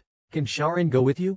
Auntie Chow is coming over this afternoon, and I don't want to play with her. Mo Ziyang sharply caught the mention of Auntie Chow. The little system beside him reminded the host, it's Chow Yin. The malevolent female supporting character is finally making her appearance. In the original story, Chao Yin liked Tan Zong and really didn't get along with Tan Zong's official partner, unlike now, with you being with Tan Zong. The small system laughed gleefully. Hee hee, the host is in trouble now. Mo Ji-young cracked his knuckles and grabbed the small system's head. When have you ever seen your host dad get poisoned? The small system quickly admitted defeat. I was wrong. Xiao Ran was still acting cute under Tan Zong's feet. Uncle, can you take me out with you? I promise to be good and nothing will happen. Tan Zong looked a bit troubled. Mo Ji-young pretended to cough lightly. I'm not feeling well today. How about you and Zhou Shen take Xiao Ran out together? Han Zong originally wanted to take Yang Yang out, but hearing this, he remembered how much he had worn Yang Yang out last night, and he really did look tired. He affectionately patted Mo Ji-yang's head, then rest well at home. Watching Zhou Shen leave with him, Mo Ji-young flashed a mischievous smile. Zhou Shen suddenly felt a chill down his spine, as if he had a bad premonition. Only Mo Ji-young was left in the house. It was still early, the wicked female supporting character would only come in the afternoon. If anything was to happen, it would have to wait until the afternoon. He dashed to the fridge. Finally, no one's here to fight me for the strawberry ice cream. The small system was speechless. Is that cold stuff really that tasty? The small system dropped a bombshell. Something incredible happened when Mo Ji-young and Tan Zong were up to their antics. Just a moment ago, the wicked female supporting character Chao Yin came knocking. Mo Ji-young, aiming to shift the hatred value onto Zhou Shen, hinted that Tan Zong had feelings for Zhou Shen. Chao Yin immediately became interested in Zhou Shen, asking about him and Tan Zong, while Mo Ji-young seized the opportunity to signal wildly for money. Without a second word, Chao Yin took off the emerald earrings she was wearing and threw them to him, saying, "That should feed you for a few years." Mo Ji-young caught the earrings, weighing them in his hand, and realized they were valuable goods, exclaiming how generous she was right off the bat. Mr. Zhou was hired by Mr. Tan to protect the young master. The two of them seemed to be quite close, and Mr. Zhou is particularly handsome. There was one time I came in the morning to clean and saw Mr. Tan coming out of Mr. Zhou's room. System blushing, "Host Dad, are you sure you're not talking about yourself?" After hearing all this from the rabbit, Chao Yin knew she had met her match. She darkened her expression and casually took off the sapphire necklace from her neck and threw it to him. "Keep an eye on Tan Zong and Zhou Shen for me, and report their movements to me all the time.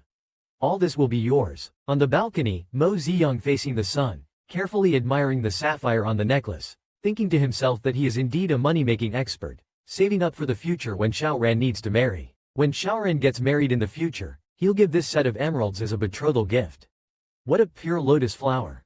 The small system is speechless about the host's shamelessness. "I think you should keep it for your own dowry." Mo Ji-young suddenly recalls something and turns to the small system, asking, "What's Tan Zong's affection value now?" Affection value is 51. The small system suddenly becomes shy. "Last night, when you were doing that, and Tan Zong touched your tail, his affection value rose faster than his blood pressure. I saw you were doing indescribable things, so I turned off the alert tone. It's not like I can announce the affection value while you're at it." Mo Ji-young highly appreciates this behavior, saying you've got some insight. The small system gets annoyed. "I may be just code, but I have my dignity too." Suddenly, someone rushes towards Mo Ji-young. "You're smoking?" The person says this while trying to snatch the cigarette Mo Ji-young is holding. "How can such a well-behaved little rabbit like you smoke?" Mo Ji-young dodges to the right and turns back to see it's Zhou Shen, retorting, "Mind your own business." Zhou Shen recalls that this morning Mo Ji-young was covered in Tan Zong's scent, so he hesitates to ask, "Are you and Tan Zong together now?" "Oh, look who's here to spy." Mo Ji-young boldly admits, "Yes, we've been together since last night." With an arrogant demeanor, you can't compete with a pure lotus flower for a man. It was Mo Ji-young who took the initiative with Tan Zong for the first time. Moreover, he saw the shadow of Yuan Guanyin in Tan Zong's eyes. When Tan Zong returned, he saw his little rabbit enjoying a pleasant talk with another man. His whole heart instantly fell into a jar of jealousy. "What are you doing?" Mo Ji-young shrank back and quickly pulled away from Zhou Shen. "Talking about Xiao Ran again?" Tan Zong squeezed between them, stopping Mo Ji-young, and snorted coldly at Zhou Shen. "What's there to talk about with this stinky cat? And so happily too." Mo Ji-young leaned in his embrace, conveying the message. "See? He is my man." Han Zong blocked Zhou Shen's view of Mo Ji-young and issued an eviction order. "Mr. Zhou, it's getting late. You should go back and rest." Is this man concerned about Zhou Shen? Mo Ji-young felt a sense of crisis.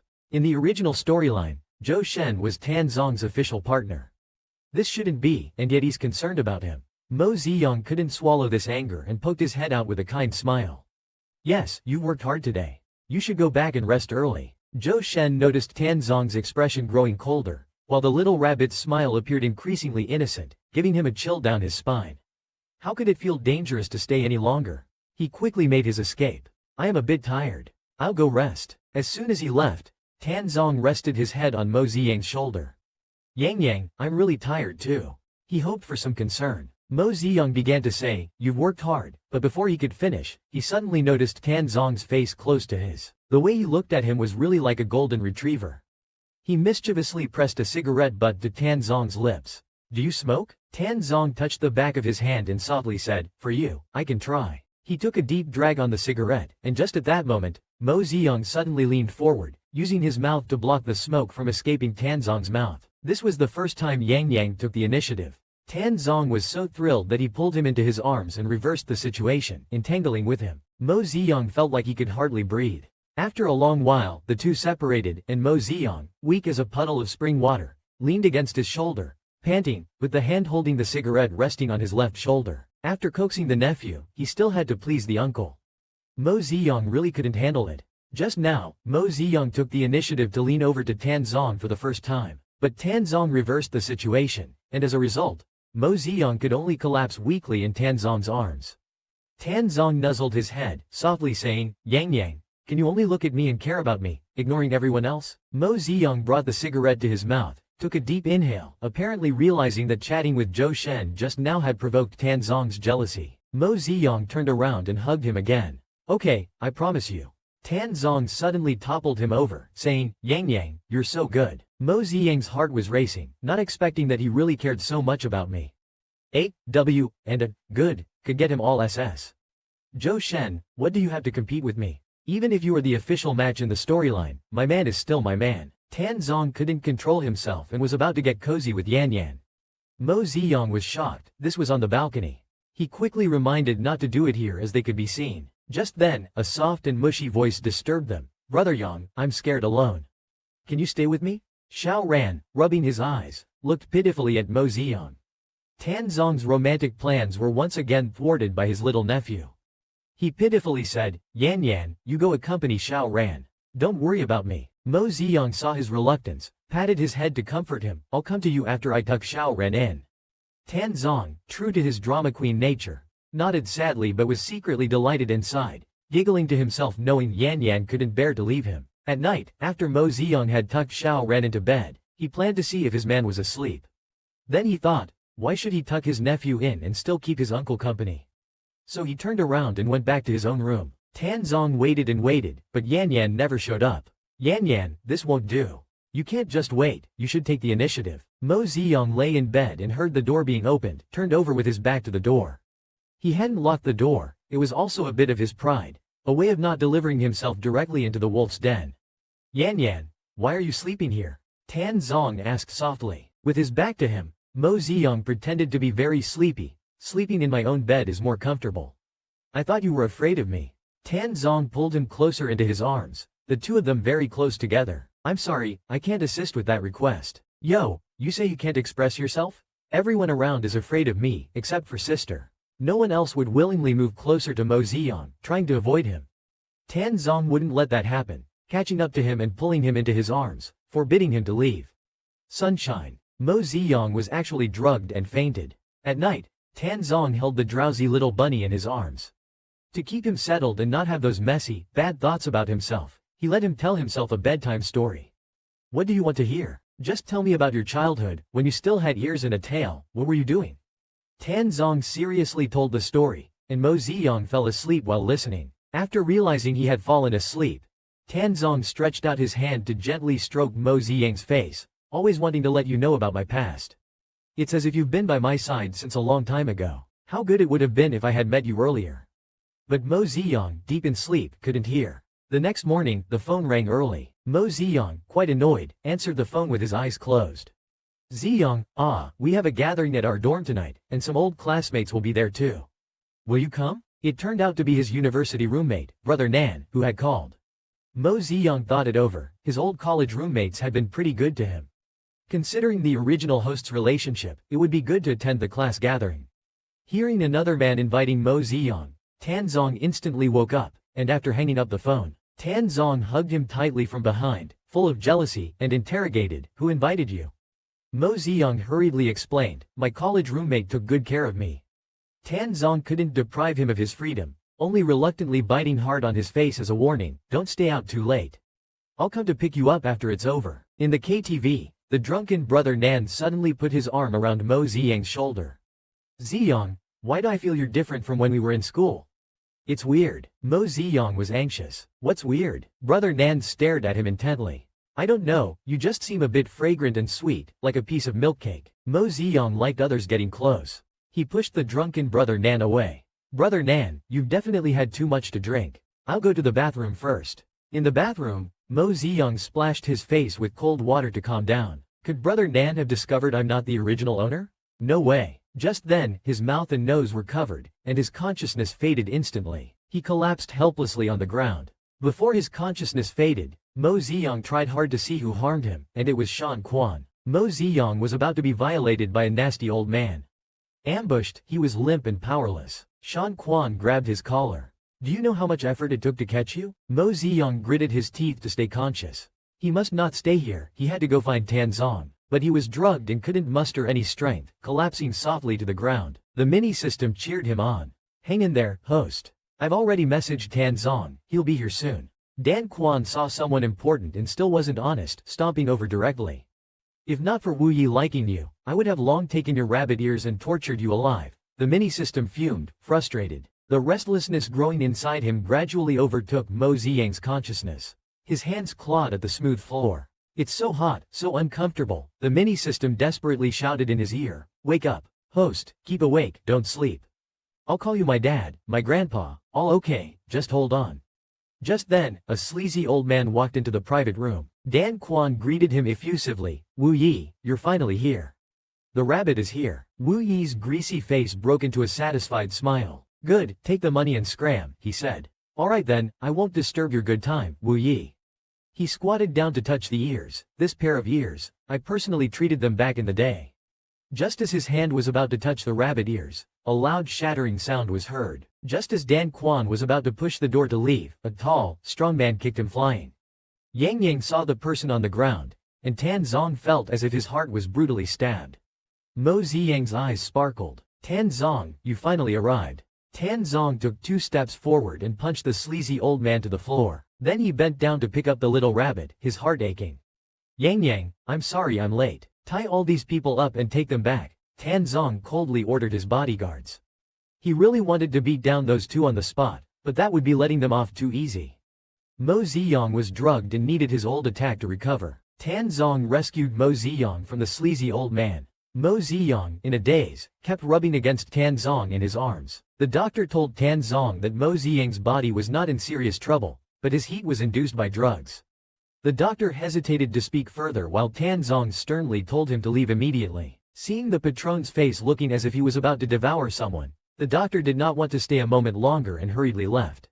Mo Ziyang's body was unusually hot, and he subconsciously grabbed Tan Zong's hand and rubbed it against his cheek, murmuring, "It's so hot, but your hand is cool." Saying this, he pressed his whole body against him, his rabbit tail trembling. "Your body is also cool and comfortable. I want more of the coolness," he said, looking at Tan Zong with a longing expression. Tan Zong cradled his burning face and asked, "Yang Yang, do you know who I am?"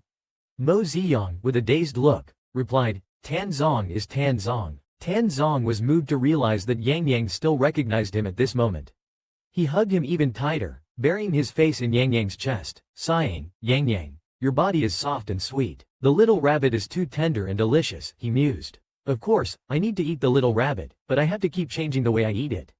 First, I need to peel the rabbit clean to make it easier to eat, then turn it over. At this time, avoid touching the injured area, and make sure not to hurt it further. Otherwise, those who eat the rabbit will feel sorry. Although nature gives, people also need to give back, offering the carrots that rabbits crave. Let the rabbit satisfy its cravings." A rabbit ate carrots all night, and was only left alone when it was too tired to move.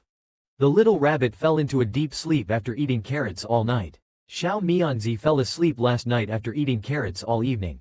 In his dream, he dreamt he was harassed by a creepy old man. Startled, he screamed, "No, no, don't be afraid, Yang Yang, I'm here."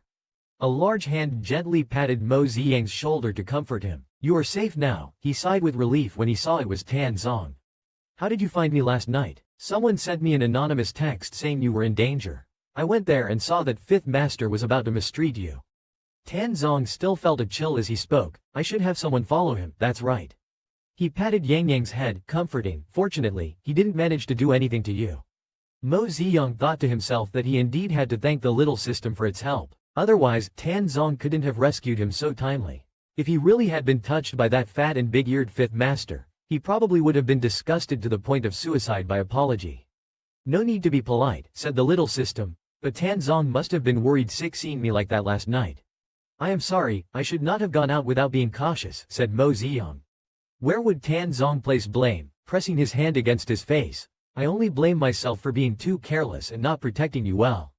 You and Xiao Ran are the ones I need to protect, yet I was negligent. While reaching for the cigarettes on the bedside table, Mo Ziyang angrily said, how could this be your fault? It clearly was those two people who should be punished. He tried to light a cigarette with a lighter but couldn't use his strength because Shan Quan had stomped on his hand the night before. Let me help you. Tan Zong reached out and lit the cigarette for him. He took a deep breath, his heart still heavy. I have never been bullied like this since I started doing tasks. I should have crippled Shan Quan right from the start, lamented Mo Ziyang. The little system fully agreed. Exactly, we have never been humiliated like this. Tan Zong also took a puff from the cigarette in Mo Ziyang's hand, then stopped Mo Ziyang and said softly, I've already captured those two guys. You can deal with them however you want. We've never tolerated this kind of insult. Tan Zong also took a puff from the cigarette in Mo Ziyang's hand. Tan Zong said, pulling up his injured left hand to his lips, you don't know how much I had to restrain myself last night not to kill them on the spot. Mo Ziyang suddenly laughed, saying softly, how could we let those two scumbags die so easily? Tan Zong stole a kiss in his hair. I'll listen to you, everything. Wait until your injury is healed, and you can deal with them as you wish. For now, drink this meat porridge. Open your mouth. Mo Ziyang felt a twitch in his heart, worried that it might be made into minced meat. Thinking of this, he and the little system instantly felt nauseous. Tan Zong was very anxious. What's wrong? Yang Yang, don't you like this porridge? It's not that. This meat porridge isn't made from what I think it is, right? Tan Zong chuckled. What are you thinking about? How could I bear to let you eat another man's meat? He was then reassured. I'm hungry, feed me. Tan Zong felt that it was a pity to only drink porridge at this time. He directly fed himself to him, saying, let's finish the rabbit first, then talk about it. What's so good about porridge? Of course, rabbit meat is more delicious. After being bitten, the little rabbit became especially sensitive, blushing instantly with a light touch and his ears trembling softly. While the two were intimately engaged, a voice from outside the door saying, Brother Yang, directly interrupted the shy couple. Stop it. Mo Ziyang came back to his senses, quickly pushed Tan Zong away, and Xiao Ren hurried over from the doorway. Brother Yang, are you feeling better? Mo Ziyang bent down and lifted Xiao Ren onto the bed. Xiao Ren, be good. Brother Yang is much better now. At this moment, Tan Zong picked up the little guy. Alright, don't bother your brother Yang. He needs to rest. Uncle will play with you. The little one waved his small fingers in protest. No, I want Brother Yang, only Brother Yang. Tan Zong ignored him, leaned down, and kissed Mo Ziyang on the lips, softly saying, I'll be back soon. Xiao Ran, with his big eyes wide open, seemed to understand something. Mo Ziyang's face turned red instantly. This man doesn't know how to restrain himself in front of the child. After taking the child away, Mo Ziyang felt very uncomfortable. Strange, why do I feel a bit hot? Tan Zong took Xiao Ran back to his own room. Uncle, Xiao Ran suddenly leaned in and asked in a very mysterious tone, is Brother Yang my aunt? Hearing this title felt somewhat fresh. Tan Zong, with a mischievous idea, coaxed Xiao Ran, then you try calling him that later. Okay, yay. Xiao Ran was excited. I like Brother Yang too. Two people who like each other, liking each other, how happy. Tan Zong, who was unblinkingly facing his nephew, felt no guilt at the moment. Instead, he thought, if Yang Yang agrees to me, it would be a win. It's all Xiao Ran's random calling, it has nothing to do with me. After sending Xiao Ran back to the room, Tan Zong turned around to find Mo Ziyang, and upon opening the door, he saw the person kneeling on the floor. Mo Ziyang's face was flushed, as soft as a pool of spring water, and he kept saying it hurts. Tan Zong saw this and was greatly shocked. Indeed, a rabbit's estrus period lasts more than just a day or two, and Yang Yang would need him at any time during this period. He squatted down and rolled up Mo Ziyang's pant leg, seeing that Mo Ziyang's knees were red and swollen from the fall. He chided, how did you carelessly fall off the bed? Mo Ziyang took the opportunity to wrap his arms around Tan Zong's neck. It hurts, I can't stand up. I want you to carry me. Tan Zong picked him up. All right, let me carry you. He carefully placed him on the bed. Yang, be good, don't cry. Let me check where else you're hurt. Let me see where else you fell and got hurt. The little bunny's estrus period came early, and he needed his partner at any time. As soon as Tan Zong opened the door, he saw the tempting little bunny collapsed on the floor. He understood that the little bunny was uncontrollably in estrus. Mo Ziyang wrapped his arms around Tan Zong, eyes watery, shyly saying, "It hurts, I can't stand up. I want you to hold me." Tan Zong carried him to the bed. Mo Ziyang lay on his shoulder, a little panicked. Oh no, why am I starting to act coquettishly? But I can't control it. I've changed. What if Tan Zong doesn't like this whimpering me? Facing such a Mo Ziyang, Tan Zong was overjoyed in his heart. Coquettish Yang is so cute. Yang, be good, don't cry. Let me check if there's anywhere else you got hurt. As he spoke, he began to touch Mo Ziyang all over. He pinched Mo Ziyang's waist. Does it hurt here? Before Mo Ziyang could answer, no, his hand had already moved straight to the rabbit's tail. How about here? Does it hurt? Mo Ziyang was so teased that he became weak and limp. The rabbit's ears kept twitching lightly.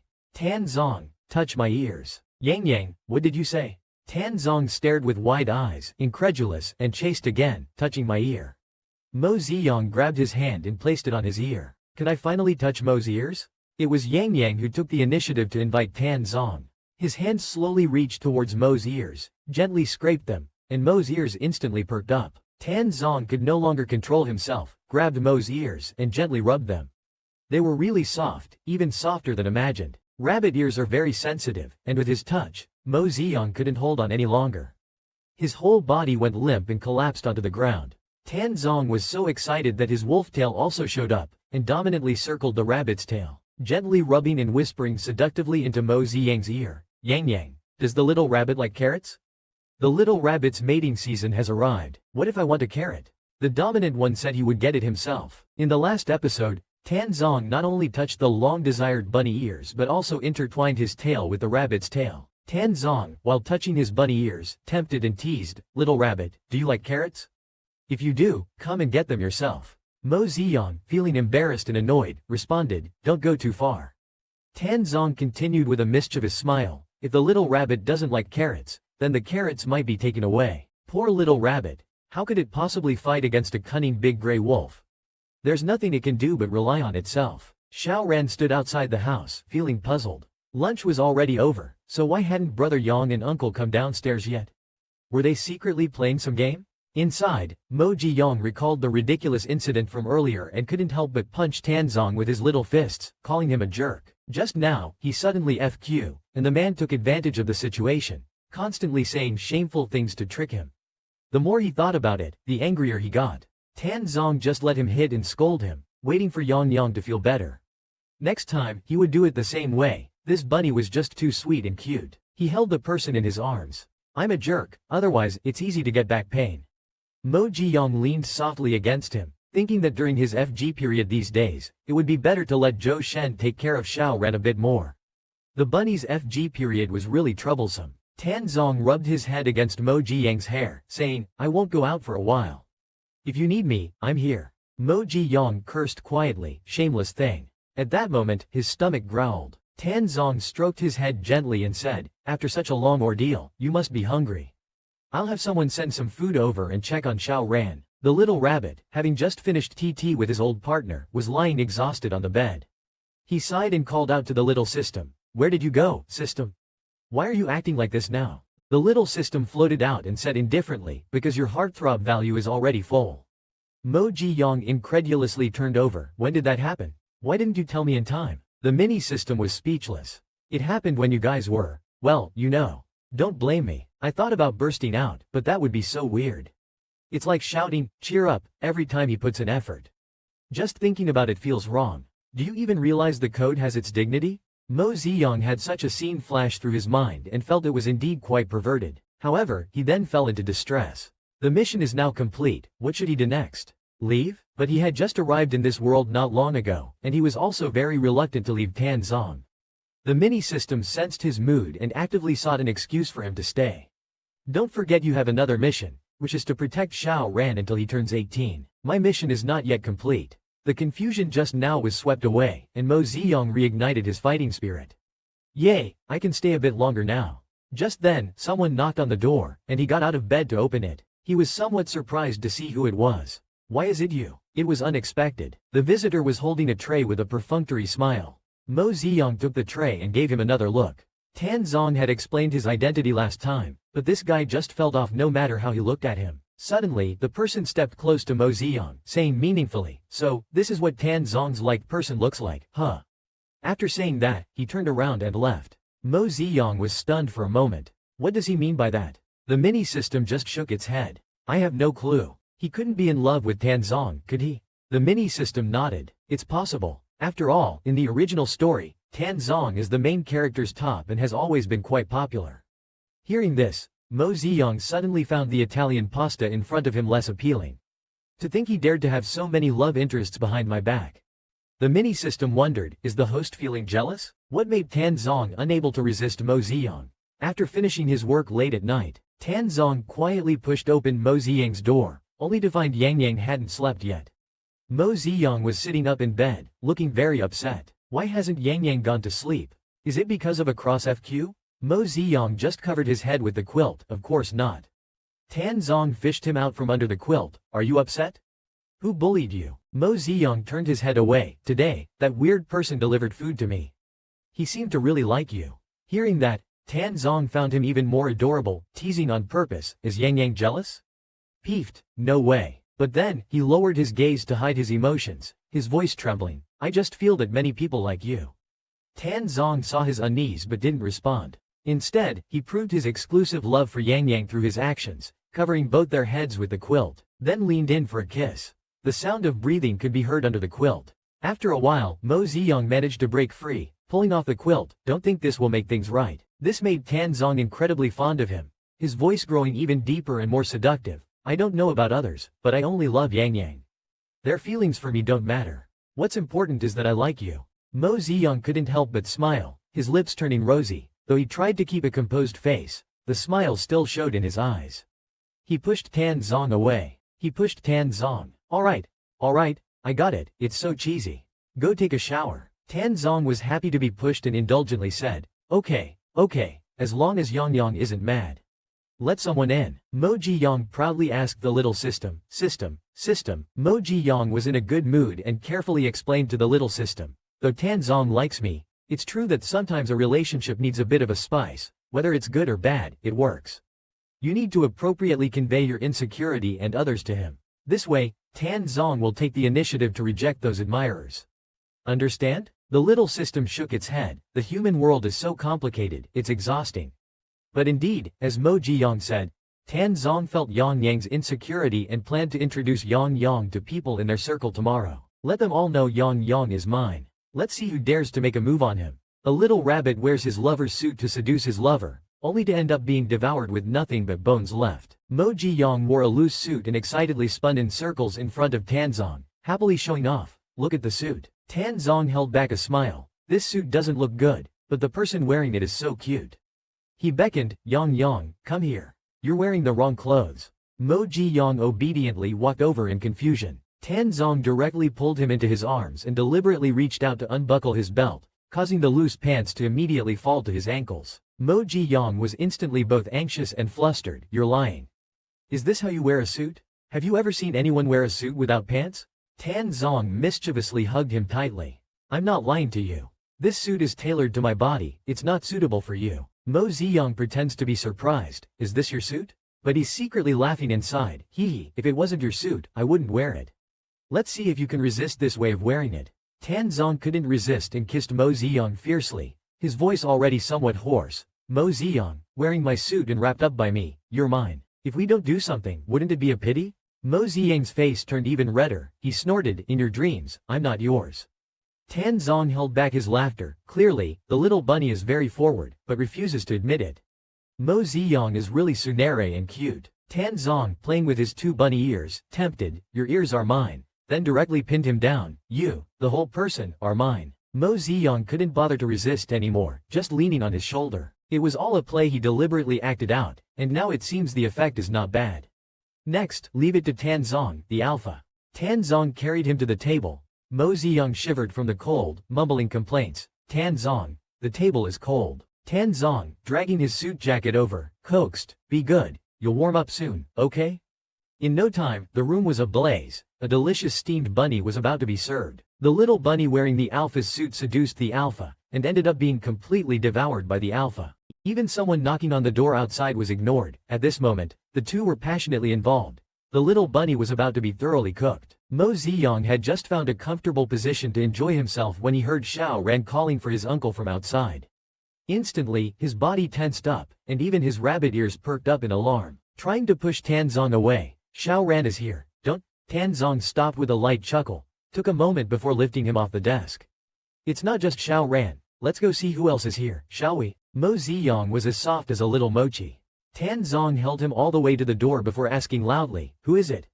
"It's me and Xiao Ran," Zhou Shen's voice. "Is Uncle Yang, Brother Yang inside?" "I can't find him," Xiao Ran also spoke. Tan Zong, holding Mo Ziyang against the door, replied, "He's not here, you should look somewhere else." His voice was a bit unusual, husky and sexy. "Okay, Mr. Tan, then I'll take Xiao Ran and leave first." Zhou Shen was about to leave with Xiao Ran when suddenly he heard some strange noises from the room. Suddenly, Zhou Shen had a bold guess. If the bunny is inside, are he and Mr. Tan? Thinking this, Zhou Shen felt a bit jealous. Now Mr. Tan can touch the bunny's ears. Hearing the fading footsteps, Mo Ziyang finally let out a sigh of relief. Finally gone. It would have been too embarrassing to be found. Tan Zong suddenly leaned in and asked in a low voice, "Yang Yang, do you like Zhou Shen or me? Why didn't you make a sound just now? Then Zhou Shen would know you're mine." It turns out this man was purposely tormenting him. Mo Ziyang was truly frustrated. "Shouldn't I be the one asking you this? Do you like Zhou Shen or me?" Tan Zong's answer satisfied Mo Ziyang greatly. "Yang Yang, I only like you, love you the most. I wish I could give you my heart." Mo Ziyang felt sweetness in his heart, his hands tightly clutching his shirt, unable to utter a sound, letting him do as he wished. Zhou Shen actually broke up with Mo Ziyang, leaving Mo Ziyang completely stunned. "Brother, we've got a clash of schedules." While Little Rabbit was getting cozy with Tan Zong told Mo Ziyang that he would take him to the Chow's residence in a few days. Hearing this, Mo Ziyang, nestled in his arms, twitched his ears and suddenly sat up straight. "What?" He began to act coquettishly around Tan Zong's neck. "Can we not go?" Tan Zong kissed him on the face. "It's just a birthday party. For Xiao Ran's future, it's not worth offending the Chow family. But if Yang Yang really doesn't want to go, then we won't. I won't force you. But are you sure you want only me and Xiao Ran to go?" Mo Ziyang found himself in a dilemma. If he went and stood by Tan Zong, he would definitely attract all the attention, and Chao Yin might realize what he had been up to. But if he didn't go, he couldn't carry out his plan.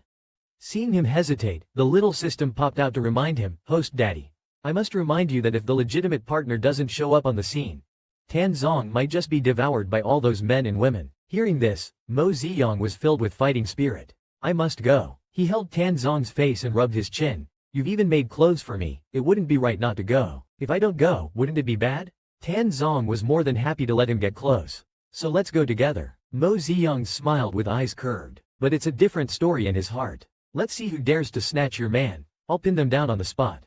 The two continued to fool around all night long. The next morning, Mo Ziyang sneakily took an ice cream, but before taking a bite, he ran into Zhou Shen in the living room. "Stop, I have a question for you." Zhou Shen's expression made Mo Ziyang feel a bit puzzled.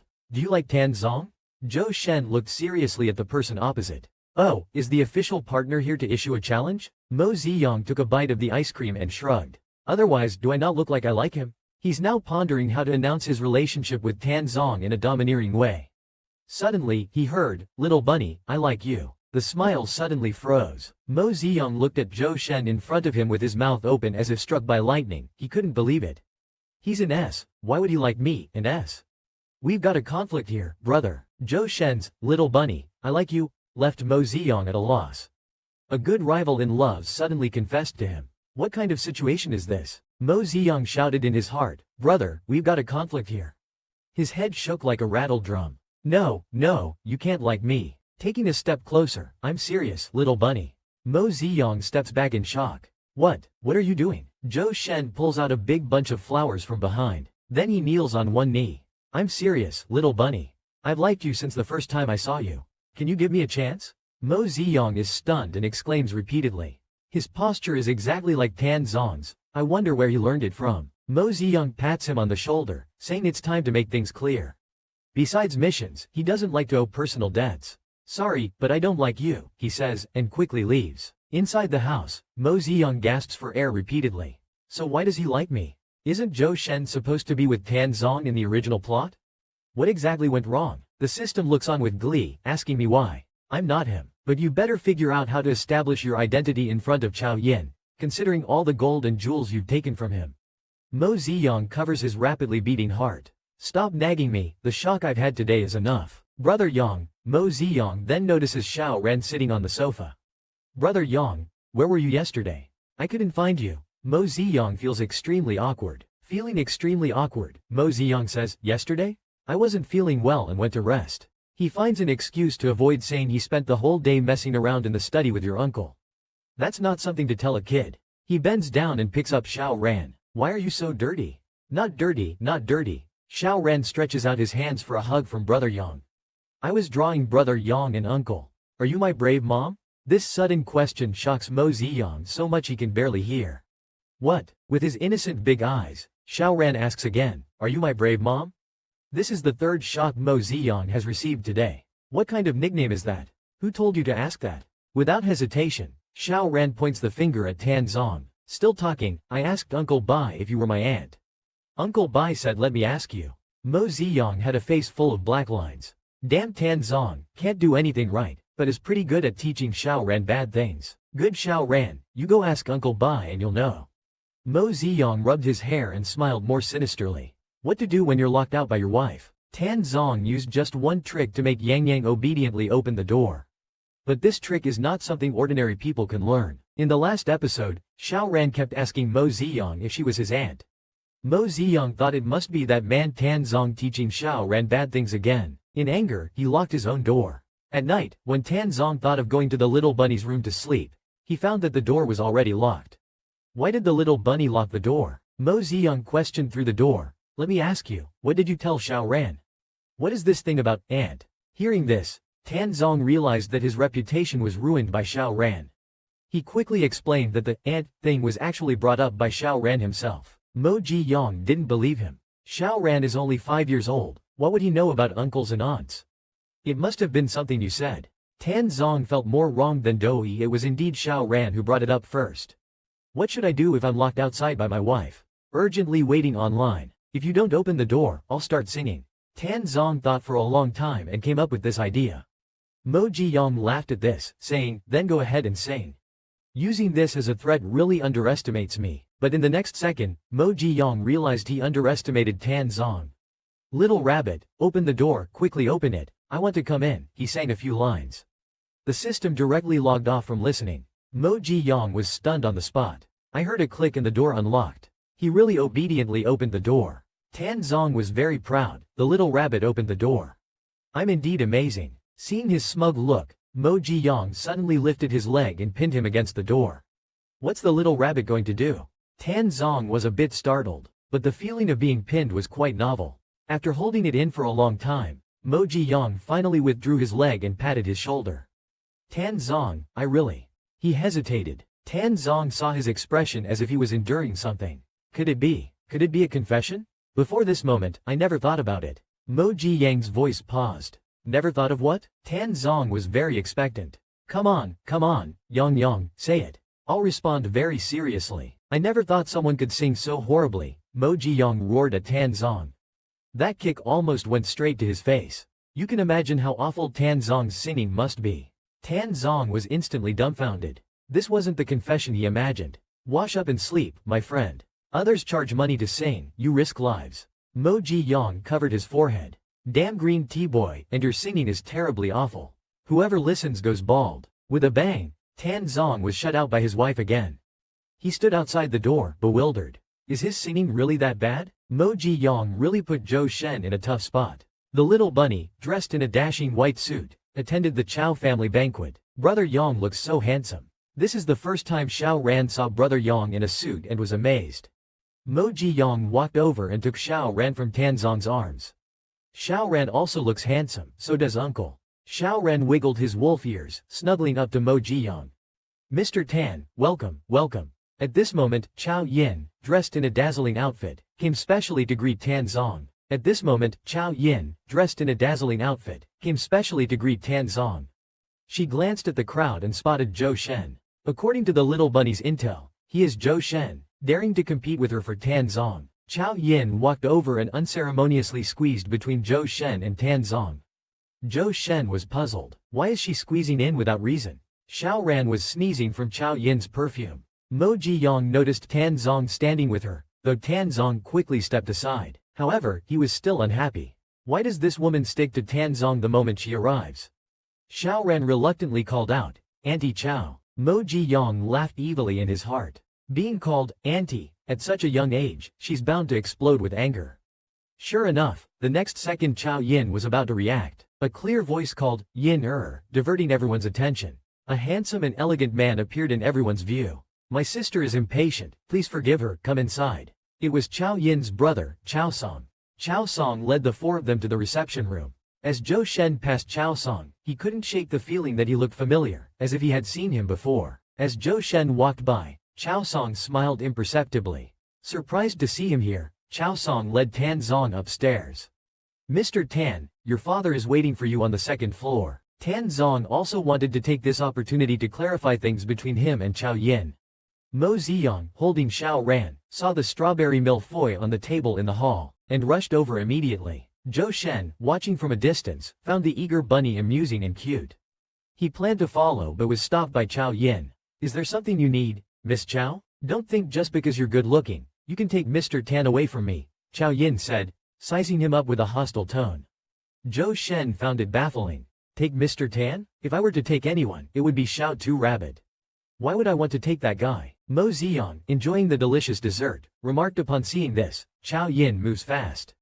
The system felt injustice for Zhou Shen. Zhou Shen is really pitiable, an innocent victim. In front of the villainous female character, Tan Zong kissed Mo Ziyang. Just then, Xiao Ran suddenly said he had a stomach ache and wanted to go to the bathroom. Mo Ziyang took Xiao Ran to the bathroom, only to find many footprints there, all from the same person. He immediately became alert. This person has been lingering in the bathroom for so long, there must be something wrong. Xiao Ran, be good and keep quiet.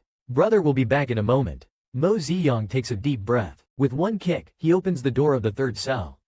The person inside is instantly dumbfounded. Who are you? Holding a knife, Mo Ziyang gives himself a name with a smirk, Wozni Dai. Then, with a swift move, he knocks down the person. The mini-system is shocked. Wozni Dai, I am your host father. I seem to like being a father to others more and more. Tan Zong hears the noise and rushes over. Yang Yang, are you alright? Mo Ziyang hands Xiao Ran to Tan Zong. I'm fine. We'll talk when we get back. Tan Zong is still frightened and kisses Mo Ziyang on the lips, saying, stop messing around in someone else's house. Mo Ziyang quickly pushes him away. Chao Yin rubs her eyes hard, thinking she's seeing things. Isn't that rabbit Tan's servant? How could Tan kiss him? By now, even the slow-reacting Chao Yin realizes she's been deceived all along by the rabbit. Listening to the sound of high heels, Mo Ziyang sighs, knowing a tough fight is coming. How dare you deceive me? Chao Yin charges forward, aiming to slap Mo Ziyang, but her hand is caught midair. Tan Zong grabbed her wrist, filled with anger. Who do you think you are to hit him? Mr. Tan, do you know what this liar did? He's just scum. Chao Song hurried over to stop Chao Yin. Yinner, don't make trouble. Brother, he clearly deceived me. Why is everyone siding with him? Chao Yin was so aggrieved that tears were about to fall. Seeing someone cry, Mo Ziyang sniffed in defiance, her eyes also moistening. I'm sorry, but I didn't mean to. I was just afraid that Mr. Tan would be taken away by you. Mo Ziyang bowed to Chao Yin in apology, crying pitifully. I have no background, I'm not as pretty as Miss Chao.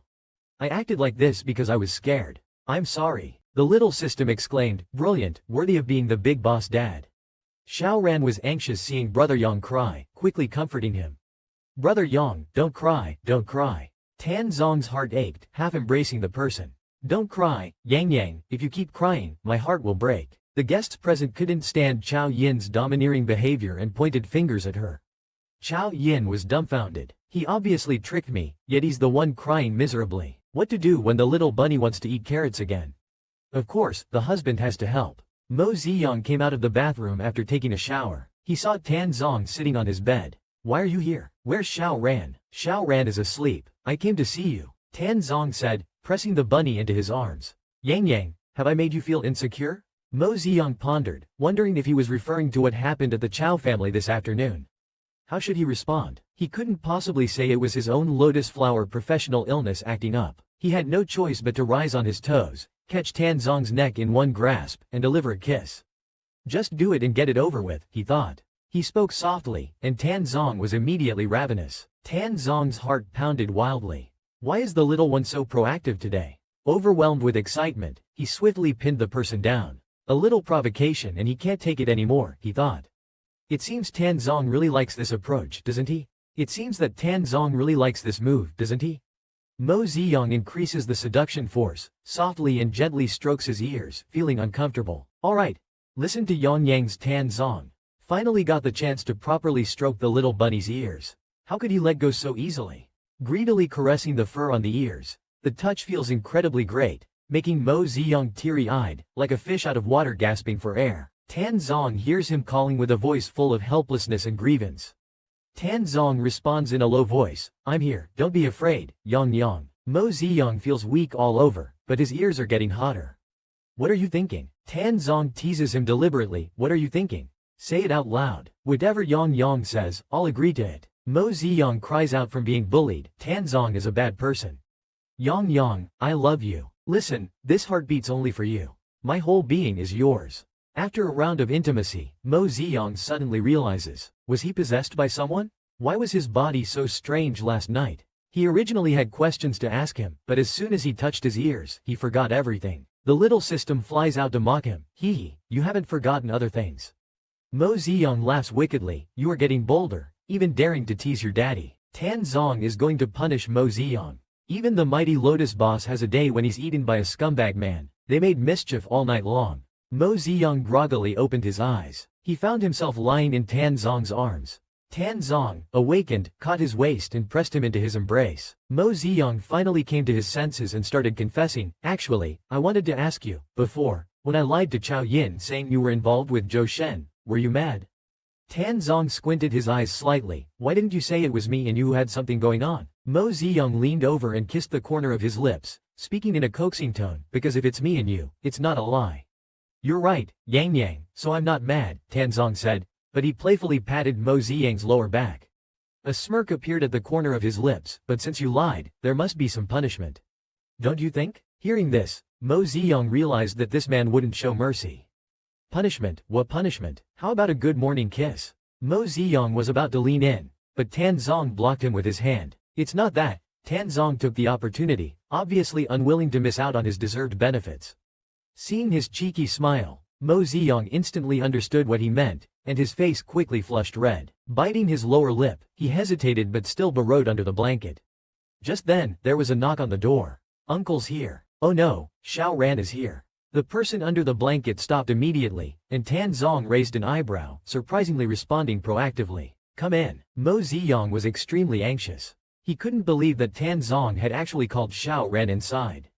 Xiao Ran ran in with his short little legs. Uncle, where's Brother Yang? He seems really busy lately, I can't find him. Xiao Ran dashed to the bedside, about to climb onto the bed. Tan Zong quickly stopped him. If Xiao Ran got on the bed, he'd definitely find Yang Yang. Your brother Yang went to have breakfast. Do you want to go have breakfast too? When he comes back, I'll have him find you. Xiao Ran cheered happily, but at that moment, there was a coughing sound from under the blanket. Xiao Ran widened his big eyes. Uncle, I think I heard Brother Yang coughing. Tan Zong immediately covered it up by coughing himself. Cough, cough, cough. You heard wrong. That was me, he said while gently pushing Xiao Ran's back.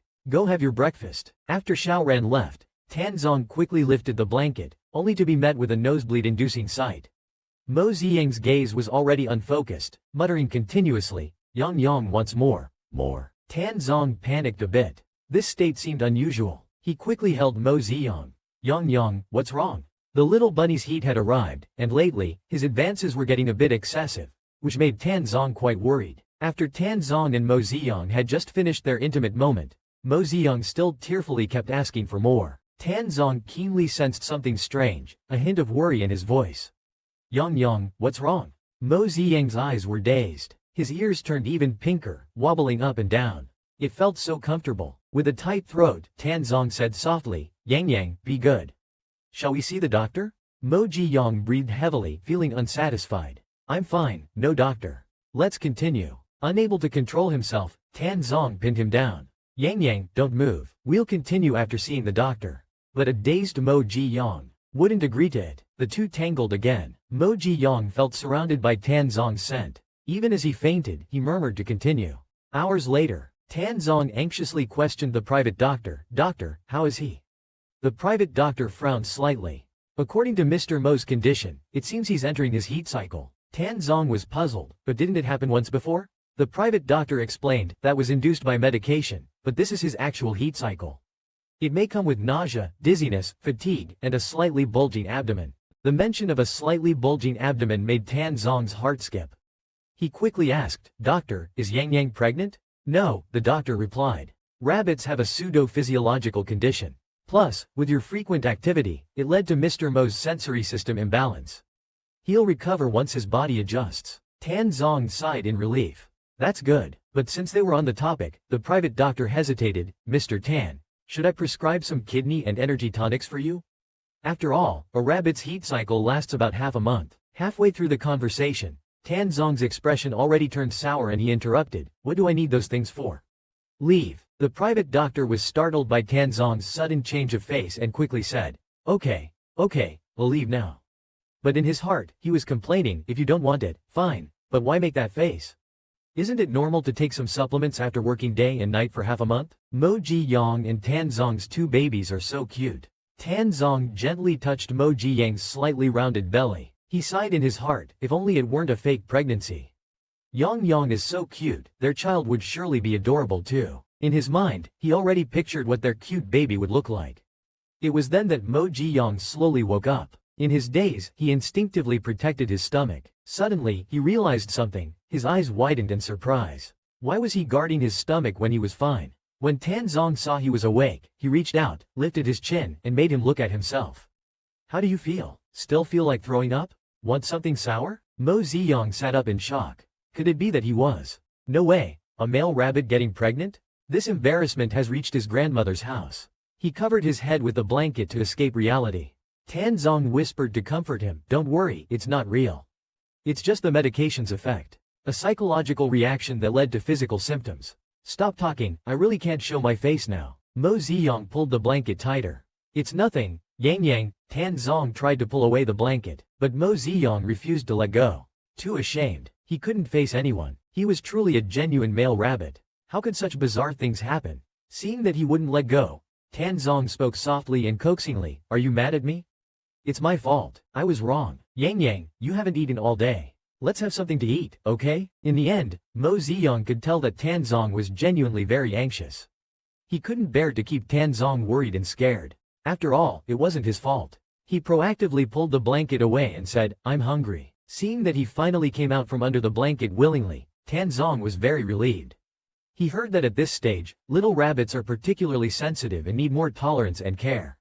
I just had someone simmer carrot and lean meat porridge. Come on, get up and have some. Mo Ji-young lazily propped himself up. For me, good. I'll feed you. Tan Zong carried over the porridge to feed him. The little rabbit's false pregnancy stage had arrived, showing bizarre symptoms and behaviors. He had Tan Zong feed him porridge himself, but after a few sips, he suddenly realized, oh no, how did I become so pretentious? Tan Zong won't start getting annoyed with me, will he? He immediately turned his head away and waved his hand, refusing to eat. What's wrong? Is it a reaction from the false pregnancy? Feeling nauseous? Seeing that he only ate a little, Tan Zong was a bit worried. Yang used to be able to eat 4 bowls of rice, why only a little today? Mo Ji-young blushed and ignored him. Can you not mention this? It's too embarrassing. He simply buried his head under the quilt, ignoring everything. Yang, please tell me if you feel uncomfortable, okay? Tan Zong put the bowl aside, climbed onto the bed, and started comforting him. He hugged the little rabbit through the quilt, saying, I feel so heartbroken seeing you like this. This person is so annoying. Mo Ji-young lifted the quilt off his head but saw Tan Zong's eyes dim. Mo Ji-young also felt a bit heartbroken. He seemed genuinely worried about him. Yang, if you're unhappy, you can scold me or even hit me. Tan Zong said as he held his wrist, pretending to make him hit himself. How could Mo Ji-young bear to do that? Tan Zong brought his hand to his lips and comforted him, saying, Yang, you can vent any emotions to me. If you're uncomfortable, tell me. I'm afraid I'm not attentive enough, and I'm scared that I won't notice if you get upset, which is bad for your health. This damn man's way of comforting is really something. The little bitterness in Mo Jiyang's heart disappeared instantly. He wrapped his arms around Tan Zong's neck as Tan Zong reassured him, in the next few days, Zhou Shen will accompany Xiao Ran. You just focus on recovering, don't worry about anything else. Mo Jiyang yawned and replied perfunctorily, got it, I'm sleepy. Tan Zong helped cover him with the quilt, kissed his forehead, and said, get some good rest, I'll come back to check on you later. He slept until the evening, opened his eyes, didn't see Tan Zong, but saw the little system, which sighed and said, what a pity. I thought there was really a little host. I can't conjure up a little system to accompany him. By the way, should we get some medicine for Tan Zong? Mo Ziyang said angrily, Pa, have you no shame? Just then, Mo Ziyang felt hot all over, and 2 blushes quickly rose on his cheeks. His beautiful eyes were misty, and his ears turned red. It was obvious he was in heat again, the little rabbit unexpectedly in heat. Facing his sleeping partner, he could only take care of himself. Mo Ziyang groaned, grabbing the collar of his clothes, as a strange sensation surged inside him. For some reason, he desperately wanted to see Tan Zong, wanted to see him. But when he got to the study, he found Tan Zong asleep. Mo Ziyang's legs were weak as he collapsed to the ground. How was he supposed to deal with this rabbit body's instincts? He couldn't just wake Tan Zong up, that would be too embarrassing. He vowed never to wear into this animal world again. The heat phase was too hard. Thinking about whether to relieve himself, he suddenly felt it was too shameful. No, I absolutely can't do that, it's too perverted. But it's really uncomfortable, I simply can't bear it. His hand unconsciously reached over. It shouldn't get noticed, right? Suddenly, there was a soft click, and Tan Zong's eyes opened instantly. Yang, what are you doing? Mo Ziyang knelt on the ground, his tearful eyes filled with urgency and longing as he looked at him. I didn't mean to. Tan Zong's voice was hoarse. Yang, you're provoking me. I originally thought that given your current situation, I wouldn't bully you. But you've come to me over and over again, and now you're even sneaking around. Looks like I haven't fed you enough, huh? Tan Zong bit down on his bunny ear. Mo Ziyang moaned softly, Tan Zong. Tan Zong murmured, pain helps you remember, and then started toying with his soft, pink bunny tail. You can imagine the rest of the scene yourself. Afterward, Mo Ziyang curled up entirely in his embrace. With his index finger pressed against his lips, he said, you go out first. But Tan Zong wouldn't go, and instead teased, Yang, are you shy? Shy your ass, Mo Ziyang retorted. Mo Ziyang rested his head on Tan Zong's shoulder, lazily yawning. By the way, where is Xiao Ran? Tan Zong pulled the blanket up for him. Zhou Shen is keeping Xiao Ran company, don't worry. Mo Ziyang suddenly clung to his neck. Oh, let me tell you something. Promise you won't get mad, okay? Tan Zong retorted, are you trying to say Zhou Shen likes you? Mo Ziyang was quite surprised, how do you know? He pulled the person closer into his arms, but I can also tell you don't like him. Mo Ziyang scoffed, of course I know you can tell. Isn't it necessary to mention it to give you a sense of crisis? Tan Zong replied, indeed, I did feel a bit of a crisis. His gaze started to become sharper. A black cat dares to covet my little bunny? HMPH. Once the organization's matter is settled, let's see how you plan to cling to Yang. Zhou Shen is actually planning to take Mo Jiyang away from Tan Zong. Just now, he saw Xiao Ran drawing rabbits again. She has been drawing rabbits all day. He propped his chin, wondering what Brother Yang is doing recently. But Uncle should know. As Xiao Ran spoke, she sat on the chair trying to reach for a marker, but her arms were too short to reach it. Whenever I look for Brother Yang, Uncle is always nearby. It would be nice if Uncle could marry Brother Yang. Your uncle is going to marry Miss Chow. How could he marry a little rabbit? Business marriages are like this. Zhou Shen heartlessly commented, feeling pity for the little rabbit. But little did he know, when Xiao Ran heard this, she suddenly threw down her pen, slammed the table, jumped off the chair, and was about to find Brother Yang. You're lying. My uncle would never marry that lady. Zhou Shen stood there puzzled. Why did she suddenly start crying?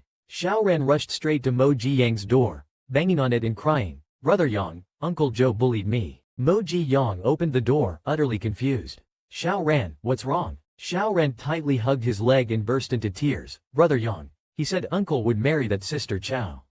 I don't want Sister Chow, I want Brother Yang. Mo Jiyang picked Xiao Ran up, gently comforting her. Xiao Ran, be good, don't cry. He's lying. At this moment, Zhou Shen followed as well. Mo Jiyang shot him a fierce glare and comforted Xiao Ran. If your daddy dares to marry Chow Yin, I'll break his legs first. Zhou Shen shrugged and said without hiding, I'm telling the truth. Chow Yin intends to marry Tan Zong, and Tan Zong needs the support from the Chow family.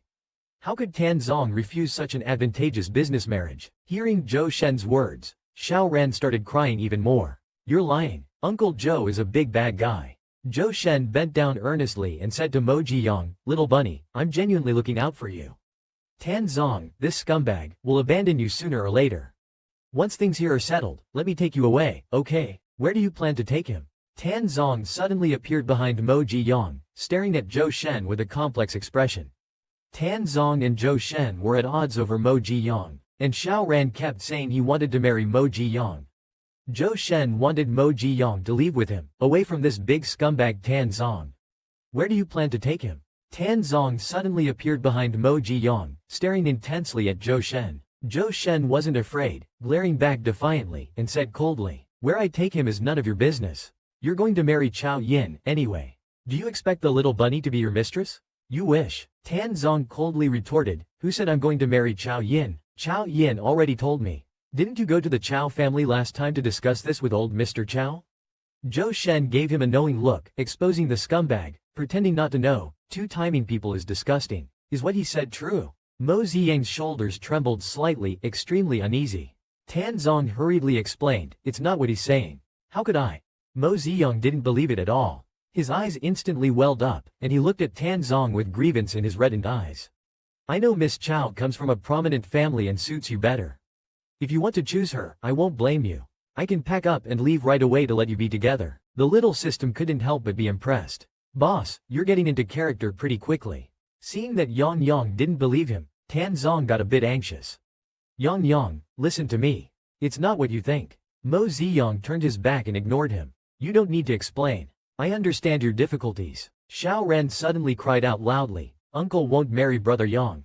Everyone was stunned. Tan Zong knocked on Xiao Ran's head. What are you thinking? So young and already having such strange ideas. Mo Ziyang quickly shielded Xiao Ran in his arms, glaring at Tan Zong. What are you doing? Don't hit the child. Just teaching him a lesson. After all, the correct values must be instilled from a young age. Tan Zong laughed wickedly. Trying to take my wife? I'll sweep away anyone, no matter who they are. Xiao Ran cried loudly. Wah, scary uncle. The little system was enjoying the show. Oh wow, the host is really strong. Not only is there the main character, but even Xiao Ran has such great ambitions. Tan Zong's rivals are really numerous. In the end, even his little nephew became a rival. Facing Mo Ziyang's distrust, Tan Zong seriously pressed Mo Ziyang's shoulders and earnestly confessed, Yang Yang, I've already made it clear to the Chao family's old man. I want to be with you. As he spoke, he raised his hand to take an oath. I, Tan Zong, swear to the heavens that I will never marry Chao Yin, nor will I ever fail Mo Ziyang.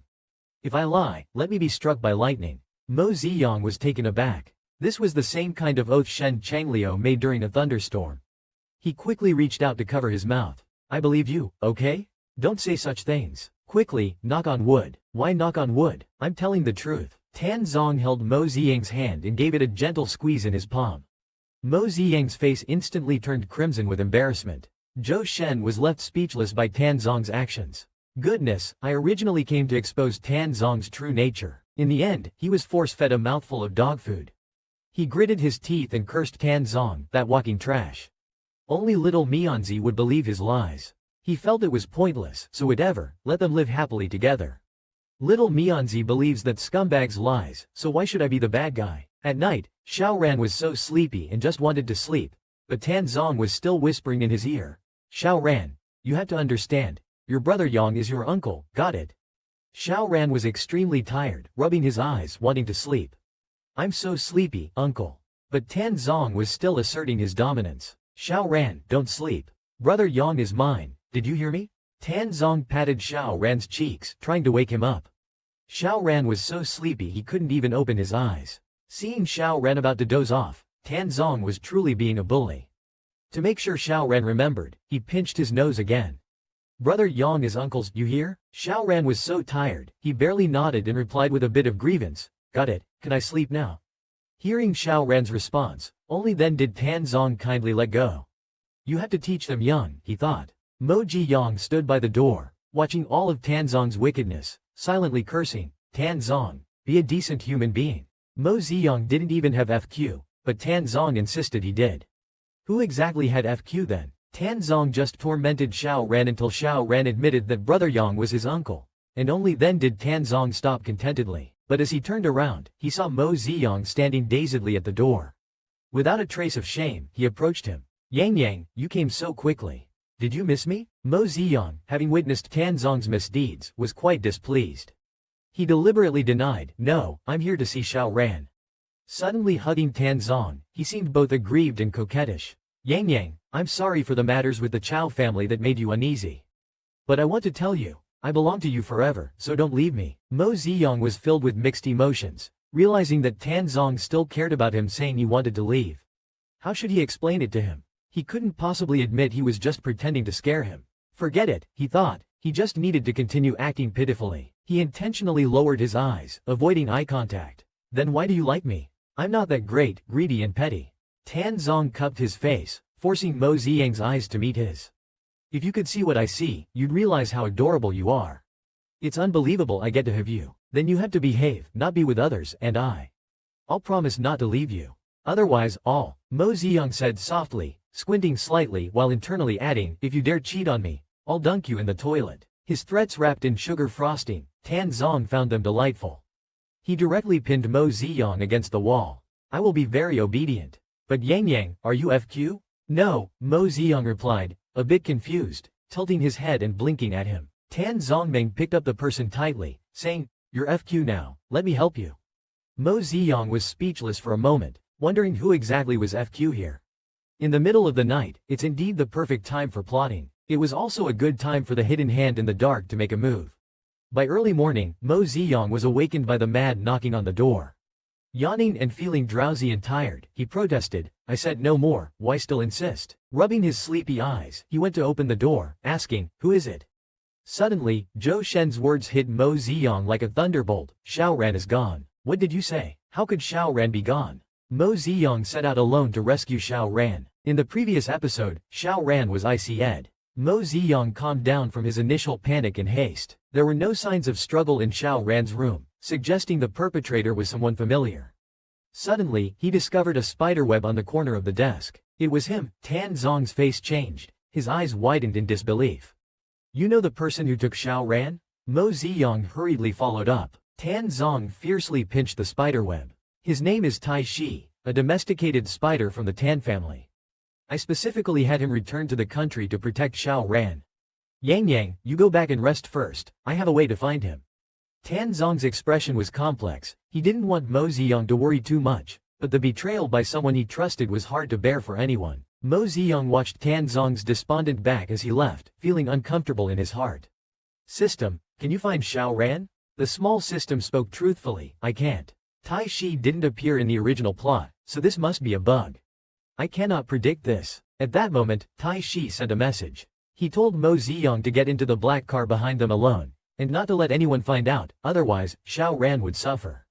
Mo Ziyang suddenly understood. Tai Shi was targeting him. The small system was worried. What should we do? Should we notify Tan Zong? If I go alone, isn't that too foolish? System, notify Tan Zong and Zhou Shen for me.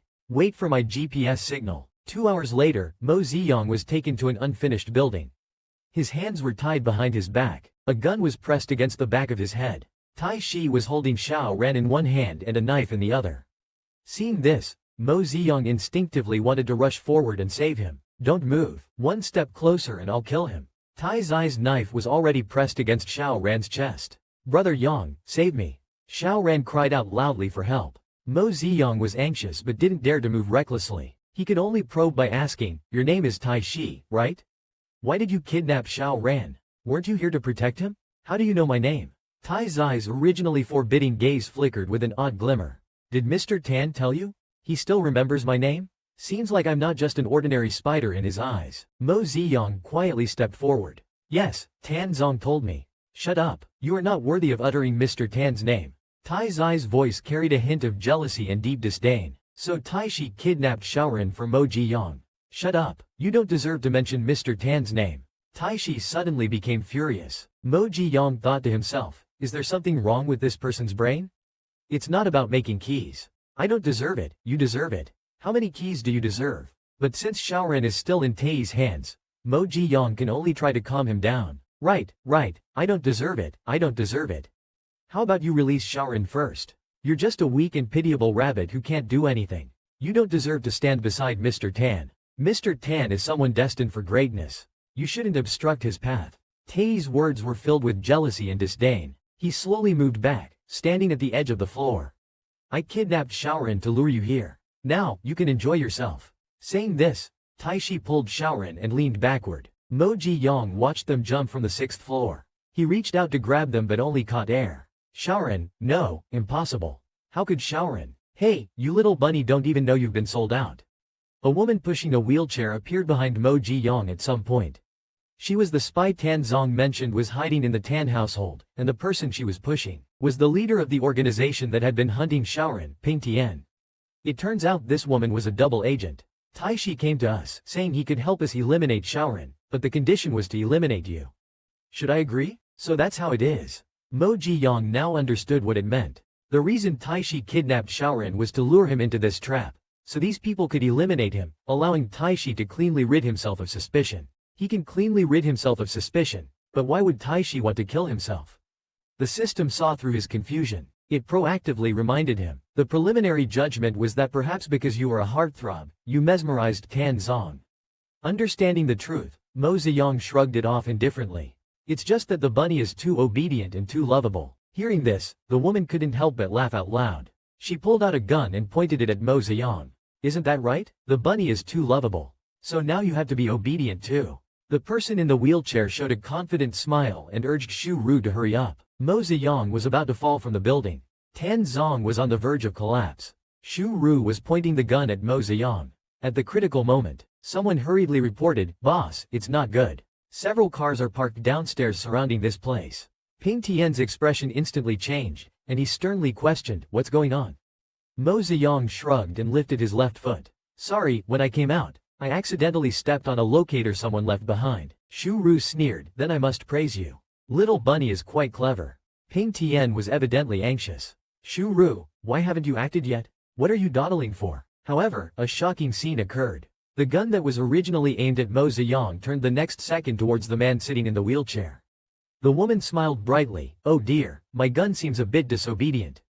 Master, you won't blame me, will you?" Xu Ru. Ping Tian's face changed facing the dark muzzle. His expression turned cold.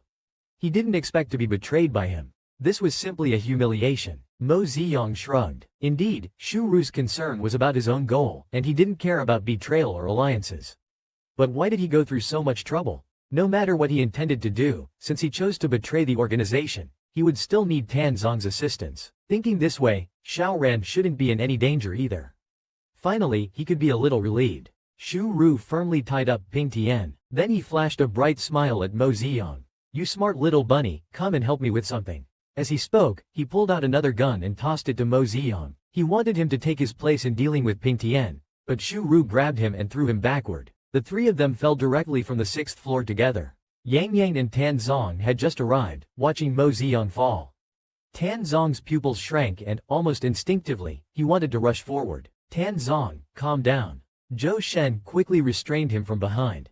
Tan Zong knelt on the ground, punching the floor. Xiao Ran was captured, and now Yang Yang jumped in front of me. "How can I be calm?" Zhou Shen shouted at him. "The little bunny wouldn't want to see you like this." Just then, a subordinate came to report, "Sir, we couldn't find Mr. Mo or the others downstairs." Hearing this, Tan Zong immediately calmed down. Falling from the 6th floor but with no one found? There must be something fishy going on here. Zhou Shen had already picked up a clue. This place was where Tai Shi brought the little bunny. The top priority now is to find Tai Shi. Tan Zong wobbled to his feet, eager to find someone. If he could find Tai Shi, he could find Yang Yang and Shaoran. "Quick, let's go find Tai Shi." Mo Ziyang, upon learning that earthworms are hermaphroditic, was instantly overwhelmed with envy. In the previous episode, Tan Zong watched helplessly as Mo Ziyang fell from the building. Just as he was breaking down, his subordinate told him there was no sign downstairs. In a dark, shabby little house, Mo Ziyang spent over 2 hours cleaning. "This spider web is disgusting." Xu Ru, holding Ping Tian in her arms, said indifferently, "This transparent spider web is Tei's special skill. I had him weave webs on the 5th and 2nd floors and also arranged secret escape routes. That way, when the 2 waves of his fall, it will create the illusion of disappearing into thin air. Mo Ziyang looked at Ping Tian in Shu Ru's arms and chuckled. You went through all this trouble just to save him, didn't you? You like him. Shu Ru's gaze became somewhat dazed. I've been by Ping Tian's side since I was 8. My only task was to protect him. At first, I only admired him. But as I grew up, I gradually realized that the feeling wasn't admiration. But by then, I could no longer protect him. His ambitions grew larger and larger. The most dangerous time, he even lost the use of his legs. I was really scared, afraid that next time, he might lose his life. I spent 5 years planning for today. I knew Ping Tian wouldn't want to give up everything and leave the organization, but I just want him to live well. So I became your spy, helping you weaken the organization from within. After meeting Taishi, I realized how deeply he loves Tan Zong. He was extremely jealous of you. I lied to him, saying I could help him get rid of you, to prevent Tan Zong from tracing back to him. Taishi agreed to cooperate with the organization, kidnapping Shaoran to lure you in. And Ping Tian would never miss this opportunity. I knew he would come in person to witness the resolution of his grudge with the Sun family. Once he left the organization's stronghold, my chance would come. Mo Ziyang sighed. This Shu Ru really has some skills, huh? She's like a big boss behind the scenes. The system sympathetically added, big boss or not, she's still trapped by love. Mo Ziyang spread his hands. He knew what Shu Ru wanted. Alright, everything as you wish. As long as I firmly claim that Ping Tian has. From now on, you'll be marked as S in the records. No one will chase after you anymore. Now, you should tell me the whereabouts of Xiao Ran. Shu Ru handed him a piece of paper. I have arranged to meet Tai Shi in an urban village in the city. Here's the address. Tonight, I am leaving on a cruise to Sri Lanka with Ping Tian. Good luck to you too. Watching Shu Ru push Ping Tian away, he couldn't help but call out to him. Actually, I have one more question. Are you male or female? Hearing this, Shu Ru couldn't help but laugh. Bunnies and earthworms don't have genders. Because they have no gender, does that mean they are hermaphrodites? Mo Ziyang warmed his eyes in amazement. The system emitted a merciless mockery. What does that envious look on your face mean? Mo Ziyang's face instantly turned red. I'm not. Upon learning that Mo Ziyang is Tan Zong no longer wanted to live, Tai Shi looked at Xiao Ran sleeping on the chair, hugged his knees, and reminisced about many things from the past. Someone like me, born into darkness and raised like a spider, probably doesn't deserve sunlight. But once having it, I can never let go. But once you have it, you can never let it go. Tai Zai's sunshine is Tan Zong. At that time, Tan Zong was 20, and Tai Shi was only 11. That day, Tai Shi accidentally fell from a very tall tree, and a branch scratched his face, blurring his vision. It was just then that Tan Zong, who was out for a walk, saw him. Let me help you bandage it up. Tan Zong wasn't disgusted by him and even helped wrap his wound. Ever since then, even after the wound healed, Tai Shi never took off the bandage. Tai Shi lovingly touched the now darkened bandage on his face. But he couldn't understand why someone like Mr. Tan would care for such an unremarkable little rabbit. Mr. Tan felt sadness, anger, and even jealousy over that rabbit, such precious emotions.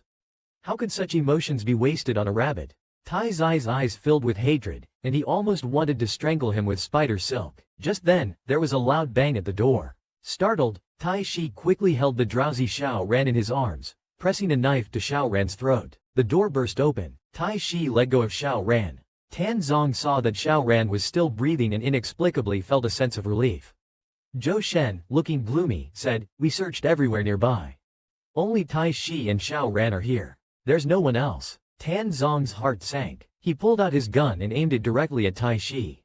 "Tell me, where did you hide Yang Yang?" "That rabbit naturally died. Shu Ru must have already acted," Tai Shi said, his head lowered, a hint of pleasure in his eyes. Tan Zong's body tensed instantly, as if his heart had been ripped apart. "So, Yang Yang really is dead?" Tai Shi quickly stepped forward to console him. "Mr. Tan, you don't need to be sad. That rabbit was very bad, always deliberately provoking you. It might hurt for a few days now, but in the future, you'll find someone who truly deserves you." "Shut up, I don't need those who are worthy of me, I just need Yang Yang." His voice lost its vitality. He slowly aimed the gun at his own head, thinking he had no reason to live anymore. Tan Zong was about to commit suicide, but luckily Mo Ziyang arrived in time to stop him. Mo Ziyang hurried to save Xiao Ran and saw Tan Zong holding and aiming the gun at himself, muttering, "With Yang Yang gone, I have no reason to live." Mo Ziyang was instantly furious. What did I just hear? He rushed forward in a flash, knocking the gun out of Tan Zong's hand. "What are you doing? The hard work on the mission isn't for letting men seek death." The familiar voice made Tan Zong's breath almost stop. He slowly turned around, eyes wide in disbelief. Trembling, he reached out to touch Mo Ziyang's face. Yang, is it really you? Am I dreaming? I thought. Mo Ziyang dodged his hand, wishing she could slap him awake. What do you think you're doing? Tan Zong finally snapped back to reality and hugged Mo Ziyang tightly, afraid he would disappear from sight. Held so tightly it hurt, Mo Ziyang wanted to push him away, but feeling his unusual heartbeat, his heart ached inexplicably. Even without me, you should live well, understand? Cherish life. Tan Zong gripped Mo Ziyang tightly in his arms, wishing he could merge him into his bones. Yang, I'm really scared of losing you. Mo Ziyang hugged Tan Zong back and gently soothed him. Fool, it was all Shu Ru's scheme. Right now, Xiao Ren matters more. Tai Shi could hardly believe his eyes. Why are you alright? Shu Ru had promised to kill you, and you're not. It was then Tai Shi realized he had been deceived by that bastard Shu Ru. Tan Zong released Mo Ziyang, protecting Mo Ziyang behind him. Tai Shi said, let Xiao Ran go. Whatever conditions you have, just name them. Upon seeing Mo Ziyang, most of Tai's rationality was gone. His gaze grew fiercer. Shu Ru, that bastard dared to deceive me. Damn you all deserve to die. As he spoke, the knife in his hand was already close to Xiao Ran's throat. Mo Ziyang, risking everything, saved Xiao Ran. The knife in Tai's hand was about to fall on Xiao Ran's throat. Seeing this, Mo Ziyang couldn't care about anything else. He rushed forward, directly trying to snatch Xiao Ran away. Tai Shi obviously didn't expect Mo Ziyang to act like this. By the time he reacted, Mo Ziyang had handed Xiao Ran to Tan Zong and then threw a punch directly at Tai's head. Tan Zong was dumbfounded. Yang's speed is so fast. My little rabbit is really impressive. Mo Ziyang kicked, directly knocking the person down. If you like Tan Zong, come and take him openly. What kind of thing is backstabbing? Are you sick? Leave him out of it. Tai Shi struggled, eager to bite him with venom, but the mercenaries had already subdued him. Mo Ziyang looked at him viciously, the trash hiding in the gutter. Not worthy of my personal attention. I leave him to you. Yang, are you okay? Tan Zong asked, full of concern. Mo Ziyang smiled and shook his head. I'm fine. He hugged Xiao Ran, finally at ease. Let's go, we'll take Xiao Ran home. The next day, under a clear sky, Zhou Shen, pulling a suitcase, quietly left the Tan family while everyone was still asleep. Before leaving, he took one last wistful glance back. It's time to say goodbye, little rabbit. I hope you will be happy and joyful in the future. At that moment, someone walked straight toward him. Mr. Chow, why are you here? It was indeed Chow Song. With a smile as warm as a spring breeze, he took out a red string from his pocket. A small wooden sword was attached to the end of the string. I wonder if you still remember this thing. Zhou Shen was busy, but he certainly remembered. This was from a time when a family visited the orphanage. It turned out, the big brother back then was Chow Song. Chow Song extended his hand to him. My name is Chow Song. Nice to meet you. The voice was gentle and pleasant, causing Zhou Shen's face to blush slightly. The grand finale arrived. 12 years later, Xiao Ran had grown into a handsome young man with silver hair. He also had someone he liked. In the study, Tan Zong pulled out his long-hidden love manual. Xiao Ran asked, somewhat shyly, Uncle, will this book really help me win them over? Tan Zong solemnly handed the manual to his little nephew. Of course it will. Back in the day, I used this very book to win over your brother Yang. Before he finished speaking, the door swung open, and Xiao Ran quickly hid the book behind him.